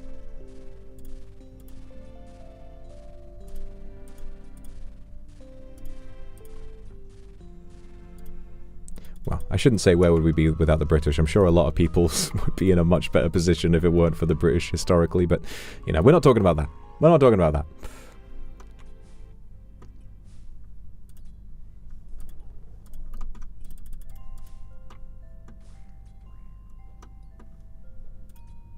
We're talking about in today's, in modern day, you know, you in the comfort of your television sets.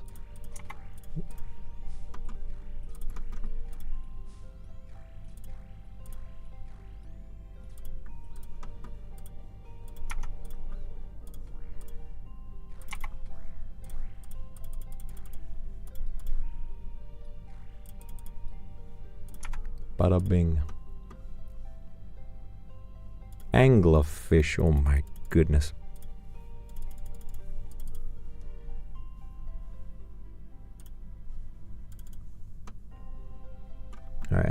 left? How many we got left? 2 more to go. We will do it this trip.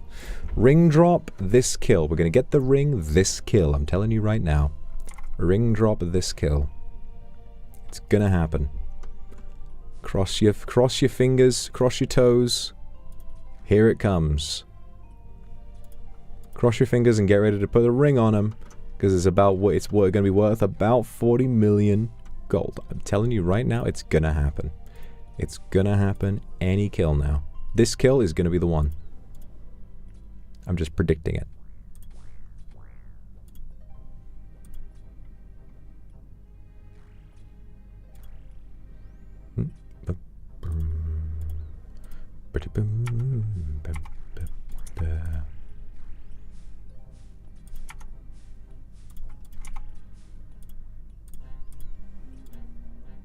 No matter what hardships we go through, we will persevere in the name of profit and progress.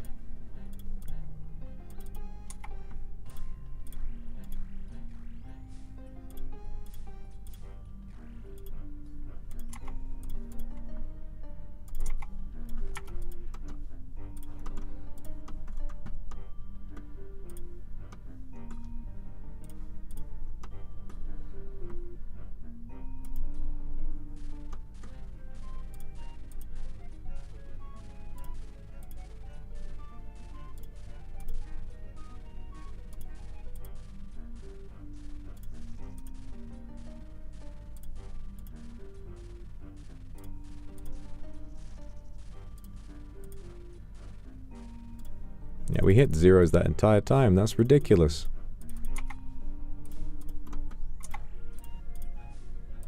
Pengu Melolo, thank you so much for 20 gifted. You are so kind. Thank you. Mwah. Thank you very, very much. I am in your debt.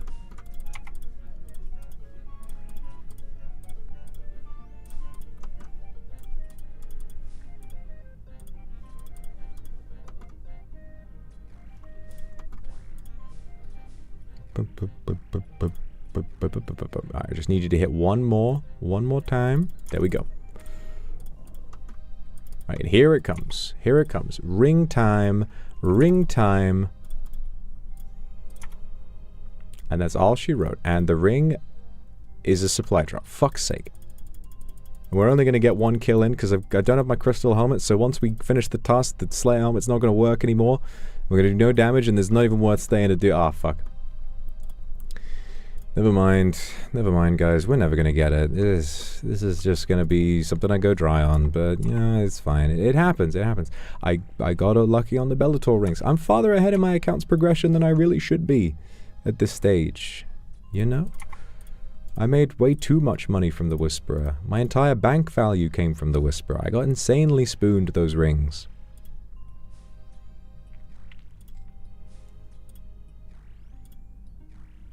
You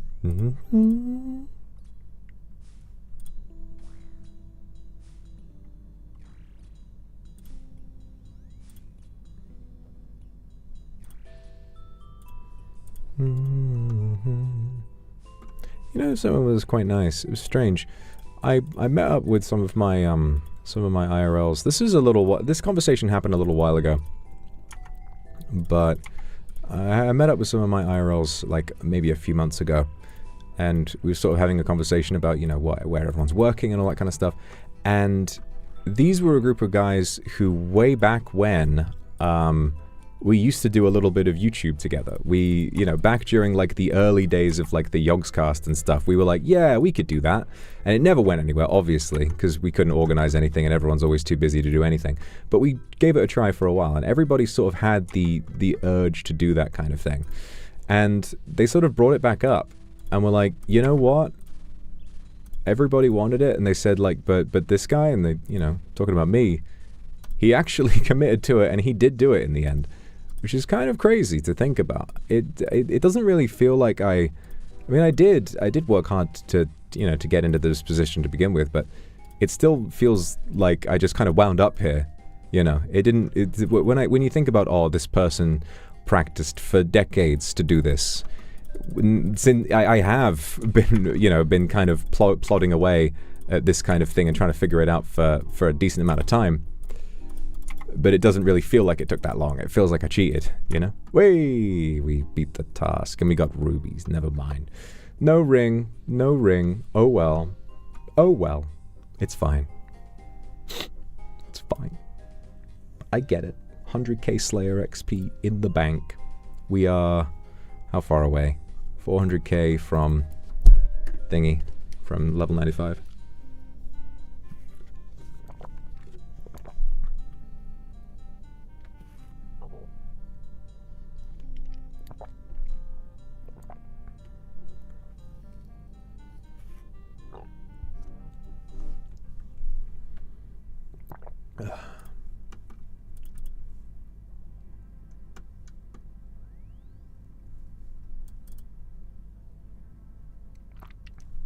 Evita, thank you very much for the super. So happy to see you today.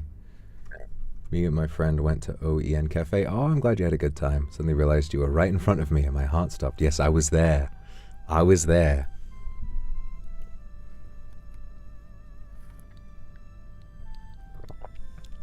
I saw you. You were looking pretty.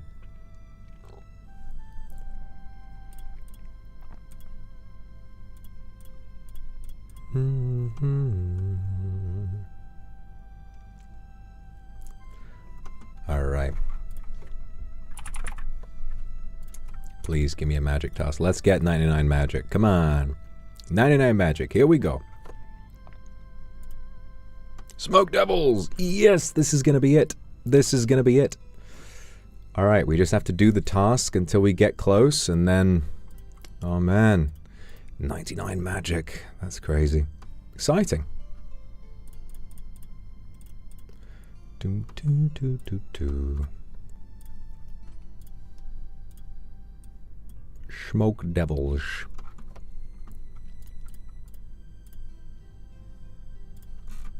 Where's that nightmare staff? There you are.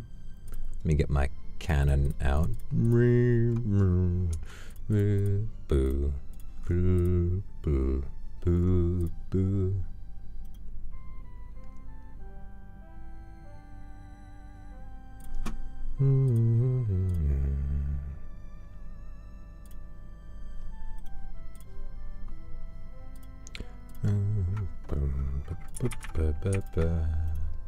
Smoke devil tasks are so good. You get so much. You get so much XP from them. Okay.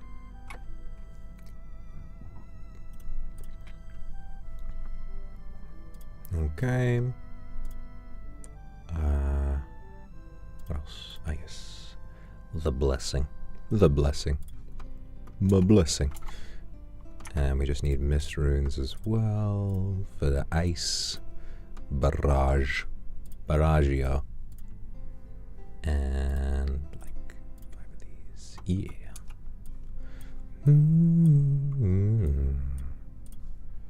Why am I bringing my bow for? What am I bringing that for?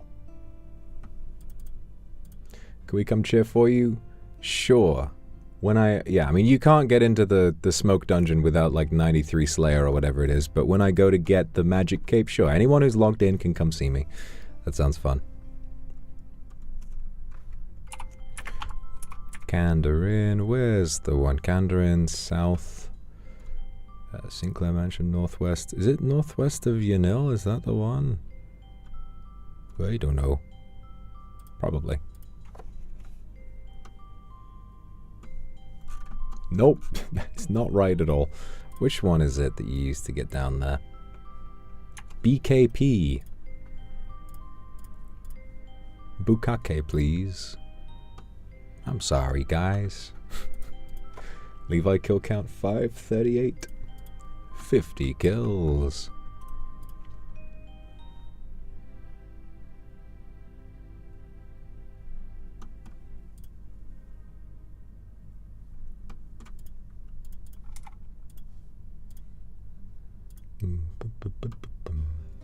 Misty, thank you for the super. My favorite Glup Shitto. Yippee! You just get excited when I'm there. Oh, it's Glup Shitto. That's me, guys.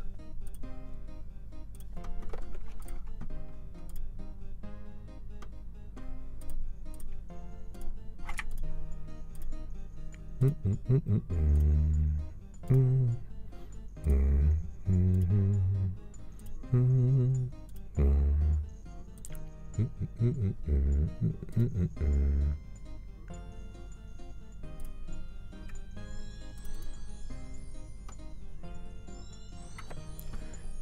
XP, oh, this is gonna go crazy. Alright, we just gotta keep an eye on it now. 59k to go. This is gonna take like, what? At most, 20 minutes. My god, 99 magic. I'm raking them in, raking in these 99s. Every RuneScape stream I do, I get a new 99. Although, I'm not really close with any other skills, so it's gonna be a while. Maybe one of these days I should just do I've done so much combat, I should do like a skilling stream at some point where we just sit there and craft. Where we just craft. How much money does it take to get to 99 crafting, I wonder? I'm predicting like 70 mil. 70 mil. And the hard part is that that's an investment. Once you put that into training, you don't get to sell the stuff back and get it back, right?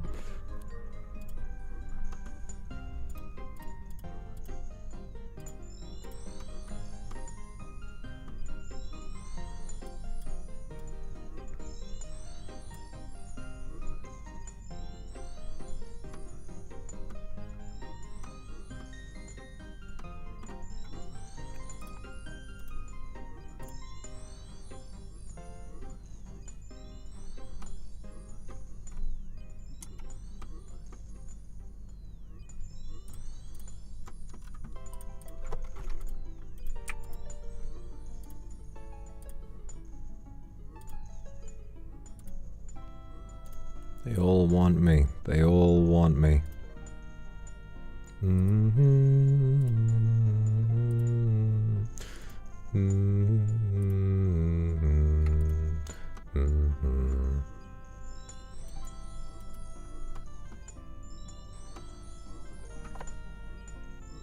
$100k XP an hour, we only need 50. Wait, more than that, like 200k. Yep, this is like 15 minutes. We are so close, guys. Oh my god. I'm so excited. I'm so excited. My worry is that I get close and then I accidentally get the 99 by teleporting.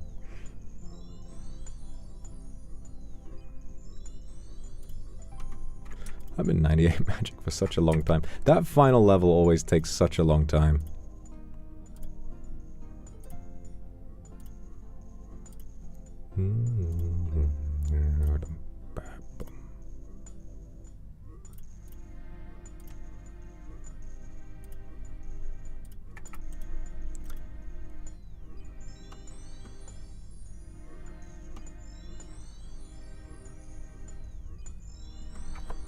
Gotta get my quest cape back eventually too.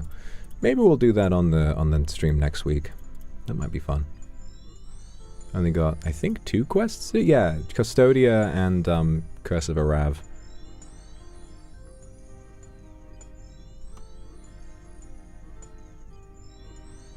Oh my god, it was so close, you guys. It was so close.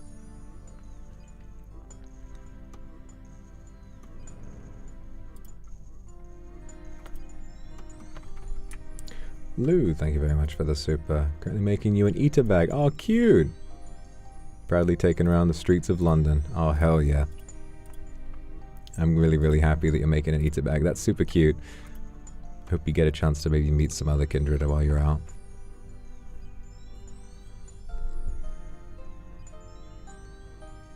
Starting Ironman a while back. I have been thinking about it, like, because when I consume Ironman related, you know, videos and stuff like that, I always find it very interesting, but I think the time commitment is always a little scary to me. I guess because, for me, a main, you know, I already have put so many hours into my main. The idea of starting it all again on a harder game mode is kind of crazy. But I know I would enjoy it. I know I would enjoy it once I get, you know, into it. But it's the process of getting into it that's hard. You know, early game when you've got no stamina potions, that shit is hard. That shit is really annoying when you've been used to a main where you literally never have to walk anywhere.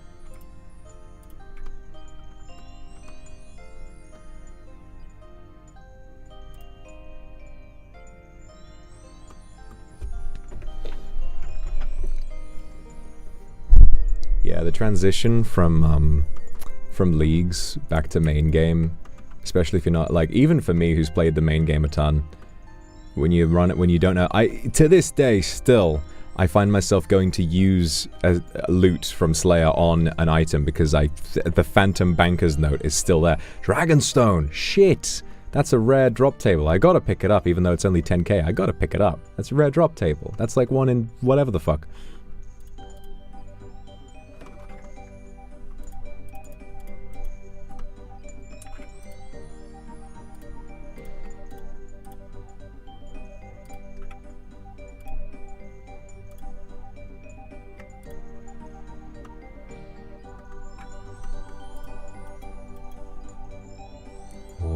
So close now. 37k remaining.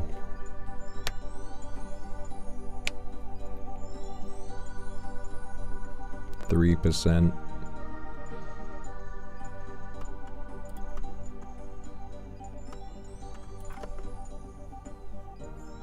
Because I have phantom pain.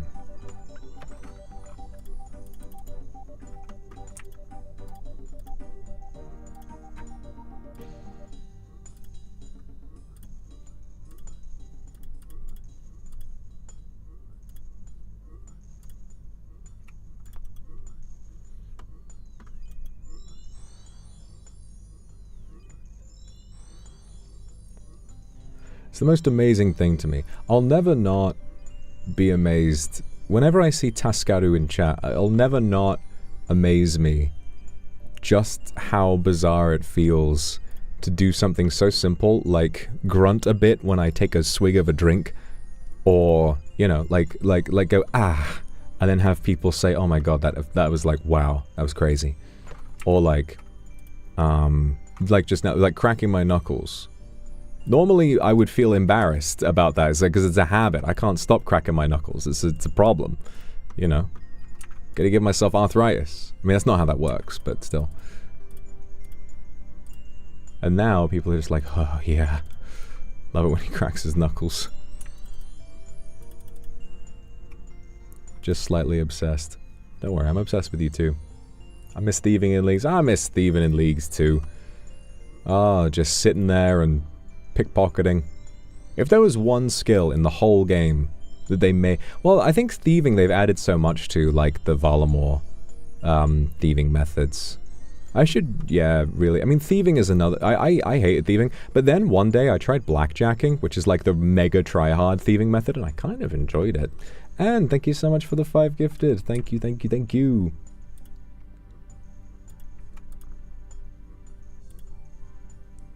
Welcome to the citizenship, guys. You can enjoy lots and lots of members-only content now. Woohoo!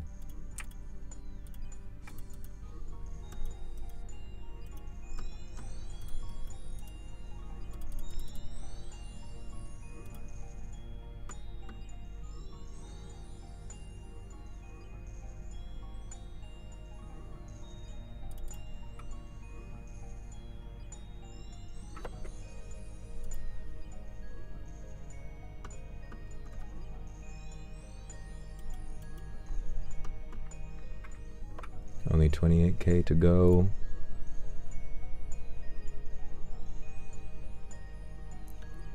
What's like a craftable option that gives you magic XP? Like making primordial boots, I think. I could make some eternal boots as my final thing. That'd be pretty funny. I kind of like to do like a teleport. I don't know. What should my final spell be before I get 99 magic? I wonder.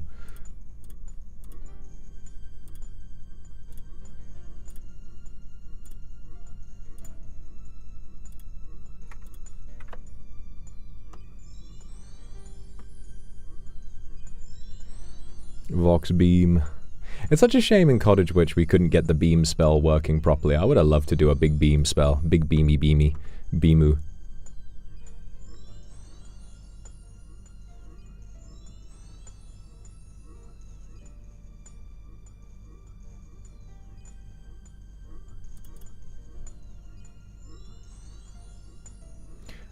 We do love any sounds or noises you make. That's nice. What? Rune full helm, rune chain body, got some good loot here.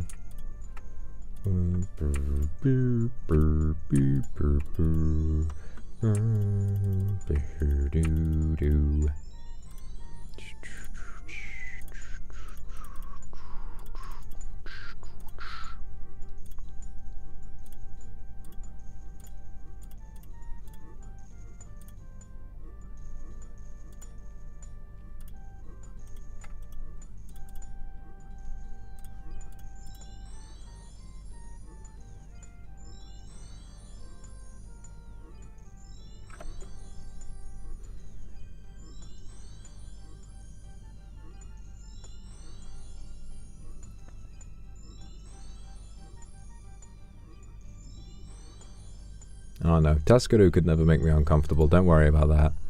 If you feel something, you should express it. Don't you worry about any of that.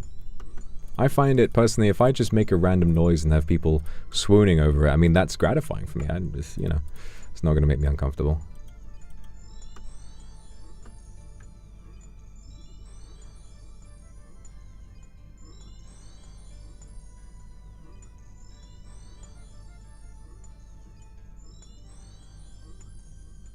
Got any plans for this week, or are we raw dogging it? Raw dogging it this week, I think. But I think we can. I think a schedule next week might be good. Might be a good idea to do one next week.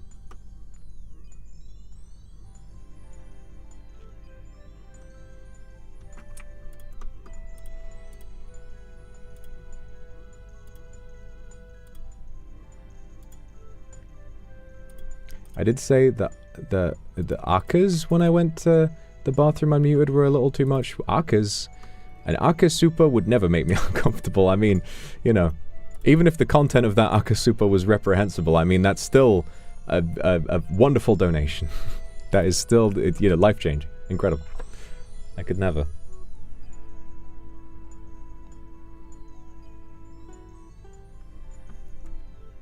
Sunny, thank you for the super. Coming home, and I could forget all my worries. Just be yours. I think so too. While you're here, I want you to forget about all your worries. I'm just here to look after you until you're ready to get back out there. And in a way, you're all looking after me too.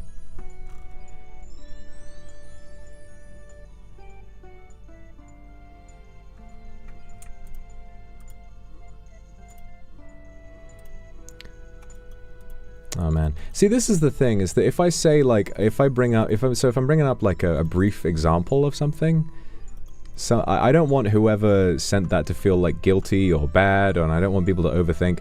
I think that's the word, is because I guess that does make sense. You know, the more open I am about how I feel about things, the more people are going to sort of overthink and maybe get a little uncomfortable themselves with interacting with me, and I don't want anyone to feel that way. If you make a mistake, then the worst that's going to happen to you is, you know, maybe I might time you out for a little bit, but you shouldn't feel like you committed a grave sin. You know, I just want people to be relaxed and to have fun.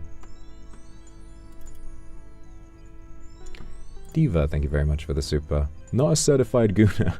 Asked a friend and she said zinc doesn't make men shoot farther, but improves sperm quality and sperm production in general. Oh, I see. I guess the sperm, I guess having fatter ropes is probably a side effect of higher sperm quality, so that's good to know. I mean, I don't feel the need to take zinc. I've always had very potent sperm.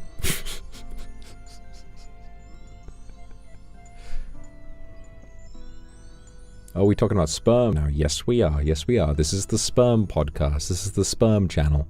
You're watching Sperm Channel. 99.2. We're getting close. I gotta be careful. I gotta be careful. I can't go too fast. Can't go too fast. Just gotta keep an eye. Okay, we're under 10k. We're under 10k. Ooh. Ooh. Gotta make sure I don't fuck it up. Will not lose my 99 rune crafting cape.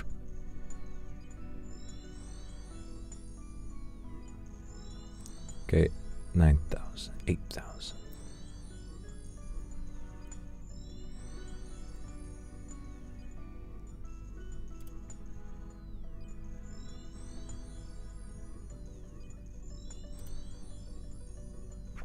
I'm keeping an eye. I'm keeping an eye on it really closely. Don't worry, guys. I'm keeping an eye. I know exactly how much XP is left.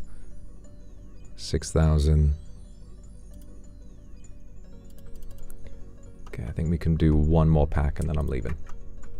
Appreciate quality food. Oh, good. Well, I've got a whole pantry full of food I'm trying to get rid of, so it'd be nice if you could grab some of my leftovers.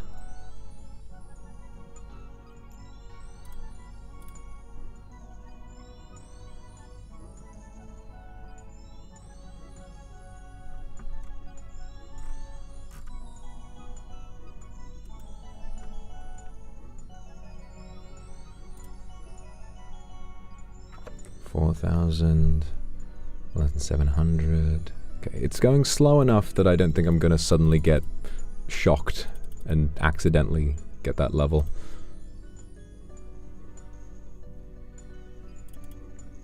Anna Clara, thank you very much for the super. So happy. Love from Brazil. Love to Brazil. Thank you so much for the super. So glad you became a member. Looking forward to seeing you around. Watching since debut. Wow, that's crazy. It's really nice to have you. Thank you so much. Glad you got a membership after all this time. Hopefully I can make it worth your while.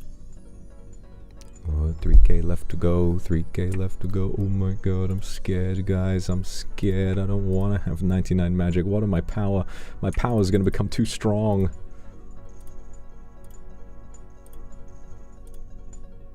$3k.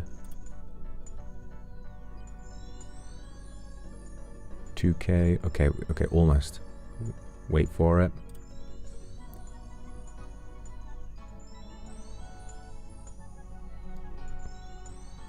Wait for it. When we get under 1k, I'm leaving. I think one more hit. There we go. Right, get out, get out, get out, get out. No more magic XP. No more. No more. None. Zilch. Okay, I'm on world 522, I think. Yeah, so if anyone wants to come celebrate, I'm gonna go Lumbridge. After I put my stuff away, of course. Oh, I didn't even put my bloody bracelet on.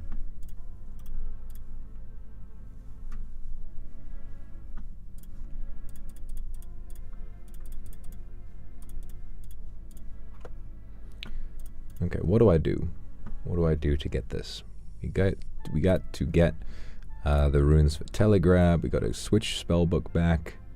I guess I'm just gonna run around and cast Fire Surge on a bunch of goblins or something.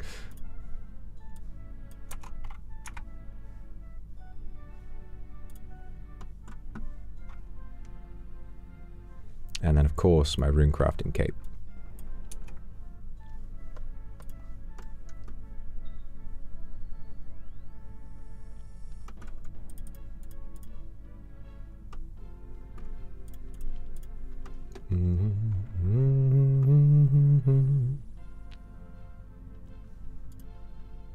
I know teleporting to Lumbridge doesn't give you 900 XP, but I'm still scared to like gain any magic XP in a way I'm not expecting.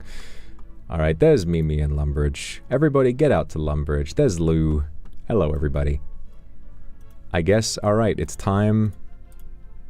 Fire Surge. It's time to start killing men. Do I have Telegrab? Yes, I do. Kairos, thank you very much for the super. Okay. I'm going to drop my cape.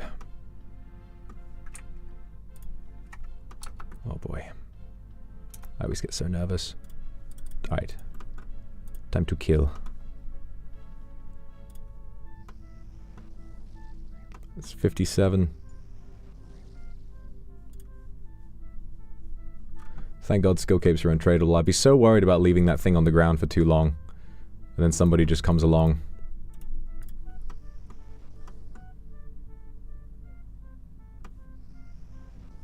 Come on. Hello everybody, Rainfall Yuffie. Baba Boobay. Good to see you all. Thanks for coming to watch me slaughter all of these people. 600 XP remaining.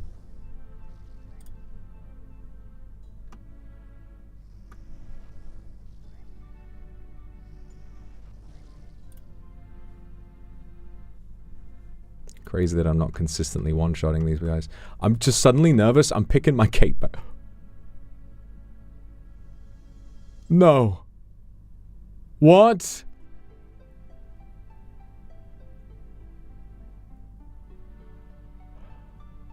I picked it up without telegramming it. And I forgot that it does that if you have any other 99s at any time. Fuck! It's gone! It's gone forever. Account ruined. Account ruined. No, my god. Oh, it's over. I just got nervous about it disappearing because I left it on the ground for too long. Oh, no. That was the biggest flex I had on the account. I don't want to look at it anymore. I don't want to look at it anymore. It's disgusting.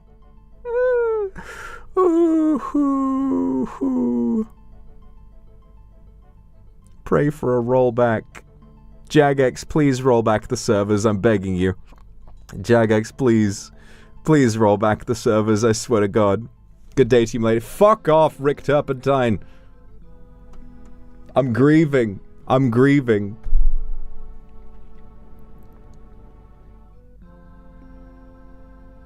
Get it back from customer service? No, I don't think so. I don't think we can. It's funny because it's a worse item. It now has prayer bonus. But it's the flex that matters. It's the flex. I can't believe I didn't think about the fact that when you already have another 99, just picking it up at any time will instantly trim it. I didn't even think about that. Anything no, it's gone. It's gone. Oh. That's so sad. That's so I'm heartbroken. That's so sad. Oh. I have to change my Twitter bio now. I have to change my bio. I don't have an untrimmed runecraft. Damn it!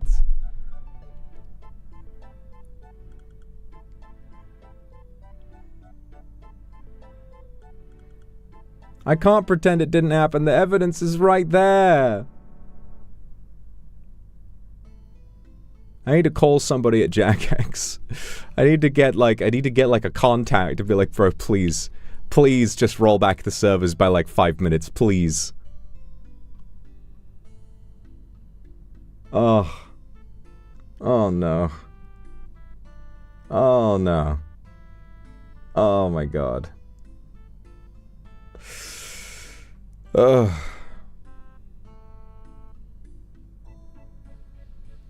This is the worst day of my life.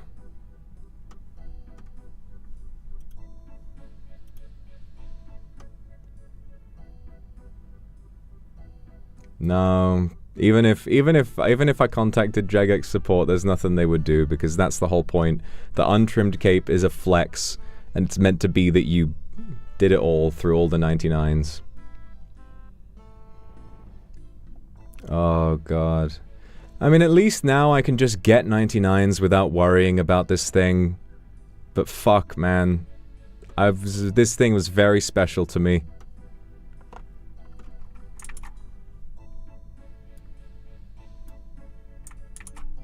I'm taking a screenshot of this.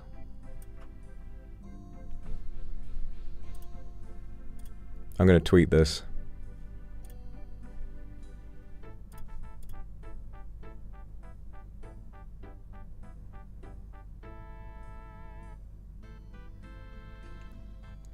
No. It's not like it's not an item you're supposed to keep. The idea is that your reward for getting 2 99s is that your capes get trimmed, but keeping it untrimmed is the flex. And that, you know, that's hard. Just a game, come on dude, alright. I'm putting you in the pear wiggler, you're getting fucked up for that.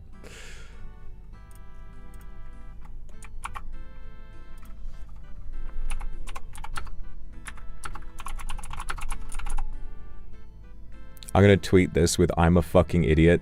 Someone in the replies is gonna understand what happened if they weren't watching the stream. A lot of people will just look at that image of a cape and be like, what? That it doesn't even... with zoomed in that much, it doesn't even look like a cape. Oh my god. I cannot believe that I just did that. Ugh.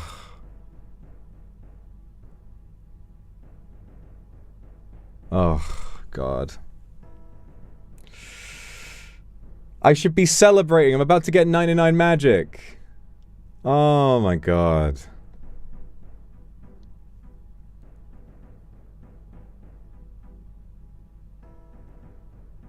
I have to change my Twitter bio now.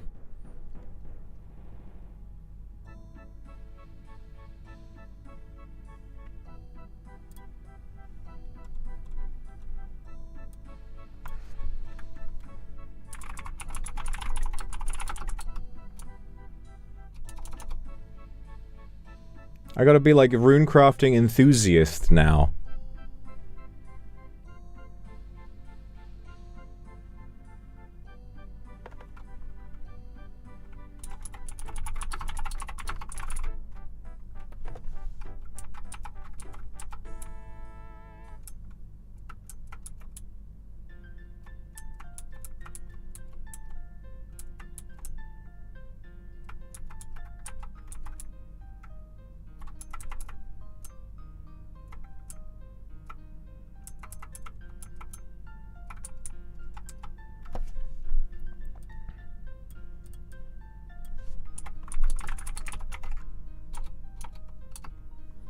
I'm so sad. I'm so sad. This is like the end of my life. Thank you, Dolores, for the super, and thank you, Yuffie, for the super as well. I've got to find something else to flex with. I got a Leviathan pet, but it's not the same. It's not the same. Getting that cape was the result of hundreds of hours of effort. So few people have that flex. So few people have an untrimmed RC cape, and now I no longer have mine. I mean, runecrafting is still the least common 99. It's something to be proud of.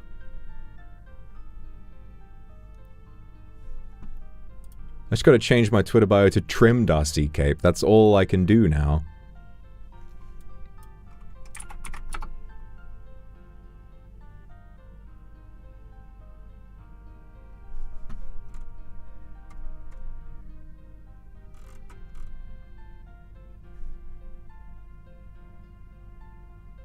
It really is the end of an era, isn't it? Oh my god. I mean, it looks incredible. It looks great with the trim, sure. But it's not the same. It's not the same. Fuck Jagex for introducing that. Why can't we just keep the untrimmed cape?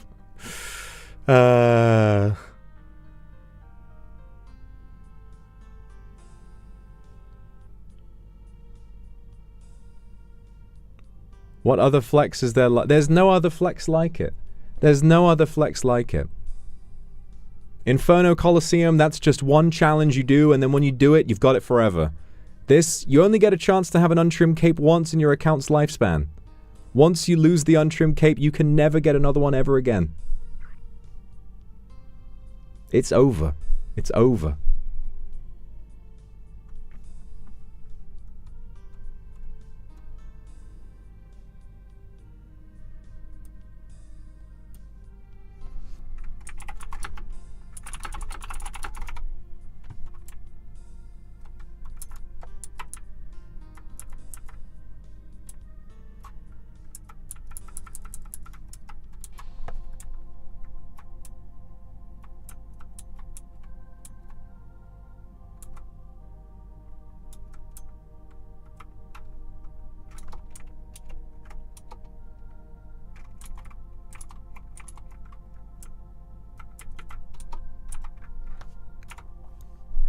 I just have to change it to RC was my first 99 and hope people believe me.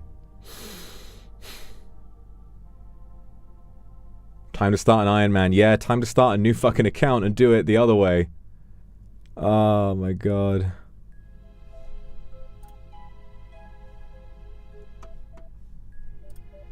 I'm a fool. I know nothing. I take the role of a silly clown.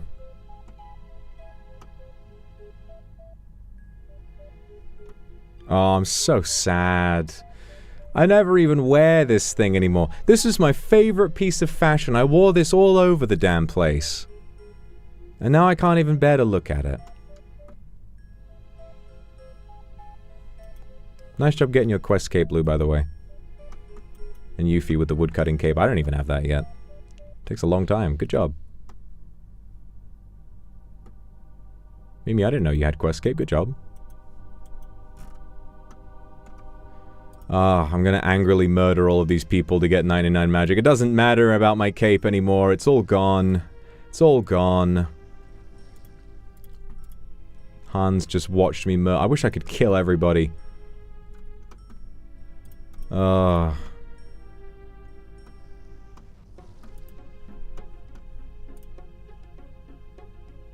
Jagex, please roll back the servers, I swear to God. Please let there be some crazy bug that happens today. Please roll back.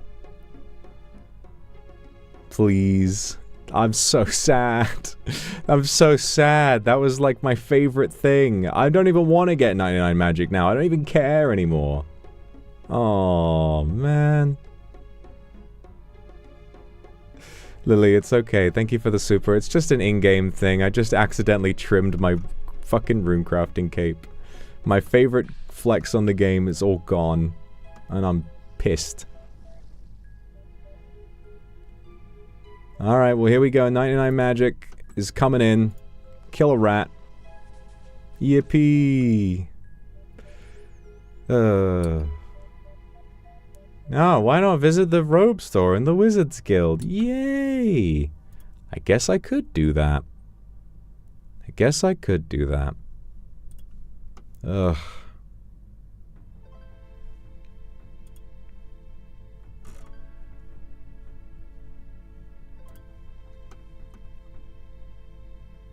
I've had this cape for so long. I had this cape before I even joined Niji. I had this cape for like a full year before I even joined Niji. That's how long I've had this. It's been almost 5 years being sat in my bank.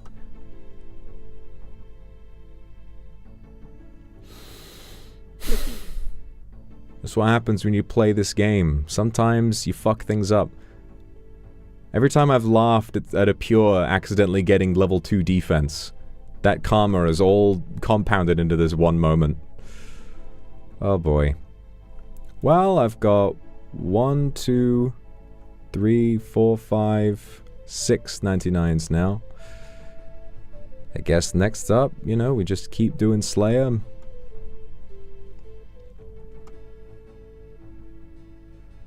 I just have to max. I guess maxing is the one flex I can get. Or maybe I get the Champion's Cape. Maybe I should do a Champion's Cape grind. That's another flex. But then again, the Champion's Cape, anybody can get a Champion's Cape if they just do the grind at any time. It's not the same. It's not the same. I remember once, a long time ago when I first got the cape, I stood around with it in the Grand Exchange and someone came up to me and said, yo, that's insane that you got that. I had random strangers complimenting me for that cape, because it is crazy to get runecrafting first. It's the most important thing in my entire account, and it's gone, because I just got nervous for a second. Oh. Music cape. Yeah, music cape I'm kind of close to getting, to be honest. Once I unlock, Hydra, I'm pretty much there with the music cape. I mean, I've done both raids, I think. Have I done Ulm on main? I'm not sure if I have.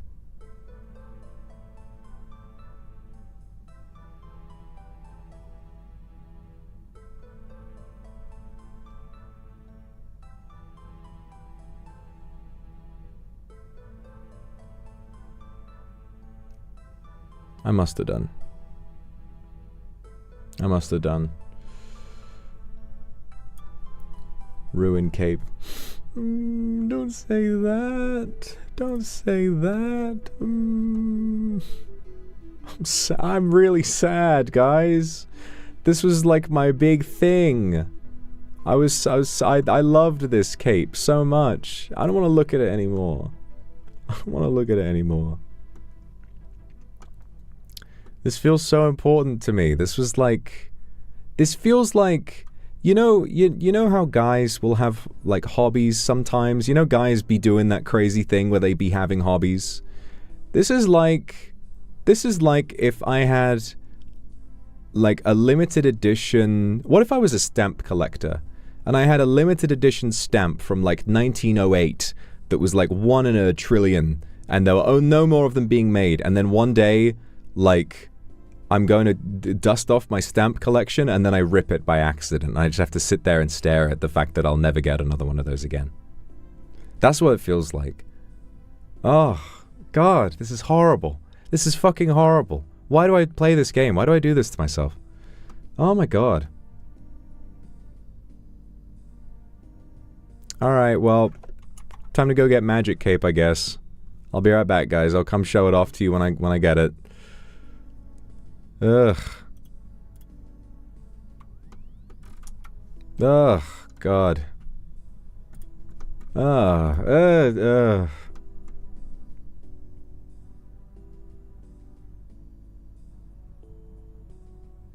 Can't believe I did that. I just ran over and picked it up. I didn't think it would do that. I thought it would... I don't know why. It just didn't make sense to me. God.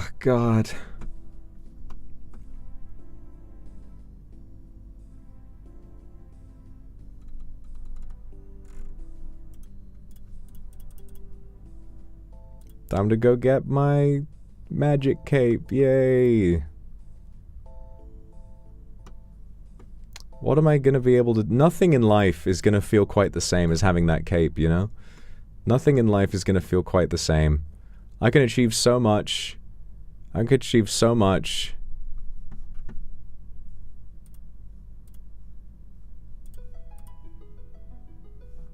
But... it's never going to be quite the same.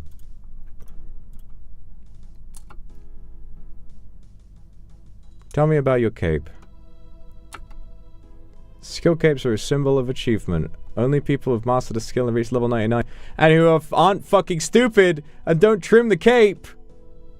Cape magic allows you to switch spellbooks 5 times per day. Yay. Oh, and you just have to buy it.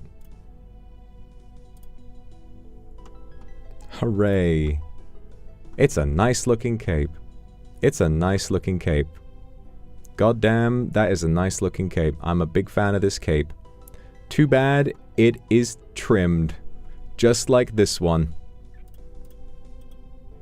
Ugh. The quest cape lets you freely trim and untrim, but then if they gave you that ability, it wouldn't be the same. It wouldn't be the same. He did say that, didn't he? I remember that. Oh my God.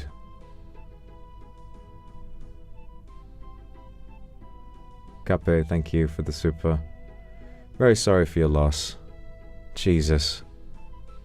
Why does this feel like the worst thing that's happened to me in ages? This is like the end of my life. There's no coming back from this. It's over.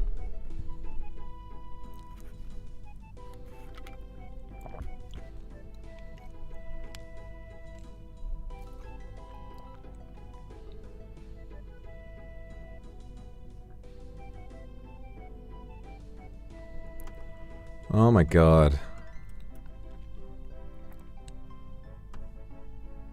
Well, that's that, I guess.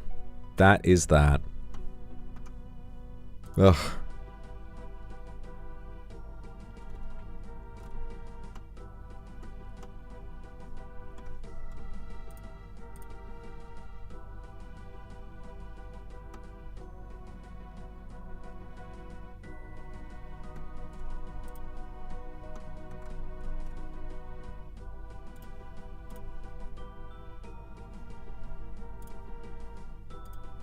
Well, I don't feel the same. I don't feel the same anymore. I don't feel the same anymore. Ah, this is terrible. This is the worst thing that I've been through in ages. Wallflower, thank you for the super. This has added so much to my level of stress. I don't even want to think about this anymore. This is just a fucking nightmare. It's not even that bad, but I really liked having that thing. I really liked having that thing. It was one of my favorite possessions. And yes, I guess there is plenty of me playing the game. There's plenty of video evidence of me having had that. There's now also video evidence of me trimming it like a fucking idiot. Wolflad, thank you for the super. And Miri Lively, thank you. Wish something really good happens to you. Maybe this is the final piece of bad karma. You know, this is the final nail in the bad karma coffin, and now the good times are gonna roll. Maybe now everything's gonna be alright. This was the universe exacting its final punishment upon me. And after this, everything else in my life is gonna start to, you know, get much better. But Jesus. Oh, Christ. Oh, my God. Rua, thank you for the gifted. Hope I win the lottery or something. You know what? Tonight, I'm gonna go to the petrol station and I'm gonna buy a fucking lottery ticket, and I'd better win £1 billion or I will be suing Jagex for every penny they've got. Peijan, thank you for the super.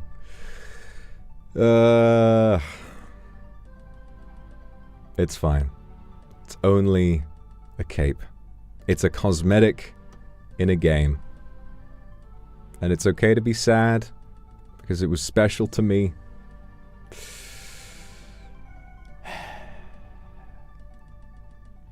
Say, thank you for the super. It's okay. It's okay. I'll survive. I'll live. I'll get through this. So what do we focus on next? Well, we could keep doing Slayer. I wanna calculate how long it's gonna take to get. I've suddenly started thinking about 99 crafting. Lace, thank you for the super. Oh, ho, ho. This is like so upsetting to me. I can't stand it.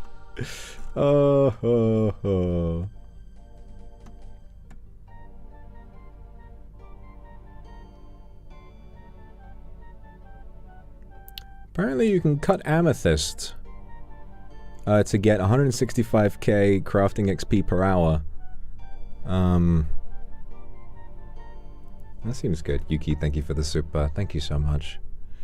I'm gonna be okay. I'm gonna be alright. Just trying to think about other things now.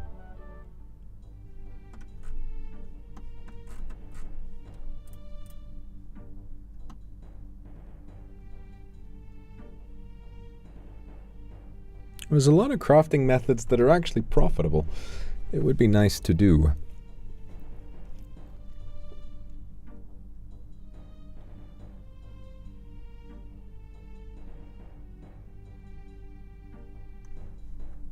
I'm level 83. I'm almost the level where I could make black d'hide bodies,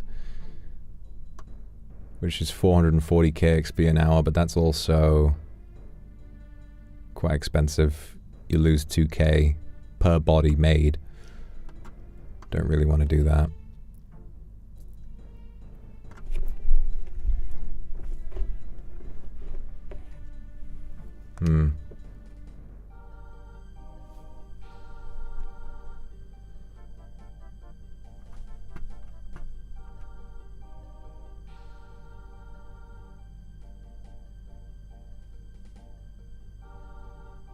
Things will turn around.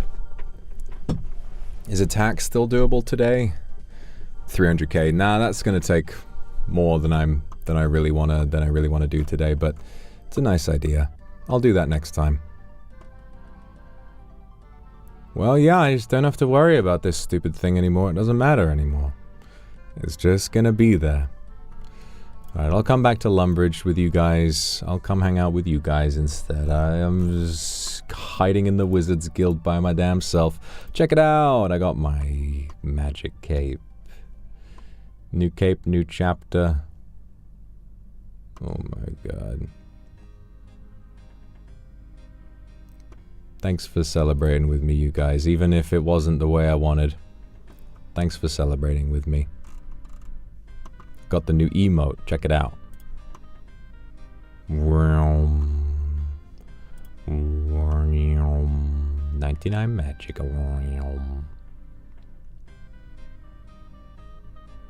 Yeah, Maxscape is customizable anyway, I guess, so that's good.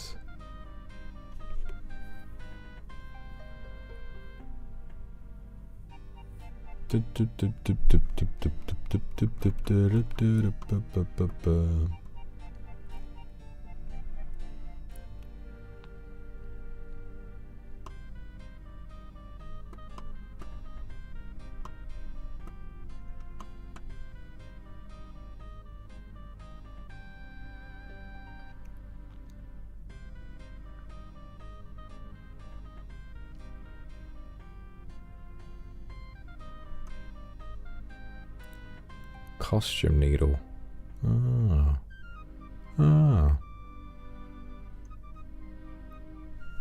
And you don't need to use tick manipulation, really.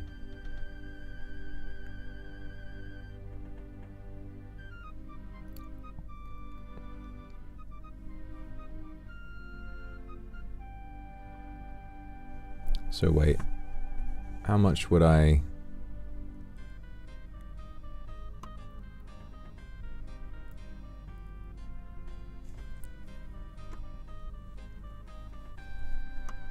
Look at you guys go. Gangnam Style. I'm just reading the article. Nothing makes sense to me anymore. This is all I have. This is all I got. Now, if you make a Dragonstone amulet, if you make a Dragonstone bracelet or something, gold bar and a Dragonstone, you can get about... That's only 150k XP an hour. I want to do it faster than that.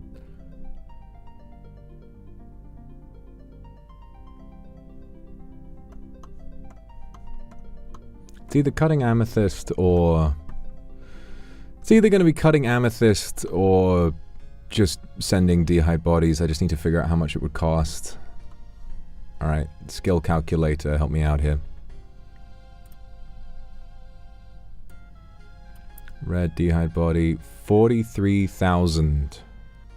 43,000 red d'hide bodies to get to level 99. 43,000. Bloody hell.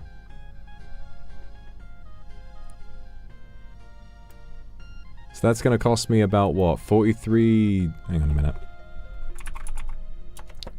So if it's...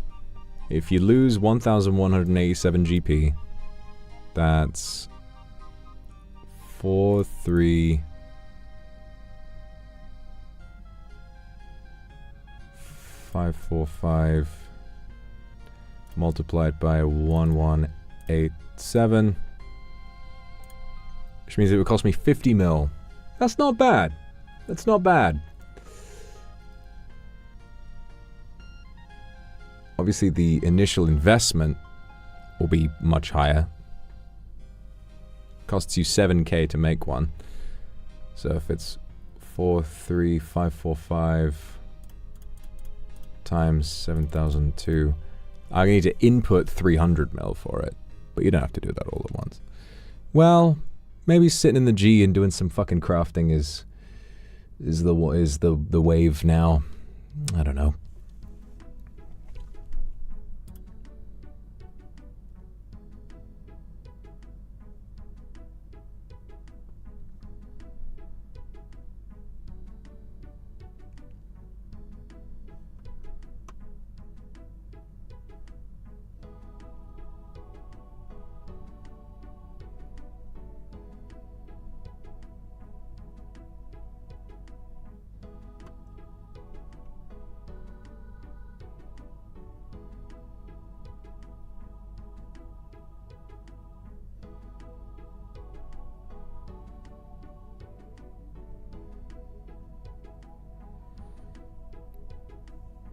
Sorry, I feel I'm in a daze right now. I don't know what to do with myself.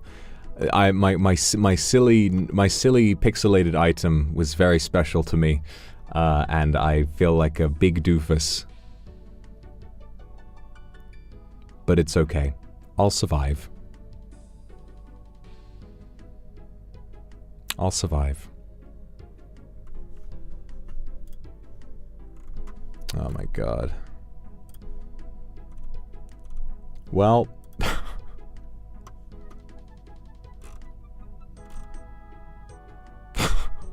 oh god, this is barely even a stream anymore. I'm so out of it. I've completely lost all semblance of place, of who I am. I'm just sat here like dumbfounded. Don't even know who I am anymore. Well, I think in that case, it's probably time to wrap things up. I need to go and decompress and calm myself down. Because yes, at the end of the day, it's only an item in a game, but it was special to me. And when you lose something special to you, that doesn't feel very good. So I will be, I will be trying to relax tonight. Trying to distract myself with something else. It feels stupid to be so upset about it, but it really is one of those things that you just can't really replace. It was very special. But anyway, thank you guys for the stream today. You did an amazing job of looking after me today, and I'd like to think that I looked after you very nicely as well. You've made me feel very, very special, and you were here to mourn with me when I stupidly blew up my favorite thing in the whole world. Which... well, okay, you are my favorite thing in the whole world, but the runecrafting cape came close. Sadly. So that's that.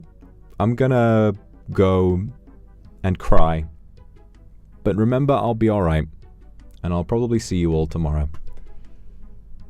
Donna Boxumo Aishiteru yo. Aishiteru. Ruby, thank you for 43 months. That's a lot of months. Thank you for the super. And Camillus, thank you for the super as well. Who will be the luckiest demon in life? It's you. Alright. Hopefully this negative karma wraps around and something really good happens to me soon. Yuki Kimi, thank you for the 43 months. Crazy. Thank you. Memchi-chan, thank you for the 20. Crazy. Goddamn. I'll see you all very soon. Probably tomorrow. But what I will do tomorrow, I'm not sure yet. I'll figure something out. So yeah. I'll be around. Thanks for being here today, guys. Usua, thank you for the 43 months. And Akio, thank you for the 43 months. God damn, that's a lot of months. That's a lot of months. I love you guys. Remember, if you play this game, protect your untrimmed cape.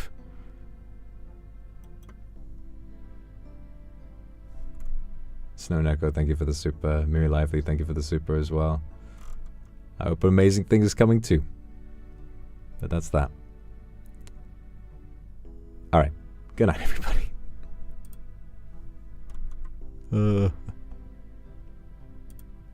Oh, ho, ho, ho, ho, ho. Oh, ho, ho, ho, ho, ho, ho, ho. Bah. Bah. Wah.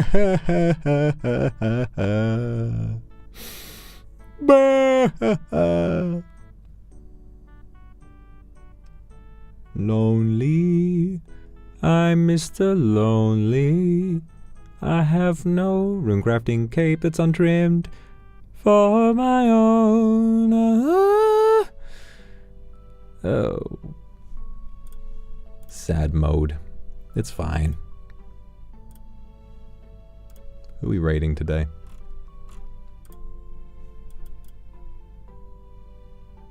Enna. Enna play Night Rain. Guys, go see Enna. Okay. Good night. See you tomorrow.